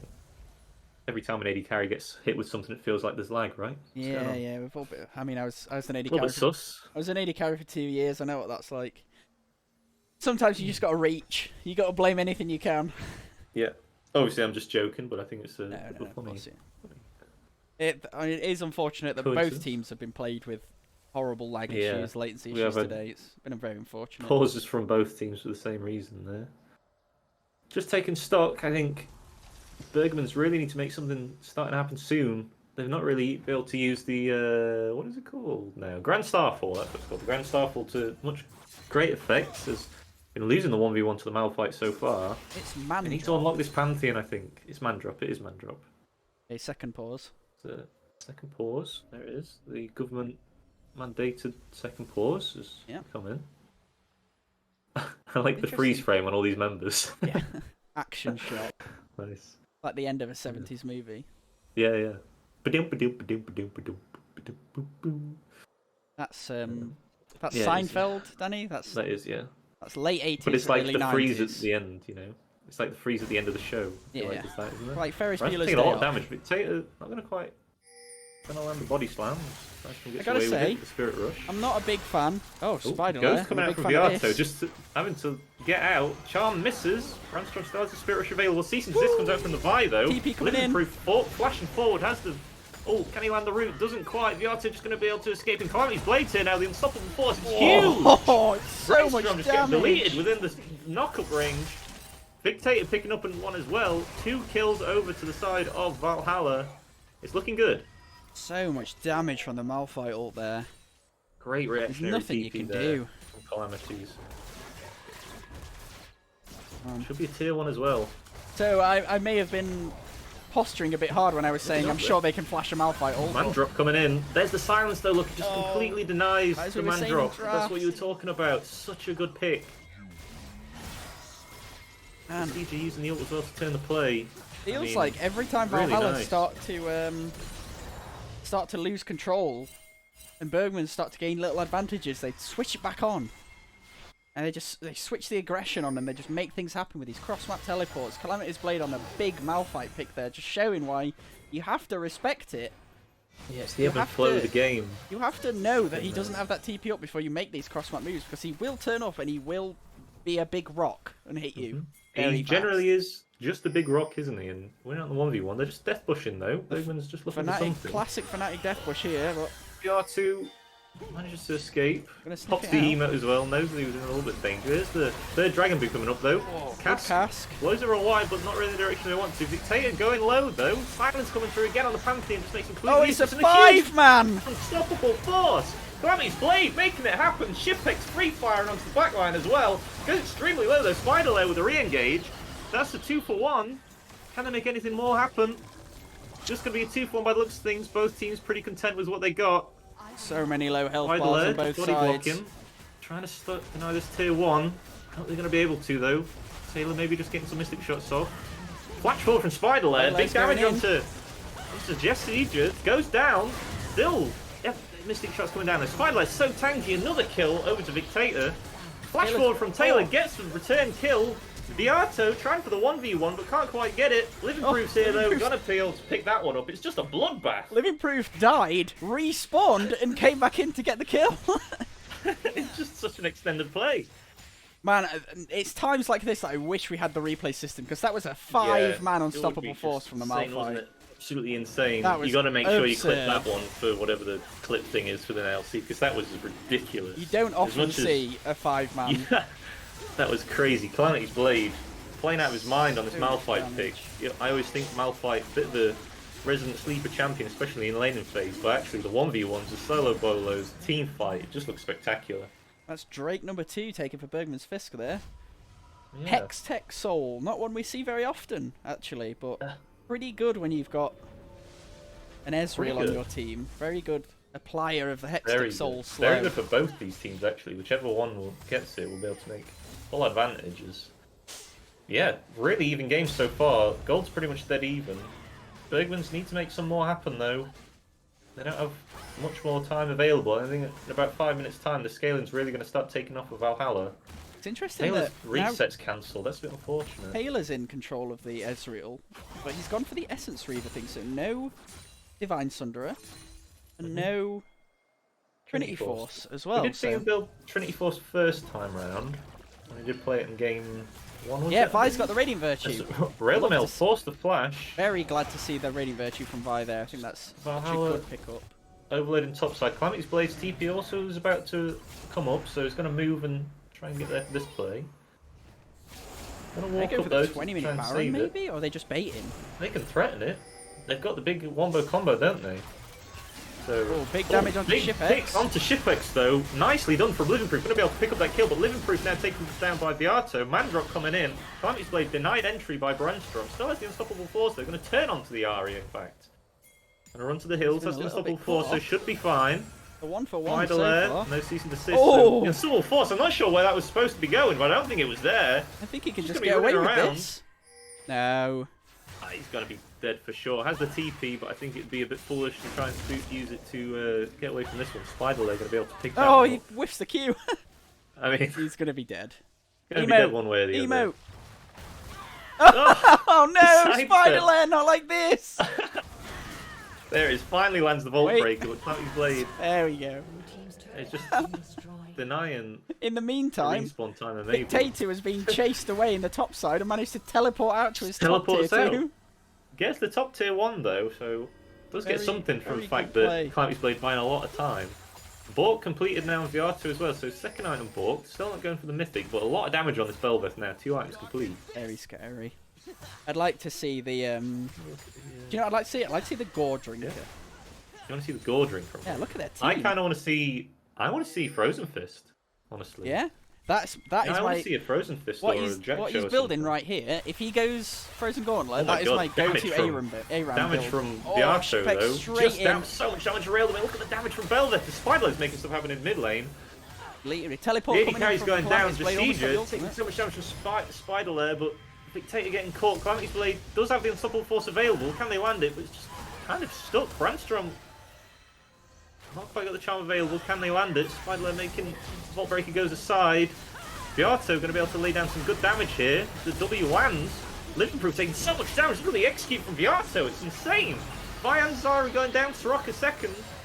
Third even is 3 kills found for Valhalla and 2 for Bergmans. It's just And trade these- after trade, and no team can really get any advantage to take any of these objectives away. Just about to say this. Every single fight that we have is such a bloodbath on both sides that neither of them can make actual moves to progress the state of this game. It's still a 500 gold difference in favour of Bergmans. Neither team could get any work done because they're just dead all the time. You're right, boy. It's a really intense game, isn't it? Gotta Just be a said, this constant back and forth. It's 2 Radiant for 3 or Virtue is 3 for doing 2 each such time. work on this Vi as well. Making us so Isn't he? tanky, but still having the ability to delete these backline squishes. Yep. Let's have a look. It's actually only healed about 400 so far, but I guess that's only off 1 use. But it just so- makes us so tanky. Yep. In combination with the Black Cleaver, the built-in armor shred from the punches. I don't know. I can't remember what he's called. W, sorry. Concussive blows. Concussive blows. Yeah. Yeah. Man, I'm so glad Fencing to blows. see. Sorry. I'm so glad to see Fencing blows. that item built on the Vi. I think it's fantastic. There is a Fiendish Codex on Malphite. I wonder if that is Azonia's. I guess it just gives AP for the 1v1. But Calamity's Blade just walking at Rail the Mail, forcing him out. Spiderlayer has a flank. Shipek's not quite being caught by that. Cease and desist thrown forward though, maybe in trouble. Soraka not quite even available. Taylor going to be able to pick that one up. Taylor's got the Dust Blade. Uses the unstoppable force, but it's not going to be enough to kill anyone. Gets taken out by Rail the Mail. Spiderlayer still in the backline. So tanky, like you said, the silence coming through from Soraka. Probably going to be killed by Viato though, as Dictator joins the fight. Let's get him, but Club stopwatch, but I don't think it's going to be enough to save his life. It's going to be a 3 for 2 in the end once again. Every fight is a 3 for 2. Bloody, but honestly, again, Valhalla probably take these. It slows the game down quite a lot. And we've got Boy in the chat there. He says this game looks very personal. It does, doesn't it? Yeah, Game 4. This is game 4. So it's just so scrappy. 2-1 lead to Bergmans at the moment, and they are very able to takedown. They're making them work for it, no doubt about that. It's like trying to get to the Dragon Pit, but I don't think it's going to be there in time. Maybe with the upgraded form, it's going to ghost for it. Don't know if Viato wants this. Doesn't have flash available. Going to go for the steal. No jungler He's there, got it. honestly. He's in and he's out. Over the side of Bergman, so it should just be an easy sniper. Taylor, I don't know if you want to go there, my guy. Kill Taylor. Look at the life steal. The man drop over the wall. He's back over. Just gets it and gets out. Oh, that's so infuriating for them. So well played from Viato. Realizes that there's no smite available for Bergman, so just walks in. He goes things on the Baron. He goes straight over the wall, steals the Drake, straight back over. Rail the Mail man drops out of the Dragon Pit. Brandstrom Spirit rushes out, and he just goes back over the wall. Living Proof's caught by the Everfrost, and that's going to be an easy pickup from Dictator. No. Clean combo there. That could be Baron. Should just be Baron. Should be a Baron start. Is only the Zyra dead, but I think it's going to be pretty hard for them to get into the pit with the Soraka and the Gragas blocking the way. Good damage from the Ezreal ult though. Shipek's taking a lot of damage. Might be forced out the pit. Having to over the wall. This might be a denial. I don't think they can continue this. Unstoppable forces available. They're going for the turn. Brandstrom on the flank. He's going to get a lot of damage down, but Shipex takes him out. As Rail the Mail going in, but has nothing left. Uses the E, but Calamity's Blade with the unstoppable force. There it is. Good flash from Rail the Mail. Spiderlayer is going to go straight into this cease and desist though, taken out by Shipex once again. Shipex now 4-4-2 killing spree, and that's going to be Baron, you have to imagine, for Valhalla. Siege is walking away at 1 HP. Oh, that is a lot of damage! Taylor down the mid laner though as Viato moves. Taylor's in forwards, I don't know if that's a good idea. Right in the middle of it, the silence though. Can he get any kills? He trades back into Shipex and gets a shutdown. That might have saved another it. Kill over to Viato. I don't think they can do Baron, but they're training a lot for it. Still only a 400 gold lead. It's an absolute slugfest. Oh, Living Proof. Viato is Living Proof. That is not where you want to be. A little bit of trouble there. Might be. He's okay. He's Zyra. What are you talking about? He's okay. Ezra going for that. Ever end? Doesn't look like it, does it? Ezra's gone for that Dust Blade, so that's a little bit. Brandstrom's here to catch. Oh, he lands a charm. Nice predict from Brandstrom. Should be able to get killed with Viato, but a lot of life still coming down. Big shutdown. There's a shutdown onto the Ari. Overstay from Viato. That was an 8-3 Belver, so that's a handy chunk of change there going into the Ari's pocket. It's sitting on 1,000 gold now. Wow, and we set up again for Baron. It's once more a stalemate. 2 dragons apiece, 400 gold between them. No real advantage on either side.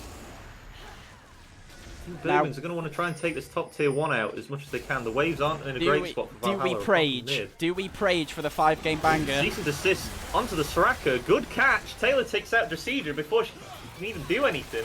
Soraka will not even being able to use. That's going to be a Baron start for Bergmans. Gyatso still dead from the previous kill. We'll see if they can interrupt it. Unstoppable force available, but no pass. Brandstrom looking for a charm. Can they land it? Viato spawns, is running for the Baron, but it's going to be extremely low. Engage! Oh, it's only one man! The Unstoppable Force lands, but it's going to be a turn. Bergmans get the double kill, the triple kill. He's done it once. 3 kills. Viato's going to try for the steal, but I don't think he's going to be in time. Is he going to be? There it is. He just flips the coin, but doesn't get it. It's going to be an ace for Bergmans. Valhalla threw everything they had at the wall there, but nothing quite stuck. Wow. And just want to say, after that attempt to steal, Viato did ping his MS in chat, saying he has 66 ping. So 66 ping. Blame on the ping. Ping diff feels bad. So there you go. But finally, discernible advantage gained from one. You were talking about the gold lead being 400 gold. Well, it's now 4,000 gold. 5,000 gold. 5,000 gold even. 5,000 gold for. My maths is quick. Look at the Ezreal damage. My maths is 4 quick. items on this Ezreal. Wrong. Taylor is 10-1. This Ezreal has really been the defining pick of this game. Been picked in every single game so far. Look at the Mystic One shot. Q onto It's Shipex. 600 damage. However, It's absurd. Dictator is taking exception to that. He's on the flank. Yeah, there's the Jack show that I wanted to see on the Belveth, but there's been However, a lot of advantage Taylor's lost. got backup with Spider Layer and Living Proof hovering in the jungle as well. Rail the Mail sat in bot lane. Using Just this marshalling Baron their to full forces. effect. Rail the Mail's here. I don't know if this Malphite wins the 1v1 anymore, especially with 3 members at the Rail the Mail's back. Ezreal's coming out left, right, and centre. It feels like it's just on a 5-second cooldown, doesn't it? As 4 items on the marching Ezreal. minions in. They're Dictator playing sat on in one the lane top though. side. I think what they're doing is they're overloading this bot side. They might send somebody in mid, but they're just trying to keep this control over this dragon so nobody can get any wards down. Yeah, they really don't Gonna want see- Valhalla to get soul point. That is a Yeah, good option for Dictator them to has- come back into this game. Both TPs available for Valhalla and no ward flanks are going to be provided. As Ari's going to push out that mid lane. Just one Q is going to be enough, and they're going to start with the Baron. And I don't know if Valhalla can get in there. It is soul don't know if point, they so it's want. not the end of the world. The Artiv's just going to do his chickens. I don't know if they There you want go. it. They can't contest it really, It's can just they? a They've got takeaway no straight vision. away. That's probably the If safe Baron, play. Yeah, if they're hiding in a bush and you die, that could just be the end of the game. So Yeah, it's very it's a feasible. That... safe play. Oh, again, Shipex chunked Damage. to half HP by the Taylor Mystic just does shot. so much damage, doesn't he? Look at this. Nope. Close. True shot barrage. True shot barrage. I nearly went for Arcane Shift, and I was like, no, let's not. Yeah. Let's not name every one of Ezreal's That's all of abilities. them. Rail the Mail getting slapped by this rock. As they're going to look he's- for it. Unstoppable force available. Viato is here, but they're getting collapsed on by Spider there. They're going to think better of it. Just to see. They don't even see him coming, but They're going to play it safe. not willing to expend the unstoppable force. The ult damage. It's just insane. Shipex is half the health by Taylor. Single-handedly just taking over this mid lane. Makes No it so life hard steal for there. Valhalla to play. Spider Lair threatening as well, the dive. Yep, this fly's been huge. 5 and 7 on the pick, so not the most outstanding stat line, but has started these fights off really And well. we're going back to that Rasham gets some classic damage. that we saw, which was the Chainsword Black Cleaver build. Oh, It was it so is. gold efficient. I feel the fighter brewing as Dictator body slams. There's the cast, but the wall stops the movement. Spider Lair being able to just flash over the Straight wall. It's a little over. unfortunate from the Gragas. It's an awkward angle. They'll be able to make it back to And mid Rail the though. Mail about to crash another wave into this tower. Yeah. Going to demand Baron- responses at some point. Now has the man drop available as well, so can just join the fight whenever. Baron has dropped off. I want to pay attention as well. There is a ward behind red buff That's true. for Good Valhalla. TP ward. That is a good TP ward. Unstoppable force available. If they get caught out and complacent, Living Proof for could Taylor be and big. Taylor are on their own in this mid lane. They have to be really careful that they don't get TP flanked. We've seen it happen enough in these games. It is a control ward though, so they would be able to spy out the TP. Yep. They've got good eyes. It's a bit out of the way though, so it's a little bit more difficult. Got 3 minutes to Drake, 2 minutes to Baron. Thank you for pinging that. That's a lull. And for anyone watching that wasn't here before, this is a knockout game for Valhalla. So if they lose this game, which it's looking like they're tending towards, they'll be out. That's it. You That's don't get a replay. Game over. You're just done. And that would see Bergmans progress into the upper bracket semi-final against Coastline, but there's still time yet for Valhalla. It is all on the line. Yato sat in a bush. He's just waiting to see if anyone overextends, but a lot of Bergmans have got reset timings in. They've spent their gold.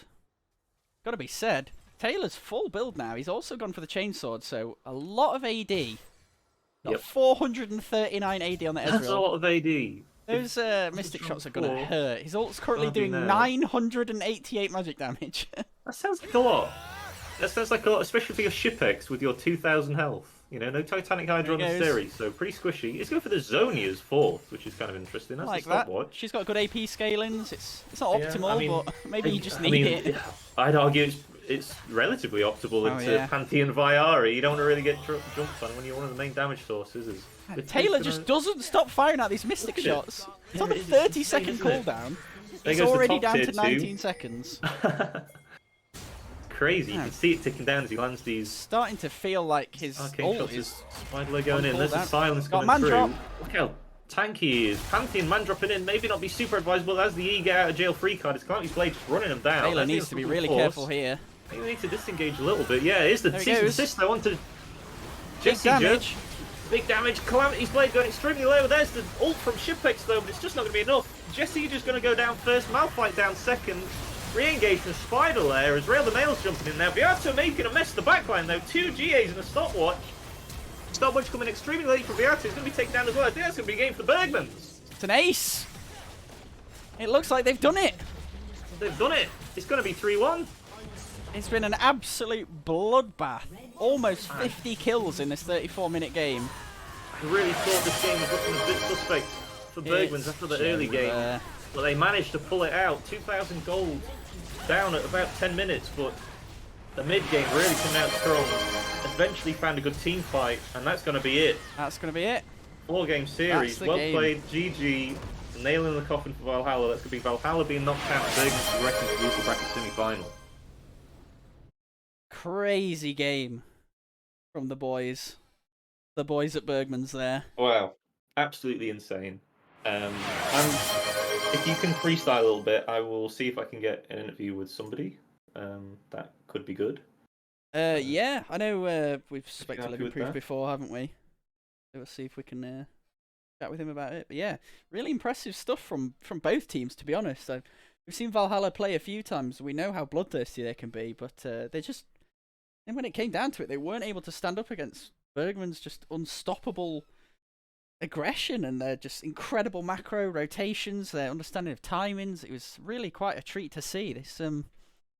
But it was really interesting to me how many of these series we've seen that have been stomps compared to how many have been close games. So it was clear that this series was not a stomp by any stretch of the imagination. No, not at all. It was really close. I mean, especially like game 4, Valhalla really were clinging on for dear life, and yeah, absolutely, absolutely crazy. We've got more calls that Spider Lair is a fraud. That's a classic throwback. That is to the first time we cast Bergmans. God, who knew? Just to be said, I didn't really notice this in the game, but Taylor was level 18 on the Ezreal to Shipex's level 14 on the Zeri. That is not where you want to be. 1 second. Yeah, I'll understand if they're obviously exhausted after that series, so don't pressure them too much. But yeah, really good series, man. They fought their way through. It looks like we can get an interview. Yeah. Rail the Mail is going to do the interview. Nice. So it's exciting. Yeah. Had a bit more of a rough game on that game 4, but the Pantheon looked really good in the first game and the third game, and yeah, I'll see if we can do it. Rail the Mail washed, according to chat. Okay, well there you go. Who knew? friendly banter from all. Let me. Man, I'll just get this set up. What a great series, though. Really exciting to finally cast a BO5. We've cast a lot of BO3s. This is the first time we've got to cast a proper bloodthirsty BO5 that went beyond 3 games. Really good stuff. Brill. Yep. Just getting Rail the Mail. We're going to do it in the Bergmans Discord, by the way. So they've just got. You can see Rail the Mail's popped out. He's got a different Discord name, but you can see him just alone in there. Okay, yeah. You want to jump in? So we'll just pop over there. Okay. Yep. See you in a second. Hello. Hello, guys. Hello. Hey, how Rail you the doing? Mail, I assume. Yes, sir. That's me. Excellent. Well played, and congratulations on your win today. Thank you very much. Yeah. That was a hell of a series. Any initial thoughts on this series? I mean, we're not really sure. Like, okay, game 1 we kind of stomp, and game 3 we felt we were quite confident as well. Yeah. Game 2, I'm not really sure what happened. We kind of hinted it. Okay. Intense game 4 as well. That was a really close one coming in. And coming out we're of that. kind of confused. We don't really know how we won game 4. Yeah. Me too. Every fight we felt like, how are we supposed to how are we winning this? How is this possible? Why is Malphite paper? Yeah. Why is he just dying? It was really close. I mean, but every fight it felt like you were just trading like 3 for 3. No team could get any real advantage. No team could start any objectives because everyone was dead. Yeah. Eventually, you got the ace and managed to get the Baron, and then from there it was a pretty clean clear up. But Yeah, the last sort of 10 minutes of that game, everything, all the cards started falling in favor of you guys. Yeah. It was. I was concerned you were just going to get outscaled with your comp, but I Yeah, mean, we you were. managed to play out of the bag. Yeah, we were thinking the same, especially around that Baron when we were just throwing people at it to like Yeah. get them to stop. That was pretty insane. And then we did get them to stop, and that kind of fixed it. But Yeah. then I'm still not sure how the fights were winnable. Yeah. But I think it's mainly because their bot lane is the like picks are pretty questionable. I don't know about Zeri Soraka lane. Yeah, it felt like they were really leaning on the late game in those picks. But Spiderleg got some good engages on the Vi, seemed just unkillable in the backline. And Yeah. And yeah, I'm also thinking, as a fellow top laner, I don't agree with the Malphite build because he's just way too squishy. He could have been unkillable, I think. okay, but you don't. I think they ended up Zhonya's. building towards yeah, the Zhonya's later on. Zhonya's is sus, very sus. I don't know about that one for sure. But, Yeah, I was a bit want- concerned when I saw the Phoenix Codex appear in his inventory. I was like, It's like, okay, I guess you get the one shot, but sure. I want to ask you about this Pantheon pick because it seems to be pretty strong. You won all 3 games you played it because they banned it on game 2, I think. Yeah. Is this something you've been brewing for a while? Was this something that you trying to counter pick specifically? Do you just put that much weight into the man drop? What's the idea behind that? I just role play Pantheon actually. Right, okay. Mainly, it's like I really like the lore of Pantheon, and he's really cool It's and really, very really masculine. good. And also, Yeah. I mean, he's like a giga early game champ. You get free lane basically. There's not many champs that can play against him in lane. You can poke out basically anything, and then for later, if you are not too far behind, you can ult other lanes and get free kills everywhere. AD carries don't like the sight of Pantheon throughout the game, never mind in the early game. Yeah. it's such a But good pair is with the it- Vi as well, just because you press that ult on top of the enemy The team, and lockdown. you could just see the panic as The Vi Ahri comes as well. flying in, Ahri Yeah, comes such- flying Such in. an easy kill. It's so and disgusting. Zyra put ult on top, and they get sort of stuck in the Yeah. in the Mhm. plants, and then it's Yeah, we can kite and we can play around it. Absolutely. We spoke to Living Proof last time, and he was saying that you put a lot of emphasis on flex picks. I don't know if G2 was mentioned at the time, but I think it was the 2019 G2 where you just had no idea where anything was going. We're seeing Sign in the mid lane, Sejuani in the mid lane. We're seeing Pantheon top. Is this something you think is one of your biggest strengths? Because your drafts seem pretty interesting and pretty good. Yeah, I mean, I think we have a really strong mid laner because he can play more or less anything. Mhm. He's extremely versatile. He can play mages, he can play assassins, he can play AD, he can play AP, he can play tanks, Yep. he can play Sion. He will play anything, and I think that helps a lot because I think our jungler was like AFK or something when we were doing the draft, so we just picked him Sejuani first pick. And then he came back and we were like, oh, and he got something like, I think Kindred might be really nice here. And then we were like, okay, but let's just put Sejuani mid then. Yeah. And yeah, so he did that. So that was pretty. Yeah, that was pretty strong. And then Sejuani kind of neutralizes Jace, I think, as well, because Jace can't really side lane. He just dies. Cancels on the Qs, and the Kindred got so many stacks in that game 3. Yeah, was, and so pretty quickly. I think he had like 7 stacks at 15 minutes or something. Yeah, it was kind of insane. Yeah, we saw a lot of pings from Valhalla going down on the Kindred stacks. Kind of, Yeah. They were well aware of where they were. They just refused to make moves to stop Spider just I walking don't in think and they taking them. could. I think a bot lane applied so much pressure just by themselves. Yeah, Yeah, and that also was- Karthus is so bad at doing it because he just dies. Like Yeah. Kindred was living in his jungle and he couldn't Yeah. do so much because if he ever runs into Kindred, he just died. Yeah, even the exhaust wasn't enough. I was intrigued by the exhaust, but I kind of saw why. I think Spiderleg got caught out once by that, but Yeah. it happened once, never again. Yeah, but I feel like it's just not enough because it's so hard to hit Karthus Qs on Kindred, Yeah. so Yeah. he just doesn't do enough damage 1v1. Yeah. Looking forward, you're going to coastline in the upper Yeah. bracket semis. You lost last time, I believe, 2-0. 2-1, yeah. We've 2-1, lost 2-1. twice. We lost to them twice, both Sure. times 2-1. What do you think you'll change up going into it? Do you have a plan? Do you have a plan that you're going to change up? You're going to just kind of try and play better?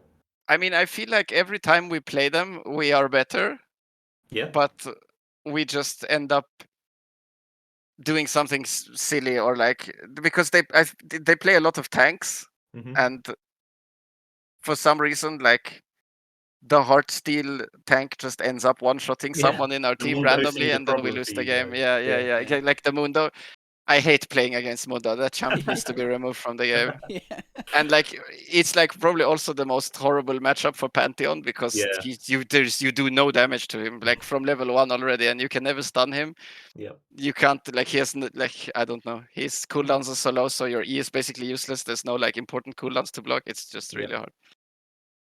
Gonna bring out the Excellent. Alawi. Okay, this guy. Yeah, I mean if I don't play champs like that. I only play masculine champs. Oh yeah, true. You don't think Like Alari's masculine? Come on, what the hell? No, I mean she's a wonderful muscle mommy, but Yeah. it's not masculine in the top laner sense, you know. Yeah, It's yeah. like I top respect masculine top laners, range top is masculine, Chad. Pantheon is masculine, yeah. Camille is Giga Range top Chad. is masculine? No, Yeah, it's I don't know masculine. about that. Yeah, No, it it is. is. It's You gotta Giga Chad. put the It's beat so much down. harder. It's so true, much it harder is- to it is play harder. range top than I to see play what you mean. Malphite. Yeah. Okay. So we're gonna see Or Nar. Is that what you're saying? I mean, Nor is okay, but I don't like Nor so much. Nor is good unless they have like a real tank on the team. Sure. Then it's not good. Yeah. Or if they pick Sylas, because Sylas is just better at using Nor ult than Nor Just is. better now, yeah. Just to wrap up then, do you have any thanks, or do you want to say anything to teammates or opponents, or I don't know if anything he's like that? still in Any chat, kinda, but like... yeah, he was watching the mid laner of Coastline. Sure. We used to play in the same team. Oh right, sure. So shout out to Anas, and we are coming for you. It will be Oh 3-0. damn. Big talk. 2-0, You'd love to see huh? it. Dang, 2-0. okay. Let's 3-0, go. 3-0. It's a best of 3-0, 5. yeah, I It was will be going to say 3-0. best of 5. 2-0 won't quite get you there, but yeah, I like it. Shout Please, out to thanks. Waka Maka Waka as well, because he's very vocal in the chat. Yeah. Yeah, he seems to be. We appreciate it. We Sure. honestly do. We love the interaction. Yeah. Chat. And thanks again for you guys for asking us to cast. We really enjoy it. Yeah. Yep. Great Hope you guys opportunity. cast next Sunday as well. Yeah, so is it Sunday you're playing Coastline, is that right? I think so, yeah. I'm like Okay, 99% sure it's We'll, next we'll, Sunday. we'll double check, and then is the finals the following Sunday or Thursday or? I Following think so, yeah. Thursday. It's like this. Yeah. Yeah, I think Anyway, so. Yeah. we'll figure it out. Yeah. We'll figure it out. Yeah, That's we'll good. look that up. Yeah, Yeah, we're going to be casting great. on Lager's channel for that, by the way, because they've already asked us to cast. All right, great. So if you do make it, look out for their Twitch. We'll get a link to it at some point and then put it in the NLC or whatever. Sounds great. Cast and, Thank you very much for the interview. hope to see you there. Appreciate it. Thank you very much. You guys, and thank you for we'll, casting. See you guys around. All right. Yep, see you. See you later. Bye. Cheers, Mel. Thank you. Bye. Better call him. There we go. I like that. Yeah, great stuff. I look Big. forward to Sunday, assuming when that is. We'll get that confirmed, but that's very exciting. Thanks to everyone for watching. It's Yeah. been great. Nice to have Really- everyone in chat. Really do Chat. appreciate all the chatters, honestly. Yeah. Even if you're very distracting, making me laugh during the games with your amusing comments, it's What funny guys, huh? funny bunch of guys. Everyone's yeah? a funny guy. all I'm of a sat. sudden. There's the Can't team believe fights it. going off, people getting kills, and I'm just chuckling to myself up chat. I try not to Fantastic. look because if I look, I have to not. I can't I had to see stop other looking things. because they were just making me laugh too much. But Yeah, thanks to everyone Yeah. for showing up. brilliant. Catch us again, or I guess we'll hopefully be Yeah. casting the series on Sunday. Yeah, and if you haven't, Next make sure Sunday. you follow because we're going to continue casting Yeah. for the foreseeable. I don't know actually what happens when Division 4 ends, but I'm sure there'll be something else to cast. Yeah, we're Whether gonna it's we're a gonna different tournament or hunt- some scrub hunt down games some or extra something, stuff or- to cast because we've kind of got the bug for it now, haven't we? I really love it. We've been I doing it really for a love few And if- weeks. And if anyone's watching and knows any good contacts or anything, message the Twitch channel or put it in chat because we want to try and branch out and do this a lot more often. Or not Yeah. necessarily more often, but for good. We want to get good. We want to get good. And, yeah.